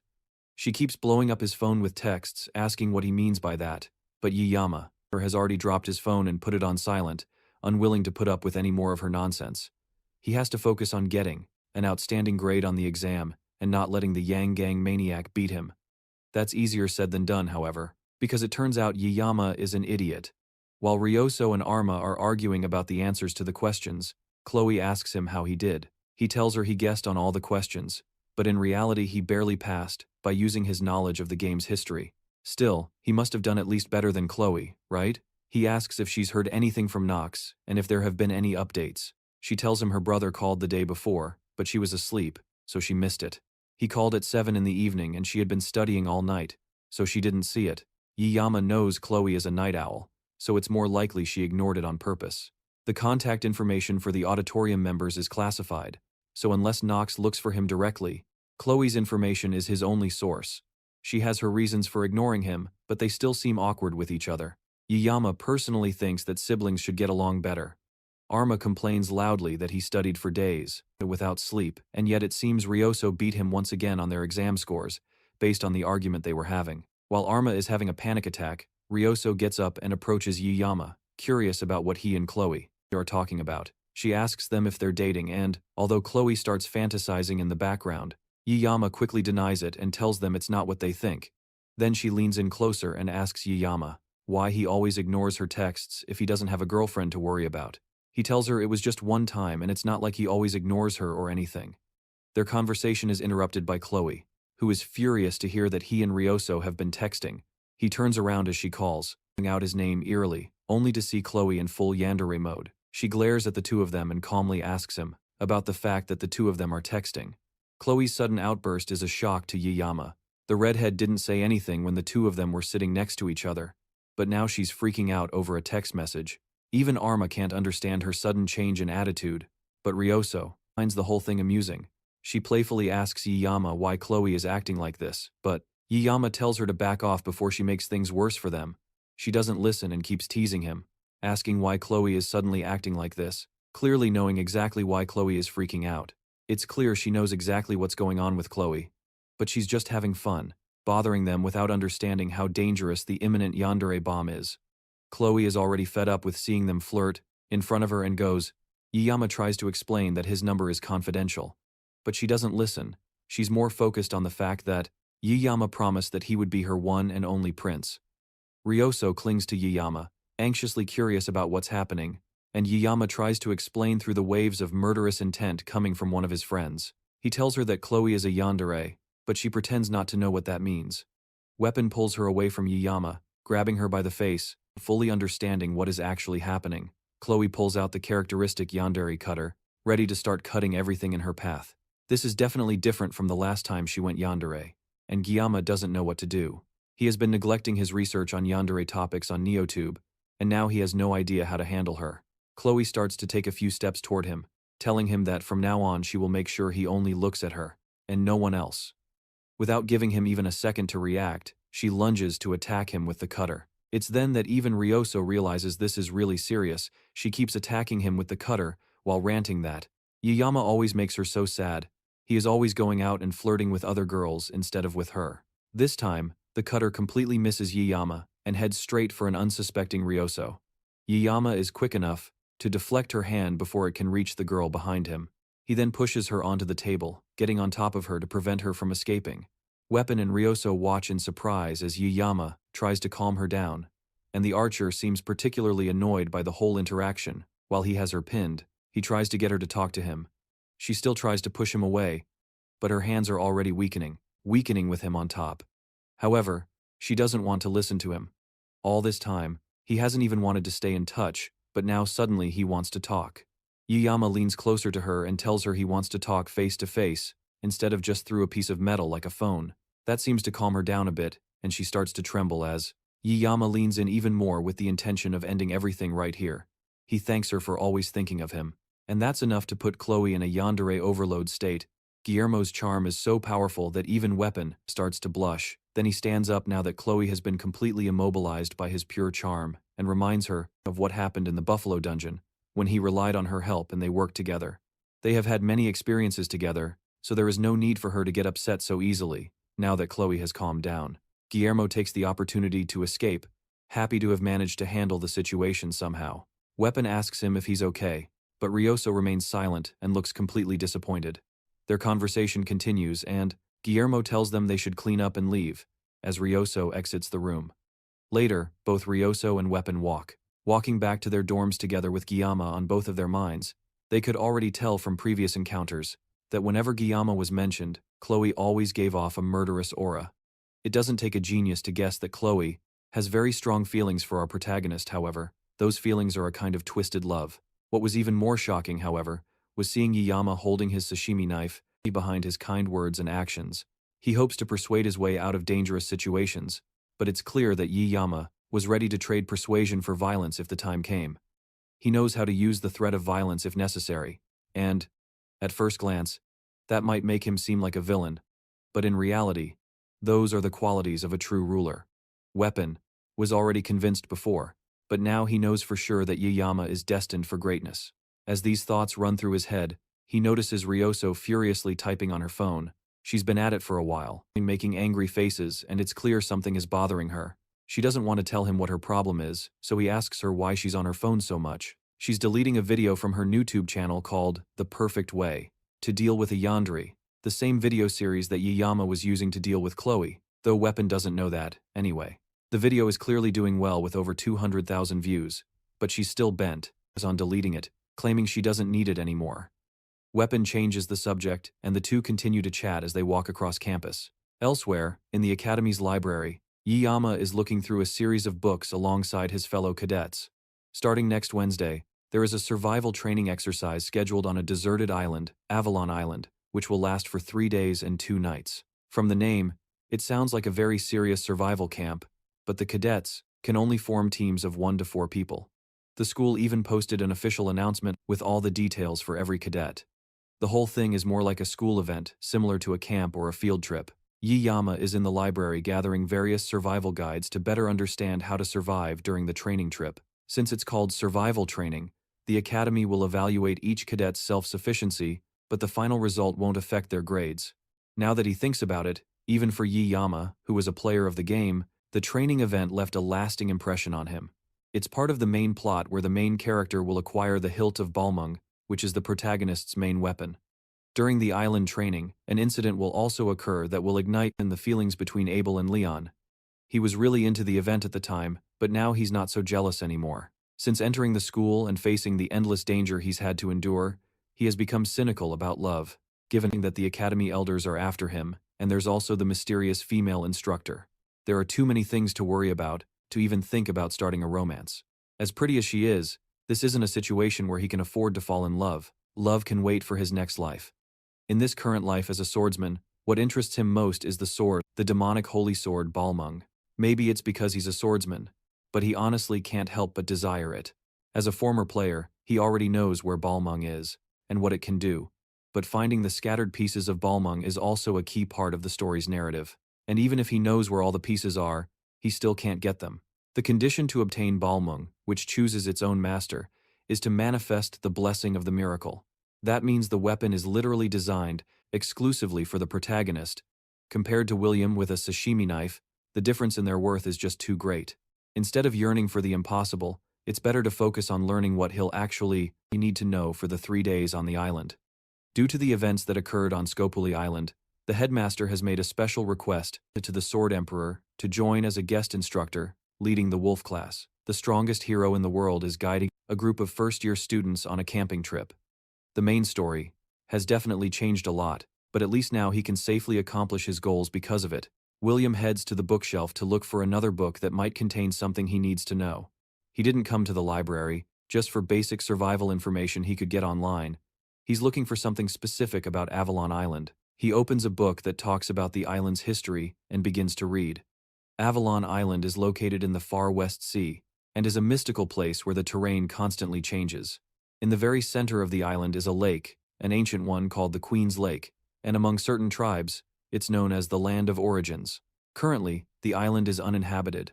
All of these things are information William already knows, and it seems he'll have to search the entire library to find exactly what he wants. As he's going through the books, a voice calls out to him and a firm hand gently grabs his shoulder. It's Leon, and the blonde-haired protagonist greets William with a small smile. Some girls behind them squeal with delight at the sight of Leon. But William is more focused on the book the protagonist is holding. It's an introductory book on magic, and it seems Leon is trying to learn from what happened during the midterms. But even if that's the case, the protagonist shouldn't be in the library studying magic at this exact moment. William finds himself wary of this situation. Leon takes a seat across from our protagonist and asks what kind of books William is reading. William explains that he's just trying to learn more about Avalon for their upcoming trip. Leon says he finds William surprisingly diligent, and our protagonist can't exactly deny it. With exercise, dungeon exploration, and studying beasts, magical beasts, his life is super busy. Since he knows what will happen in 3 years, William has been doing everything he can to prepare in advance for his own sake. At the end of the day, he's just trying to look out for himself. Leon thinks about that for a bit, then tells William that the two of them are different. That reminds our protagonist of the incident where Leon asked him where he came from.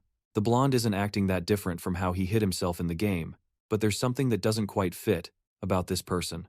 Compared to the Leon that William knows, there's a hint of sadness on his face, and there's also something about his worried attitude, not giving Guillaume a chance to figure out what's going on. Leon stands up and wishes Guillaume a safe trip home.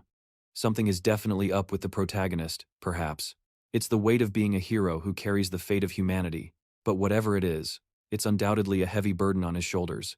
With Leon now far away, Guillaume goes back to find what he needs before the library closes. The day of the survival training arrives, and the students gather on the training grounds for orientation. Abel and Rachel run into Ryoso and Chloe, and Guillaume's 4 wives have a brief staring contest. A little small talk passes between Abel and Ryoso before Rachel steps in to break the tension. She brings up the fact that Ryoso got into Guillaume's class and is trying to steal him from behind their backs. But Abel interrupts before she can go too far with her accusations. Rachel doesn't stop, however, and gets even louder, bringing up the fact that Ryoso not only went to a dungeon with Giyama, but also started a club with him, and now she might be spending 2 whole nights and 3 days on a survival training island with him too. Ryoso interrupts and tells them that Giyama said he wants to do the training alone. His excuse is that there were things he wanted to try for himself, so he plans to take on the entire island solo. That gets Rachel excited, since it means Giyama will be all alone for the full 3 days. Rachel comes up with a little game for the 4 of them to play while they explore the island. Giyama only said he wanted to go alone, but there was no rule preventing them from finding him, so Rachel invents a game called Rachel's Game, which will give one lucky girl the chance to spend some alone time with Giyama. Avalon Island has constantly changing terrain, and even if they use the space gate to go to the island, everyone will be dropped off in random locations. It will be difficult just to try and meet up and even harder to form teams, so Rachel's Game will have only one rule. Whoever finds Giyama first wins the game, and the remaining 3 must give up. The girl who finds Giyama will get the chance to completely monopolize him. If they run into each other, they can team up or go their separate ways by their own choice, but they must never get in each other's way. All the girls agree, but Abel turns red as a tomato at the thought of monopolizing Giyama. She refuses to join the game, but that's even better for the rest of them because it means there are fewer people to compete against. Meanwhile, Giyama, the man on all the ladies' minds, is struggling to stay awake because of all the time he spent in the library the day before. He wrote down everything he would need to know on his phone and came prepared with 24 sashimi knives, plus a hidden secret weapon. Medea was texting him like a mother, making sure he went to the island prepared, and even reminding him to bring underwear. It's almost like she's his grandmother at school. Before leaving, however, Giyama takes a moment to scan the school and the instructors present on the training grounds. The traits he's looking for are those of a tall female instructor with purple hair and eyes. He doesn't know what her intentions are, but if she's after him, then the survival training on the deserted island would be the perfect opportunity to get rid of him. The mysterious nature of the island, where the terrain constantly changes, also makes it easy to clean up the mess. The same obviously applies to Yilima as well, but he isn't comfortable using a knife on a person. That doesn't mean he can just stand by and let himself be killed either. But the main problem is finding the instructor who fits the description, but the people in this place must have been dipped in food coloring at birth, because there's a surprising number of women with purple hair and eyes. His thoughts are interrupted by Siegfried and Abel, who are passing by the training grounds. The Sword Emperor reminds Yilima to keep working hard and get good results, but to also remember to get plenty of rest and enjoy the training. After a bit more small talk, the two leave, but Abel takes an especially long moment to stare at Yilima before leaving with a huff. Yilima doesn't think much of it, and laughs as he remembers from the game's story that she will soon get a boyfriend while he watches her leave. He doesn't notice Ryoso sneaking up on him with a mischievous glint in her eyes. At least that's what she thinks, until Yilima suddenly turns around and hits her with a sharp flick on the forehead. She screams and jumps back, not expecting him to hit her out of nowhere with such a strong attack. She just wanted to wish him luck in the training, but now she's too angry to even look at him. Yilima really doesn't understand Ryoso. He hasn't been able to sleep much these days because she's always hovering around him, and if he ignores her and doesn't react, then she'll just get more restless and pace around like a madwoman. He has no idea what caught her attention so strongly, but Ryoso is still, technically, a heroine. He doesn't want to be any closer to her than necessary. The spatial gate to Avalon Island opens, and the students are told to carefully step through to the island for their test. Yilima approaches the gate, determined to make sure that this time he will find what he's looking for and get through this event quietly, and without any trouble. The gate transports him and he arrives in the sacred land of Avalon. Specifically, he arrives in front of the Tree of Origins, Yggdrasil. However, this is no time for sightseeing. There's a survival test to pass and everyone is working hard, so there's no time for him to relax. Fortunately for him, he took a picture of the island map in the library, then marked the location, where he can get the blessing of regeneration. After comparing his memories from when he played the game himself, the map looks quite familiar, and Yilima assumes the location of the blessing is near the lake in the center of the island. This means he needs to get as close as possible to the lakeside of the World Tree. Then, from there, he can cross both the rocky area and the forest area. There are 3 days of training left on the island, and the academy won't send them just to play. The cadets were given a mission to find orbs hidden all over the island. It's practically a scavenger hunt, like the ones normal schools do on field trips. And the more orbs a student finds, the better their grades will be at the end of the test. Apparently, the orbs can also be used as enhancement material. which only makes Guillermo more interested in getting some for himself. Following one of the survival books he read in the library, he pulls out the secret weapon he brought specifically for the test. It's a medium-sized machete that he found in the hiking section of a supermarket. It's normally used for clearing brush and chopping, but most importantly, it's long enough that it won't activate the sword god's blessing. He bought this machete specifically for training, as he hopes to save the 50 seconds of the blessing of indolence for something really big to deal with. While testing out the machete, a small rabbit pokes its head out of a bush and looks at him curiously. Guillermo originally thinks this is the perfect time for him to gather some food, but his thoughts are interrupted when the rabbit comes out of the bush, revealing itself to be a creature much larger than Guillermo. It's a menacing creature, no doubt, but Guillermo has defeated a cow king, so a little rabbit should be easy. He doesn't even need to activate the sword god's blessing to finish off this monster. Elsewhere, Abel also runs into a rabbit. This one is, fortunately, normal-sized and much cuter than the monster Guillermo ran into. Abel originally considers trying to help it find safety, but the rabbit bites her hand before running off. Abel chases after it and draws her sword, now determined to turn the cute rabbit into an ingredient for her dinner. This is a perfect opportunity for her too, as she can use the rabbit to test the results of her special training. The rabbit runs faster, and even turns around to smirk at her, as if it were looking down on her, and it reminds her of Guillermo, who also regularly hid his true abilities. She speeds up to catch it, but the terrain suddenly changes, causing her to lose her balance and fall into a lake. The rabbit watches her with a look of disappointment from the water's surface and, once again, she is reminded of Guillermo, the boy who fills her mind. He is also having his own difficulties with the monster-sized rabbit.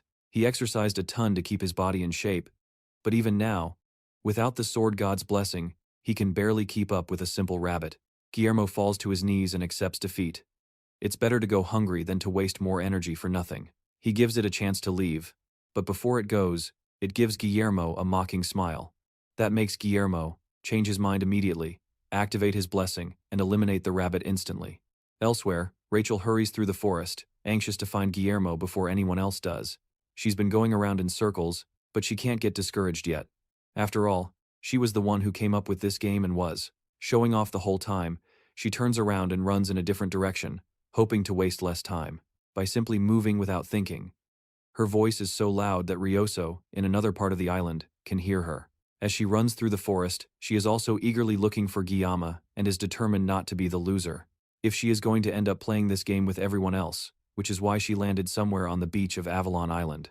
And she immediately worked to adjust her goals to the special environment. The only place on the island that never changes is the World Tree. And knowing Guillermo's personality, and the fact that he wanted to go alone, she deduces that he is most likely heading to the center of the island. It is going to be a pain to look for him, but she does not want anyone else to find him first. Chloe is also having a hard time desperately searching for Guillermo, barely paying attention to the monsters and animals trying to attack her as she runs through the forest in her search. She is one of the best scouts among all the first years and, on this island, she is sure she will be able to find him first and that he will only have eyes for her. She notices someone in the distance and runs even faster, hoping it is her Guillermo. Meanwhile, Guillermo rests by a campfire and cooks the rabbit he hunted earlier. He spent the whole day skinning the monster's hide, and now he no longer has to worry about food. He hears something running through the woods and directs his attention to it immediately. It does not sound like a wild animal, and Guillermo wonders if it could be someone looking for him. Right now, he cannot afford to let his guard down, especially since he knows there are people at the academy who want him dead. Fortunately, he has saved his blessing for a moment like this. Chloe rushes through the trees toward her target, but it turns out to be Rachel instead of Guillermo. The two start arguing immediately, angry because they cannot seem to stop running into each other. Meanwhile, Guillermo has to narrowly avoid cutting Abel in half when she falls in front of him. The two stand motionless and look at each other, and the silence is only broken when Abel's stomach rumbles. Even though she did not want to participate in the game, Abel somehow found Guillermo first by accident. She takes a look at his makeshift camp and it seems Guillermo is thriving. He has a fur coat that looks warm, and plenty of jerky to make sure he does not go hungry. Even in this survival test, Abel keeps losing to him no matter what she does. It is embarrassing to think about and, because of her dive into the lake earlier, she is also very cold. Guillermo comes up from behind and gives her the fur coat to cover herself with. The reason she found him was because she could not resist the smell of the food that he was cooking, but the blanket he gave her is at least warm enough to calm her down. She also has a sprained ankle from earlier when she was chasing the rabbit. Kiyama does not waste any time as soon as he notices it, and goes to bandage her ankle to treat her wounds before they get infected. Once her injuries are bandaged, he asks her why she is walking around alone. Rachel's game immediately comes to mind, but she obviously cannot tell him that. Instead, she tells him that she feels more comfortable alone, which makes her similar to Kiyama in a way. She remembers the fact that he told the girls so boldly that he would not join their game, but now that she is here with him, she cannot resist the urge to win. She takes out her phone and snaps a quick picture, showing that she had found Kiyama first, and sends it to their group chat, immediately confirming that he had won the game and the rest can't get close to William. Rios and Rachel fly into a rage as soon as they see the picture, but what's done is done. Abel stares at her phone while William hands her a piece of meat. There's an awkward silence between them for a while. Before Abel breaks the silence, she asks him how he got so strong, and William doesn't have an immediate answer for that, even though most of his fights barely last a minute. He keeps showing incredible strength that must have caused a stir since he arrived at the academy. He tells her it's probably because of his master. Abel can understand that, as she spent 17 years of her life learning the sword from her grandfather. She was sure she knew more about swords than anyone, but meeting William makes her realize she still has a lot to learn. She asks him the name of the family he learned his swordsmanship from, but he doesn't answer her question. Instead, he tells her that a long time ago he realized that being strong doesn't always mean you will win. In the end, the ones who never give up until the very end, those who manage to endure, are the ones who always win. They will persevere and survive until the end, and those are the people William considers strong. Abel looks at him for a moment, but she can't hold back her laughter. Into her, William's cliché phrase makes him sound like an old man, and reminds her of her grandfather. This also brings back the memory of the first time they spoke on the bench. This is their first real conversation since then. He hands her another piece of meat, and Abel thanks him as she takes it. She feels so comfortable that she doesn't even realize when she falls asleep and wakes up the next morning. By then, William was already gone and had left all his food and supplies without a word. Her leg is also completely healed, all thanks to his help the night before. Abel can't help but cry, realizing that this is the first time she has felt truly cared for by someone else. No matter what happened in her life, she always had to face it alone. Even when she encountered great obstacles, she managed to overcome them in the end. But it was always alone. That was the duty of someone who bears the Nivolo family name. But now, William has done all this for her, seemingly expecting nothing in return this whole time. She has envied and been jealous of people who offer kindness without expecting anything in return. And now he is doing this for her. With renewed energy, she takes her sword and prepares to leave. Nothing will change for her if she just sits around crying, so she has to start moving. She proudly wears the coat William gave her and leaves to continue her survival training. Meanwhile, William makes his way through the forest, and his mind wanders to Abel.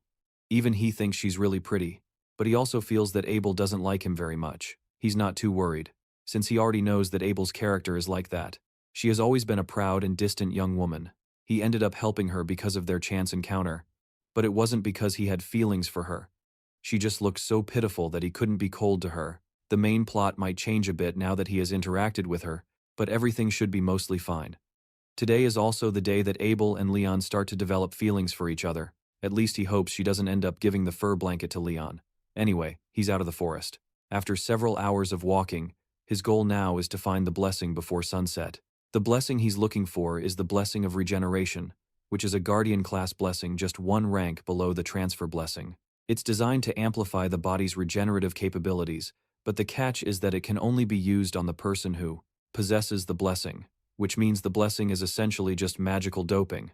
However, since he has the transfer blessing, that restriction doesn't apply to him. He should also be able to repair his sashimi knives. At first glance, the blessing seems like a trap, but the regeneration doesn't go as far as regenerating lost limbs. It's just a blessing that speeds up wound healing. The blessing is also treated as a hidden bonus in the game, so it doesn't particularly affect Leon's growth. Since Leon eventually gets stronger later on and obtains more upgrades, he has to make sure he gets this blessing no matter what. After walking a bit more, William finally finds what he's been looking for, the blessing of regeneration. It's also next to a gigantic trial orb, and with how obvious it is, it's practically a giveaway. He came here for the blessing, but he also gets an orb, which is a lucky bonus for him. He goes to grab the orb and take a look, but suddenly someone stops him from getting to the orb. It's Leon. And he already knows that William isn't here for a sightseeing tour of the World Tree. Leon stares intently at William, knowing full well that William came here with other intentions. William lies, saying he just saw the orb from afar and came to check it out. Leon unsheathes his sword and tells William to come and try to get it, but only if he can defeat the blonde in a fight. Since the day Leon was born, half the world smiled with him. At least that's what he's been told his whole life. He found something that is proof that he's a hero. The sword in Leon's hand glows brightly as he stares down William. This isn't right, however, and Leon is supposed to be with Abel right now. Today is supposed to be a major turning point in the story. It seems William accidentally stole his event, and nothing ended up happening the entire night. But even if he knew, fighting over it seems a bit pointless. Leon slashes the wall behind him, and it crumbles, immediately without any resistance. He's serious about this fight, and nothing will make him change his mind. William can finally see the sword Leon is holding, and it's Valmung, the hero's sword that Leon is supposed to find. But its condition is strange to William. Valmung is the worst and most sinister demon sword in the world, and the blue gem, embedded in its center, is a catalyst. The gem grants sacred power to the holy demon sword Balmung, and that's what neutralizes its magic. But since Balmung itself relies on magical power, and even though it's being neutralized by the ether gem, it's heavily influenced by the user's character. That's why in the game, Balmung could become either a demon sword or a holy sword, depending on the player's choices. Leon tells William to calm down and just think of this as a training match. Leon must be crazy, however, since he can't even use the mental realm yet. There's no way he can defeat William in his current state. Leon steps forward, and it seems he's trying to use William as a stepping stone to get stronger. After getting Balmung, the protagonist can understand where Leon is coming from, but it's just a guess. What he is sure of is that the orb is just an excuse. Leon is done waiting and lunges at William to start the fight. Elsewhere, Ryoso scratches her neck, exhausted, as she walks through the forest. At some point she ran into Weapon, and the two are walking together while she tries to find William. Weapon didn't want to run into her, but the two are reluctantly walking together. He assumes she's probably looking for William, and she doesn't deny it. At this point, it's obvious to Weapon that Ryoso is interested in William. Until a month ago, the only thing Ryoso did was take a nap at the archery range, but now, whenever William is mentioned, she starts to act active and different. He also noticed that she has started doing extra things without being asked, even though she always hated doing anything complicated or tedious. Ryoso suddenly stops and turns to him with a blush on her face, asking Weapon if her feelings for William are too obvious. As the two talk, a loud sound comes from the distance that startles the birds in the trees. It sounds like an earthquake, but Ryoso can tell this commotion is caused by Kanchiyama. William himself is facing a small dilemma. Leon is much more powerful than William had given him credit for, and the machete he had as a secret weapon has already been split in half. Leon doesn't even think William is fighting back, and sees it as our protagonist having no respect for him at all. The truth is, William simply couldn't react at all. He didn't expect Leon to actually wield Balmung, but William doesn't want to be dragged into a fight when he doesn't even know what's going on. He hesitated because if he tried to use his blessing, he might have accidentally cut Leon, but if he doesn't fight back, then Leon could definitely end up cutting off William's head. Leon is the protagonist of the Blessing of the Miracle and cannot be underestimated. As the blonde hero walks towards William, our protagonist has no choice but to pull out his sashimi knife. He's about to face a monster, and doing so without at least using his blessing would be absurd. He needs to get rid of the naive thought that he can survive without using his blessing. He activates the Blessing of the Sword God and clashes as Leon rushes towards him again. The two fight, but in an instant, Leon cuts the first sashimi knife in half with little effort. William quickly opens his bag and takes out one of his several spares, then throws it at Leon. The blonde easily cuts down all the knives before they can reach him, then pounces on William again, cutting through several pillars behind him on his way. William manages to dodge the attack and then turns around to put some distance between them. Leon is definitely on a completely different level than during the midterms, but even the protagonist's improvement has its limits. Another massive slash from Balmung sends the terrain flying in different directions. Leon has used almost all his energy in this fight, but through the destroyed landscape and dust, Kanchiyama walks toward him completely unscathed. He asks Leon why he is going so far, and Leon stops for a moment and stares at his sword. Leon's sword seems to be the one that brings happiness to everyone, but now that Kanchiyama has appeared, it seems that everything he has been working to build no longer matters. Now this whole fight is supposed to show Kanchiyama who's who between them.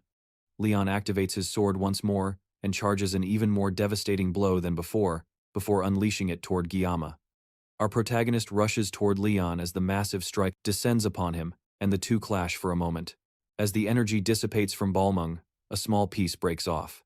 Leon stops moving for a moment and stares at his damaged sword. It seems the destiny Leon was meant to have is now too far out of his reach. From where he stands, Giyama is the one who should have been chosen. While Giyama sheathes his knife, the wind whispers around him, and when the dust settles, Leon is gone. It was an unexpected duel for Giyama, but it seems Leon wanted to use it as a way to help him grow as a hero and become stronger. Giyama doesn't plan on losing to anyone, regardless of their motivation. Leon didn't even attack him in a way that would let him end the fight easily, and he lost several sashimi knives in the struggle. If Giyama had taken it lightly and made a single false move, then he would have been dead. He did his best not to attack Leon, but because of that, he ended up dodging all over the place without putting up a real fight. Still, Leon's growth is at a level befitting the protagonist.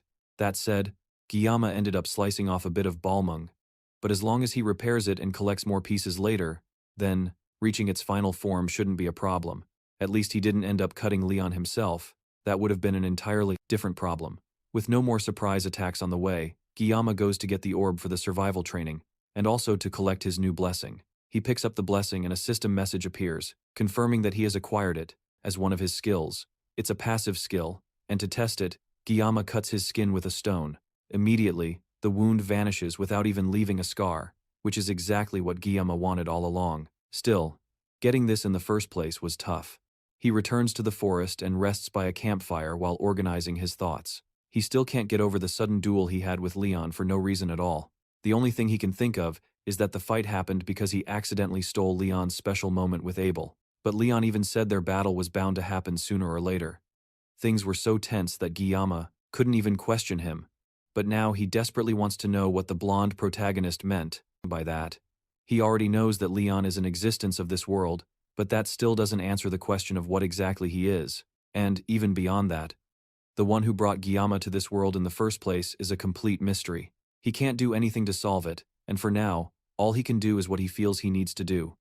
Even in his past life, he had a fiery personality. Lately, he has been repressing it a lot, but he could never ignore injustice. He used to get into many fights with rude customers, but he never backed down no matter how tough they were. Maybe that's Giyama's strange sense of justice. At first he tried not to interfere with the main plot, but before he knew it, protecting himself became the top priority. Even though his actions were just to get a blessing, that shouldn't change the main plot, and yet, today he ended up fighting Leon, and now he's also under the threat of assassination. His life is really on the line, and if he continues down this path, he might end up killing a real person and not a monster. He doesn't want to do that yet, and his mind starts to get overwhelmed, realizing that things could really get to that point. As he thinks to himself, Ryoso appears behind him and mockingly encourages him to stop talking to himself and act naturally, instead of overthinking things. He turns to her, but she's already gone. When he looks, it seems this was just a hallucination, but he knows that if Ryoso were really with him, that's probably what she would say. He takes a moment to think about what the others are doing, and in that brief moment he realizes he's thinking about his friends right now. The word sounds so cheesy, but right now it gives him comfort. As the night goes on, Giyama finally falls asleep. Suddenly, the leaves of the bushes around him rustle quietly, as a group of dangerous-looking people approaches him with sharp objects in their hands. Their leader, Rei Shin, nods as a signal to start the attack, and two of the minions throw their shuriken at Giyama. He instinctively wakes up and dodges the attacks, receiving only minor cuts on his arms. Giyama turns to the Gravedigger Syndicate and immediately recognizes their leader, Rei Shin. In the story, she eventually becomes the first half-demon that Leon faces. She was originally the daughter of a nobleman, but after her family betrayed and cast her out, she became a hired assassin. Her hatred grew over time, and then, she eventually became a villain who was defeated by Leon. In other words, she's a character doomed to tragedy. As sad as her story is, Giyama can't feel any sympathy for an assassin who gave up her humanity. The group of assassins closes in on him while Giyama tries to cautiously keep his distance.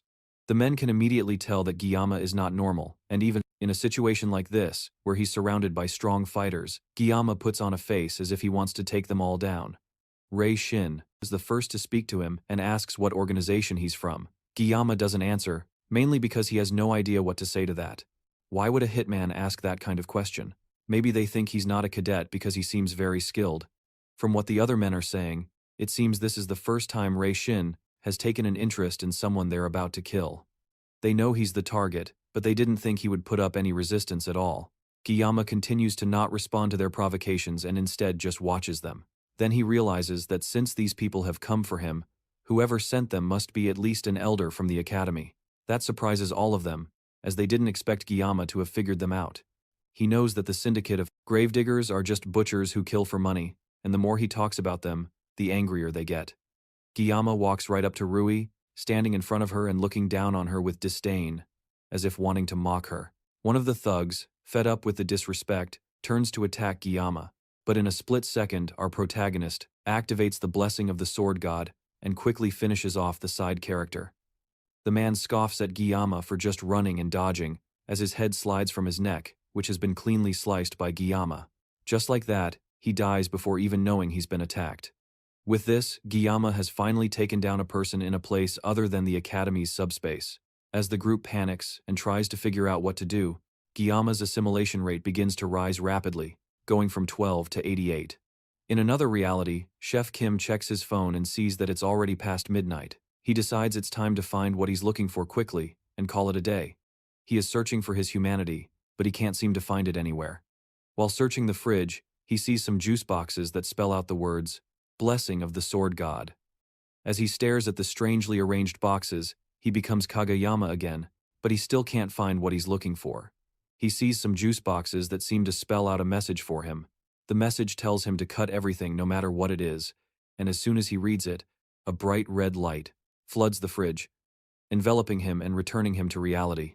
His left eye begins to darken, as a manic look takes over his face, and it's clear that Giyama is ready to eliminate anyone and everything that stands in his way.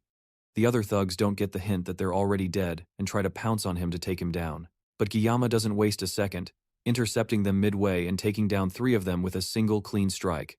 Another pair of assassins approach with their swords drawn, and our protagonist easily jumps over their attacks, spinning in the air before slicing their backs, killing them effortlessly. The men try to encourage each other not to be taken down by a brat and rush to attack him all at once, while Ruishan, their leader, watches from the back, as blood, guts, and body parts fly in every direction. As she watches her men get mercilessly slaughtered, she begins to question if the person they're facing is really a cadet. He is clearly in a completely different league than all of them combined, and at this rate, they are all going to be wiped out. The thug closest to her screams in fear, asking his captain what to do, but before Rui can even process what he's saying, Giyama appears swiftly by his side and ends his life in a single, quick move. The boy was supposed to be an easy target for them, just a quick kill they would forget by the end of the week, but now all her men are dead, and she is most likely next. Now she understands why the old man promised such an absurd amount of money for someone who was supposed to be a quick and simple kill. That crazy old man pitted them against someone who is clearly no longer human. He must be half human, half demon, disguised as a cadet. Giyama's attention turns to her, and before Ruishan, she can back away. Her back is already pinned to the ground as Giyama sits on top of her, keeping her completely immobilized with a knife pressed against her throat. Giyama managed to finish all of this quickly, with 9 seconds left of his blessing of.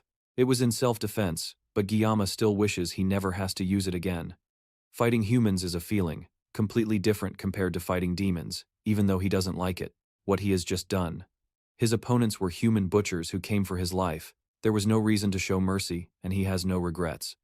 Now, the only person left to deal with is Rui Shen, and she has clearly lost all will to fight. He ties her hands to a tree, keeping her immobilized, then begins his interrogation, asking her who sent her. However, even in this situation, Rui is a professional, and she isn't going to let Giyama's intimidation work on her, but Giyama isn't going to give up so easily either. This is finally his chance to find out who has been after his life. All he has to do is figure out how he's going to get the information out of her.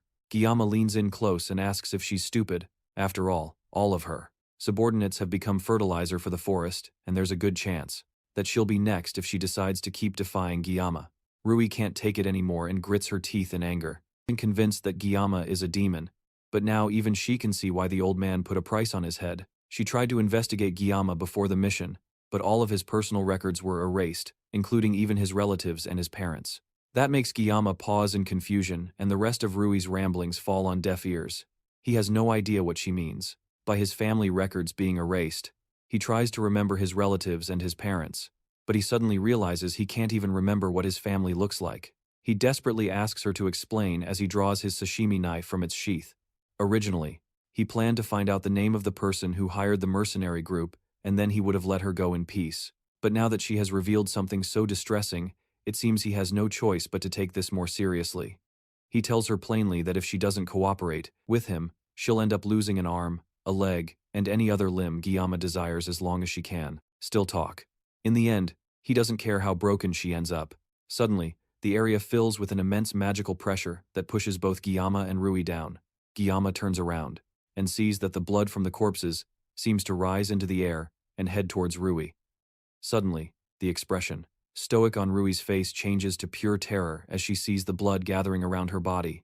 Elsewhere, Siegfried takes advantage of the break as an opportunity to go fishing with his brand new fishing rod. He hasn't had a single bite since he started, but it's still nice to enjoy the rare peace and quiet. A disturbance in the water makes him think for a moment that this spot is about to yield a catch, but instead the fish are thrown into the air as if something terrible were shaking the island itself. He can immediately tell that something is wrong. There's a terrifying amount of magical power in the air, comparable to that of a demon commander. As the blood completely envelops Rui, she begins to groan in pain and begs Guillaume to help her. Her skin starts to turn purple and her eyes look broken, as she begs Guillaume not to let her die. Then, suddenly, a massive explosion destroys the area where Rui lay, and the huge detonation is bright and loud enough to light up the entire island. The smoke from the explosion dissipates, and Rui is standing in the rubble. Except this clearly isn't Rui. Whoever this new person is, their skin is burning in different places, all over their body, and the first thing they do is stretch and comment that they haven't been in the human world for 700 years. This level of magical power makes the siren that almost killed Guillaume seem like a small fry. Additionally, the impure flame covering their body makes Guillaume sure of who he's looking at. This person is the commander of the 5th Legion of the Demon King's army, the succubus considered a demon, the sorceress Flame Agor. It seems that just after slowly becoming a demon himself, Guillaume is about to face a demon commander. The succubus laughs with glee, as even the birds in the sky fall to the ground from the immense heat her appearance caused. She asks Guillaume if this isn't how humans greet each other. After all, it's been 700 years since she last left the demon realm, so she's no longer used to human customs. Regardless of whether she's right or not and how she introduced herself, she does it again, even saying it's a pleasure to meet him before asking for his name. Guillaume remains stunned in silence, as she continues to ask him questions that he can barely hear anymore. Right now, he's struggling to dig up his memories, hoping that even the smallest and seemingly useless fragments can serve as a mirror for him to see the future. The biggest advantage Guillaume has right now, and which has allowed him to survive in this world for so long, are his memories of playing Blessing of Miracles M in his past life. From what he remembers, the succubus Agor is a fire-type demon and one of the Legion commanders. Although her physical strength is quite average among the other commanders, she excels in mental magic. Those are the basic details he can remember reading about Agor on the game's wiki back when he quit playing, but he has no idea why Agor would descend to the human world after 700 years. What's more, she used possession to descend through a lichen as a host. He has no more time to think about it, as Agor speaks to him again. She asks if he's the one who killed all the mercenaries scattered on the ground. From the moment she descended, she realized that Guillaume is no ordinary human, and the fact that he's still standing with a sound mind, the fact that he's still composed after seeing her, is proof that he possesses outstanding abilities. However, even with that, just from his physical appearance, she can tell he's just a brat, but he'll most likely do well in the future. If that's the case, she approaches him with a proposal to make a contract with her. As she says that, she activates her mind control powers, completely bewitching Guillaume. As he looks at her, he tries to ask what she's doing to him, but she cuts him off before he can say anything. Guillaume should feel honored, after all, that a Legion commander is giving him the special opportunity to become her slave. In the end, she knows that even though humans act noble, they just end up judging each other and creating their own hierarchies, pursuing their own interests, and kill others to cause pain. Instead of letting him live in a world like that, Agor is giving Guillaume the chance to dream a dream of glory with her. The mind control begins to take effect as her words sink into his mind. The more he thinks about it, the more he can't help but agree with her. After all, humans only judge others and get in their own way. If you want to survive, then accepting Agor's offer would be the right thing to do. Besides, his ultimate goal of survival will be much easier if he allies himself with the Demon King's army. His opponent is a demon, and not just any demon, but the succubus queen, Agor. That's why he has to fight her influence and make his own decisions, as his mind barely manages to break through her powers. Aegor notices that he has undone her high-level magic. She begins to wonder if he broke free because she is currently inhabiting a vessel. She only made that contract with Leishan because of all his laments, but now she's starting to regret her decision. As she continues to complain about her host, Giyama starts to laugh. He finds her meaningless barking amusing and couldn't hold back his amusement. There's a brief silence as Aegor struggles to understand what Giyama just said, and then he pulls out his sashimi knife to answer her question about becoming a slave. With a quick slash of his blade in the empty air, he tells her to get lost. Aegor smirks disdainfully at his lack of manners as flames begin to gather around her. Giyama cuts through the flames she sends at him effortlessly, and even yawns as he casually dodges her attacks. But our protagonist is not yet moving at his full potential. He manages to move fast enough to strike her down, causing her to dodge and leap away while laughing manically. The more they fight, the more she begins to desire him. Although her offer to make him her slave was said only half-jokingly, she decides to see how far his skills can really go and unleashes even more of her power at once, sending multiple fireballs at him. Giyama cuts through them, all with ease, carving a path through the wall of flames straight toward Aegor. His increasingly dazzling skills only impress her more and more as he gets closer. She is forced to turn and run as he relentlessly pursues her. Giyama has clearly surpassed human limits, while she, on the other hand, is adapting too slowly, even though several minutes have passed since she descended. Our protagonist manages to catch up to her and spins around to drive his knife into her back. This time, Aegor is genuinely concerned by how fast Giyama is to be able to catch up to her so quickly. The two clash, releasing a massive explosion that destroys the land around them. As the smoke clears, Aegor stands over Giyama, easily stopping his knife, which was about to stab her just a moment ago. She comments that he has an impatient personality and asks if he's in a hurry. He doesn't have to go anywhere, as Aegor has all the time in the world for him. Giyama, however, is in a hurry and knows there's no time to waste. With all his might, he breaks her grip, freeing his hand and launching into another attack. His body begins to glow with his aura as he pushes himself even harder to settle this fight. There's no time to waste, and the clock is ticking down until his blessing of sloth ends, leaving him completely vulnerable. Aegor notices that he's somehow getting even faster, despite already having surpassed what is humanly possible. The two continue to clash, sending sparks of flames flashing everywhere as the seconds tick by.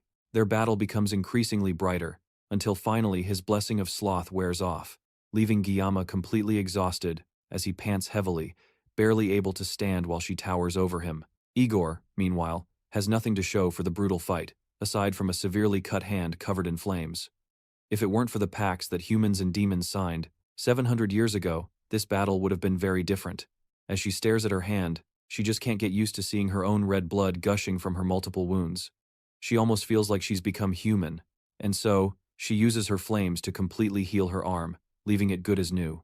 She approaches Giyama, who can barely stay on his feet, and tells him it would be a waste to leave him as a mere human.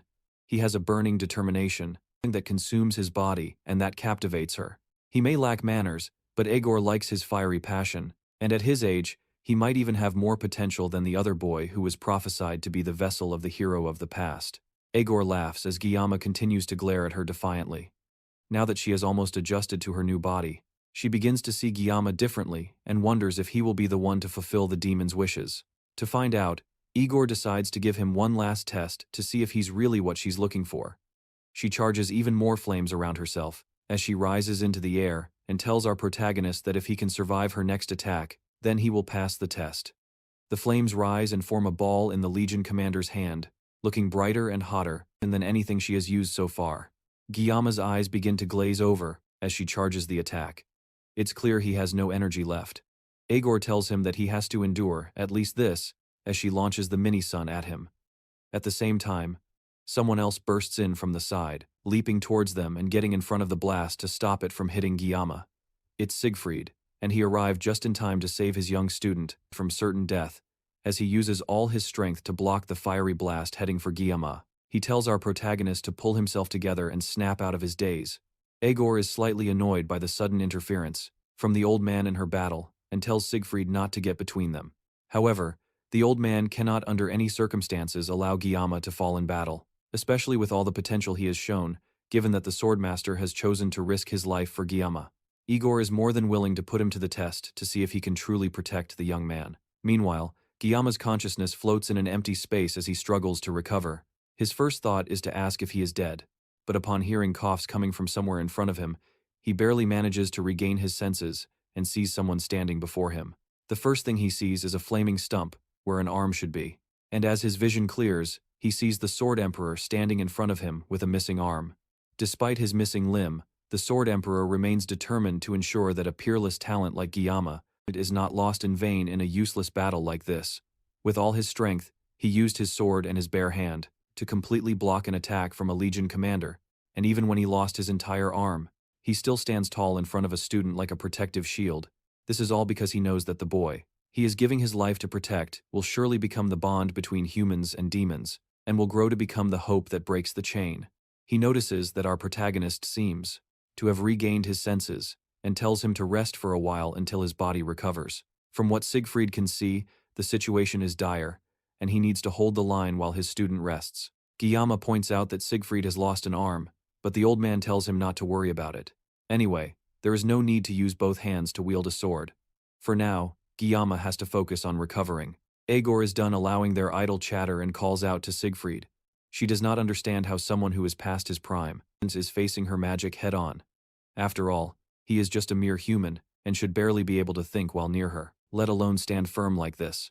Siegfried does not respond and instead tries to grasp the situation he has gotten himself into. Right now he is facing Igor, one of the Legion commanders, and for someone with such a high rank to appear, they need to use flesh as an offering to loosen the barrier between the demon realm and the human world. From there, they can possess a human body that acts as a catalyst, but due to the adverse reaction of the whole process, demons cannot bring out their full strength while possessing someone, but that does not change the fact that they are unstoppable disasters whenever they appear.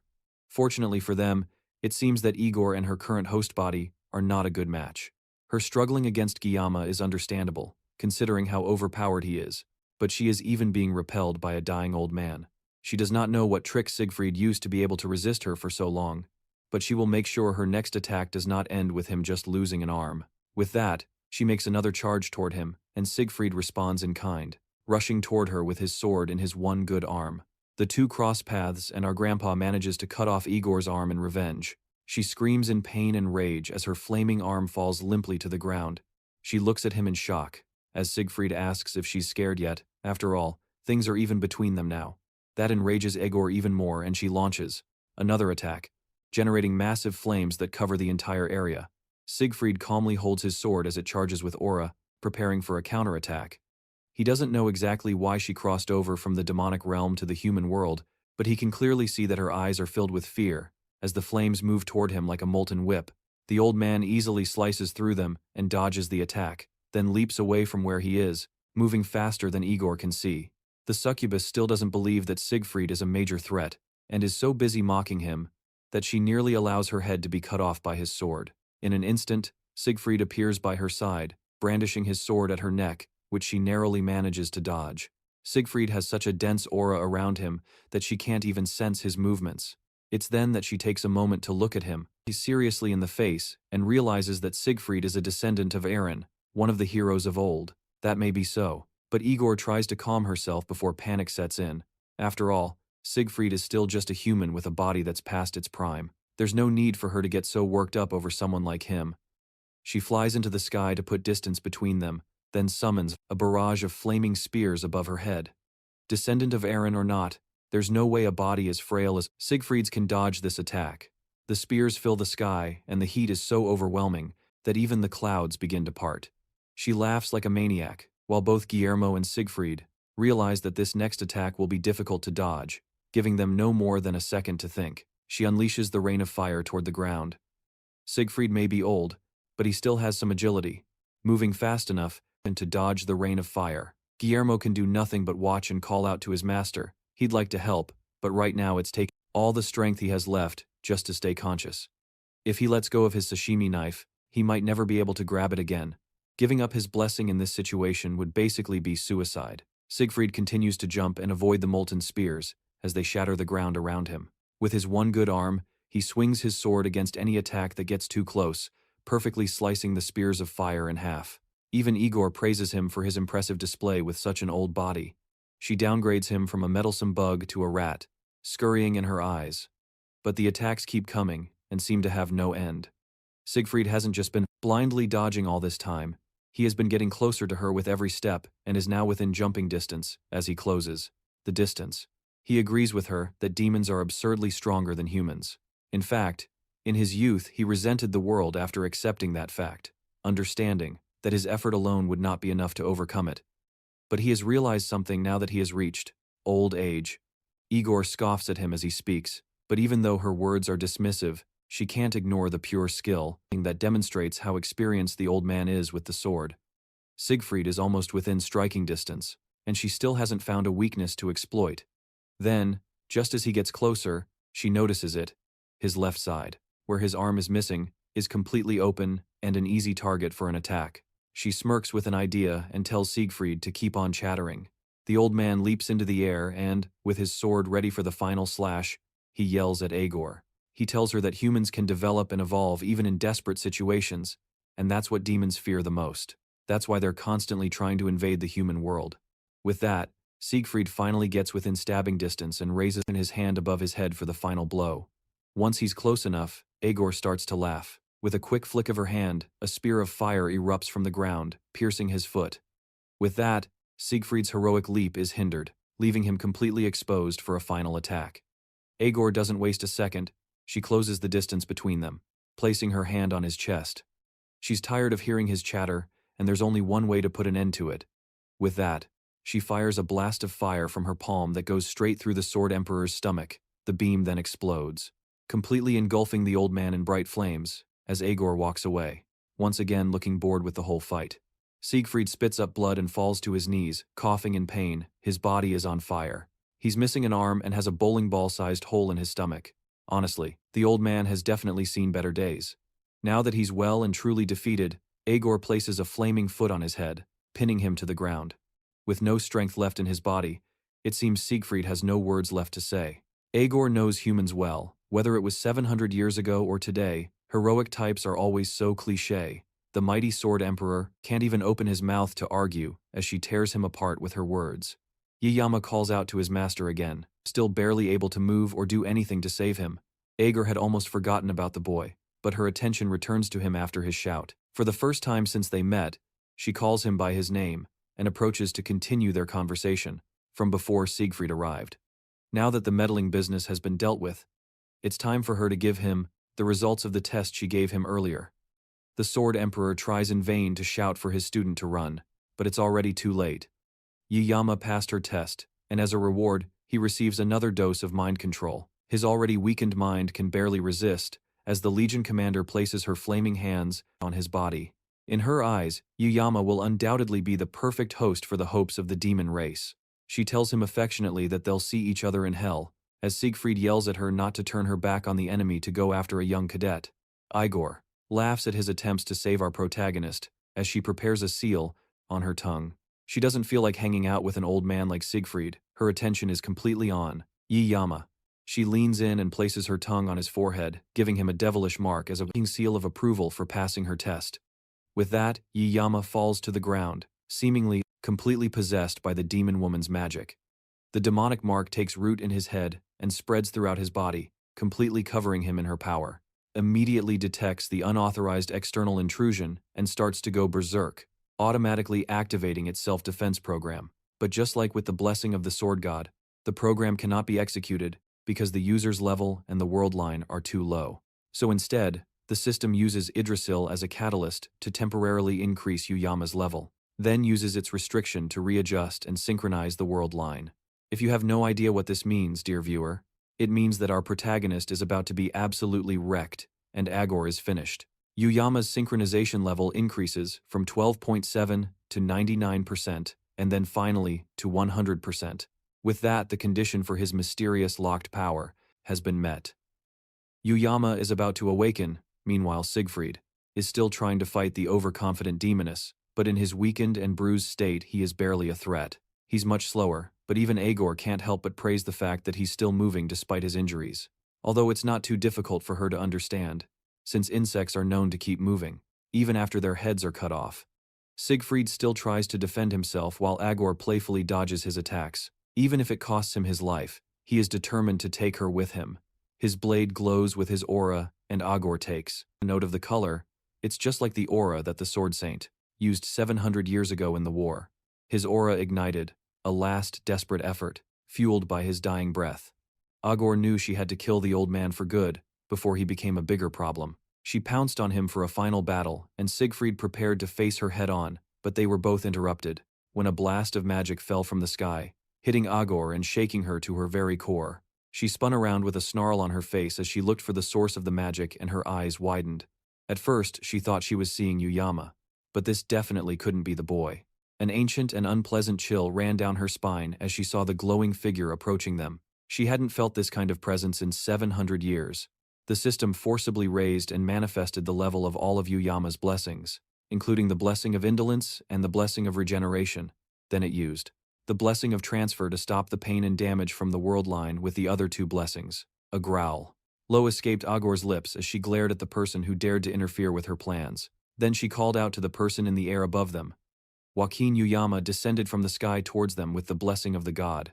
Sword, temporarily disabled. Instead, the system announced that the gods should bear witness, as he wields the blessing of pseudo-summoning. Elsewhere on the island, Abel rested her sword on her back as she walked through the dense forest. Today was the last day of the training exercise, but as she walked, a sense of unease washed over her. Something was wrong. It was almost 12:07 in the morning. Ryulo checked her phone, her expression tinged with disbelief. Weepon woke up behind her and asked her what she was doing walking around before dawn, but she told him that dawn had passed a long time ago. Dawn had passed, and yet the sky remained completely dark, as if it were still the middle of the night. Regardless of what was happening, it was time for the cadets to return to the academy. Everyone would gather there, including Chloe and Rachel, who were sleeping soundly, dreaming of Yuyama. Other cadets were also waking up and realizing it was time to gather at the return point. Ryujo clutched the strap of her bag, a knot of certainty tightening in her stomach. This was not a good sign. Back on the battlefront, the smoke swirled but did not dissipate. As Yuyama calmly descended, Agor's mind reeled. She couldn't believe that Joaquin, of all people, would suddenly appear. For the first time, the flicker of fear that Siegfried had seen in her eyes now took over her entire expression. But when our protagonist's feet touched the ground, crackling with electricity, Agor got a good look at him for the first time. It wasn't the Joaquin she had feared for 700 years. Instead, it was Yuyama, the boy she had been toying with just 5 minutes ago. Now that she saw him clearly, she realized it was careless to think this could be Joaquin. No matter how strong he was 700 years ago, he was still human. There was no way he could still be alive. But that didn't stop the cold wave of dread that washed over her as Yuyama approached, a feeling so immense that her tactical mind, once sharp and clear, now felt clouded and sluggish. And where was Siegfried during all this chaos? He could only stare, his breath caught in his throat, as if basking in the light of a new god. As soon as Yuyama got close enough, his knees buckled, and he knelt as a sign of respect. Yuyama stared at him for a moment before raising his hands. Instantly, Siegfried's wounds began to close on their own. Once Siegfried was taken care of, Yuyama closed his eyes to focus, then opened them, and a crackle of pure power erupted from him. The electricity coursing through him burst forth to envelop the entire area. In an instant, he vanished before Agor could even blink. He reappeared behind her and began to walk toward her. The Legion commander stood frozen, her brain struggling to process what was happening. She couldn't comprehend his form at all. It was as if his very existence was now beyond her understanding. She wondered if it was because of the weak body he inhabited, but it was definitely more than that. This is impossible, she thought. This whole situation is beyond comprehension, but of one thing she was certain. The being in front of her was no longer human. If that was the case, then she had to take back what she said a moment ago. She apologized to Yuyama for taking back her words as she crouched down, drawing magma from the earth for a massive attack. It was a shame that she had to use her full strength to eliminate him now. His body would have been a good vessel, but if she didn't take him down here, he would definitely become someone who would block the path of the demon race. Yuyama calmly watched as she charged a powerful attack in her hands. The magma from below broke through the ground and took shape in front of her. Then she gathered it all, forming it into a massive ball of fire that she held above her head. Siegfried's eyes went wide, his teeth clenched at the sheer display of raw power. Yuyama, however, watched the approaching inferno, without a hint of emotion on his face. She launched the massive fireball at Yuyama, wishing him a final farewell, with the promise to see each other again in hell. The enormous fireball shot towards Ylima and Siegfried, so large that it tore up the earth as it flew towards them. Siegfried could only watch in horror at the size of the attack, powerless to stop it, but Ylima strode forward as the inferno flew towards them. For the first time since his transformation, he speaks. Inside him, the system calculates furiously. The world line is unstable. This new form can only be maintained for 60 seconds, but for what he is about to do, 60 seconds is an eternity. The world seems to hold its breath as he walks towards the fireball, his sole intention, to cut it as perfectly as possible. Countless potential cutting lines appear on the burning sphere, but his eyes lock onto the one true path. He activates a new power, 1,000 swords. In a single fluid motion, his will is unleashed, slicing not only the fireball, but far beyond it, striking Agor where she stands, her hands still outstretched. The fireball detonates in a blinding flash of light that whites out everything. When it fades, Agor's body slumps, bisected by a flawless line. She falls to the ground without energy. Her blood pools like molten magma. Her mana source, the very core of her being, has been severed. As she lay dying, her eyes looked up at the sky. All over the island, the other cadets point upwards in shock. The oppressive darkness that covered the sky has been split open by a clean, perfect cut, allowing the morning sun to finally break through. They don't understand what happened.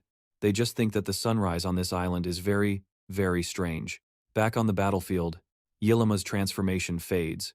The immense power leaves his body, and he collapses unconscious. Seeing her chance, the Legion commander begins to crawl toward the boy.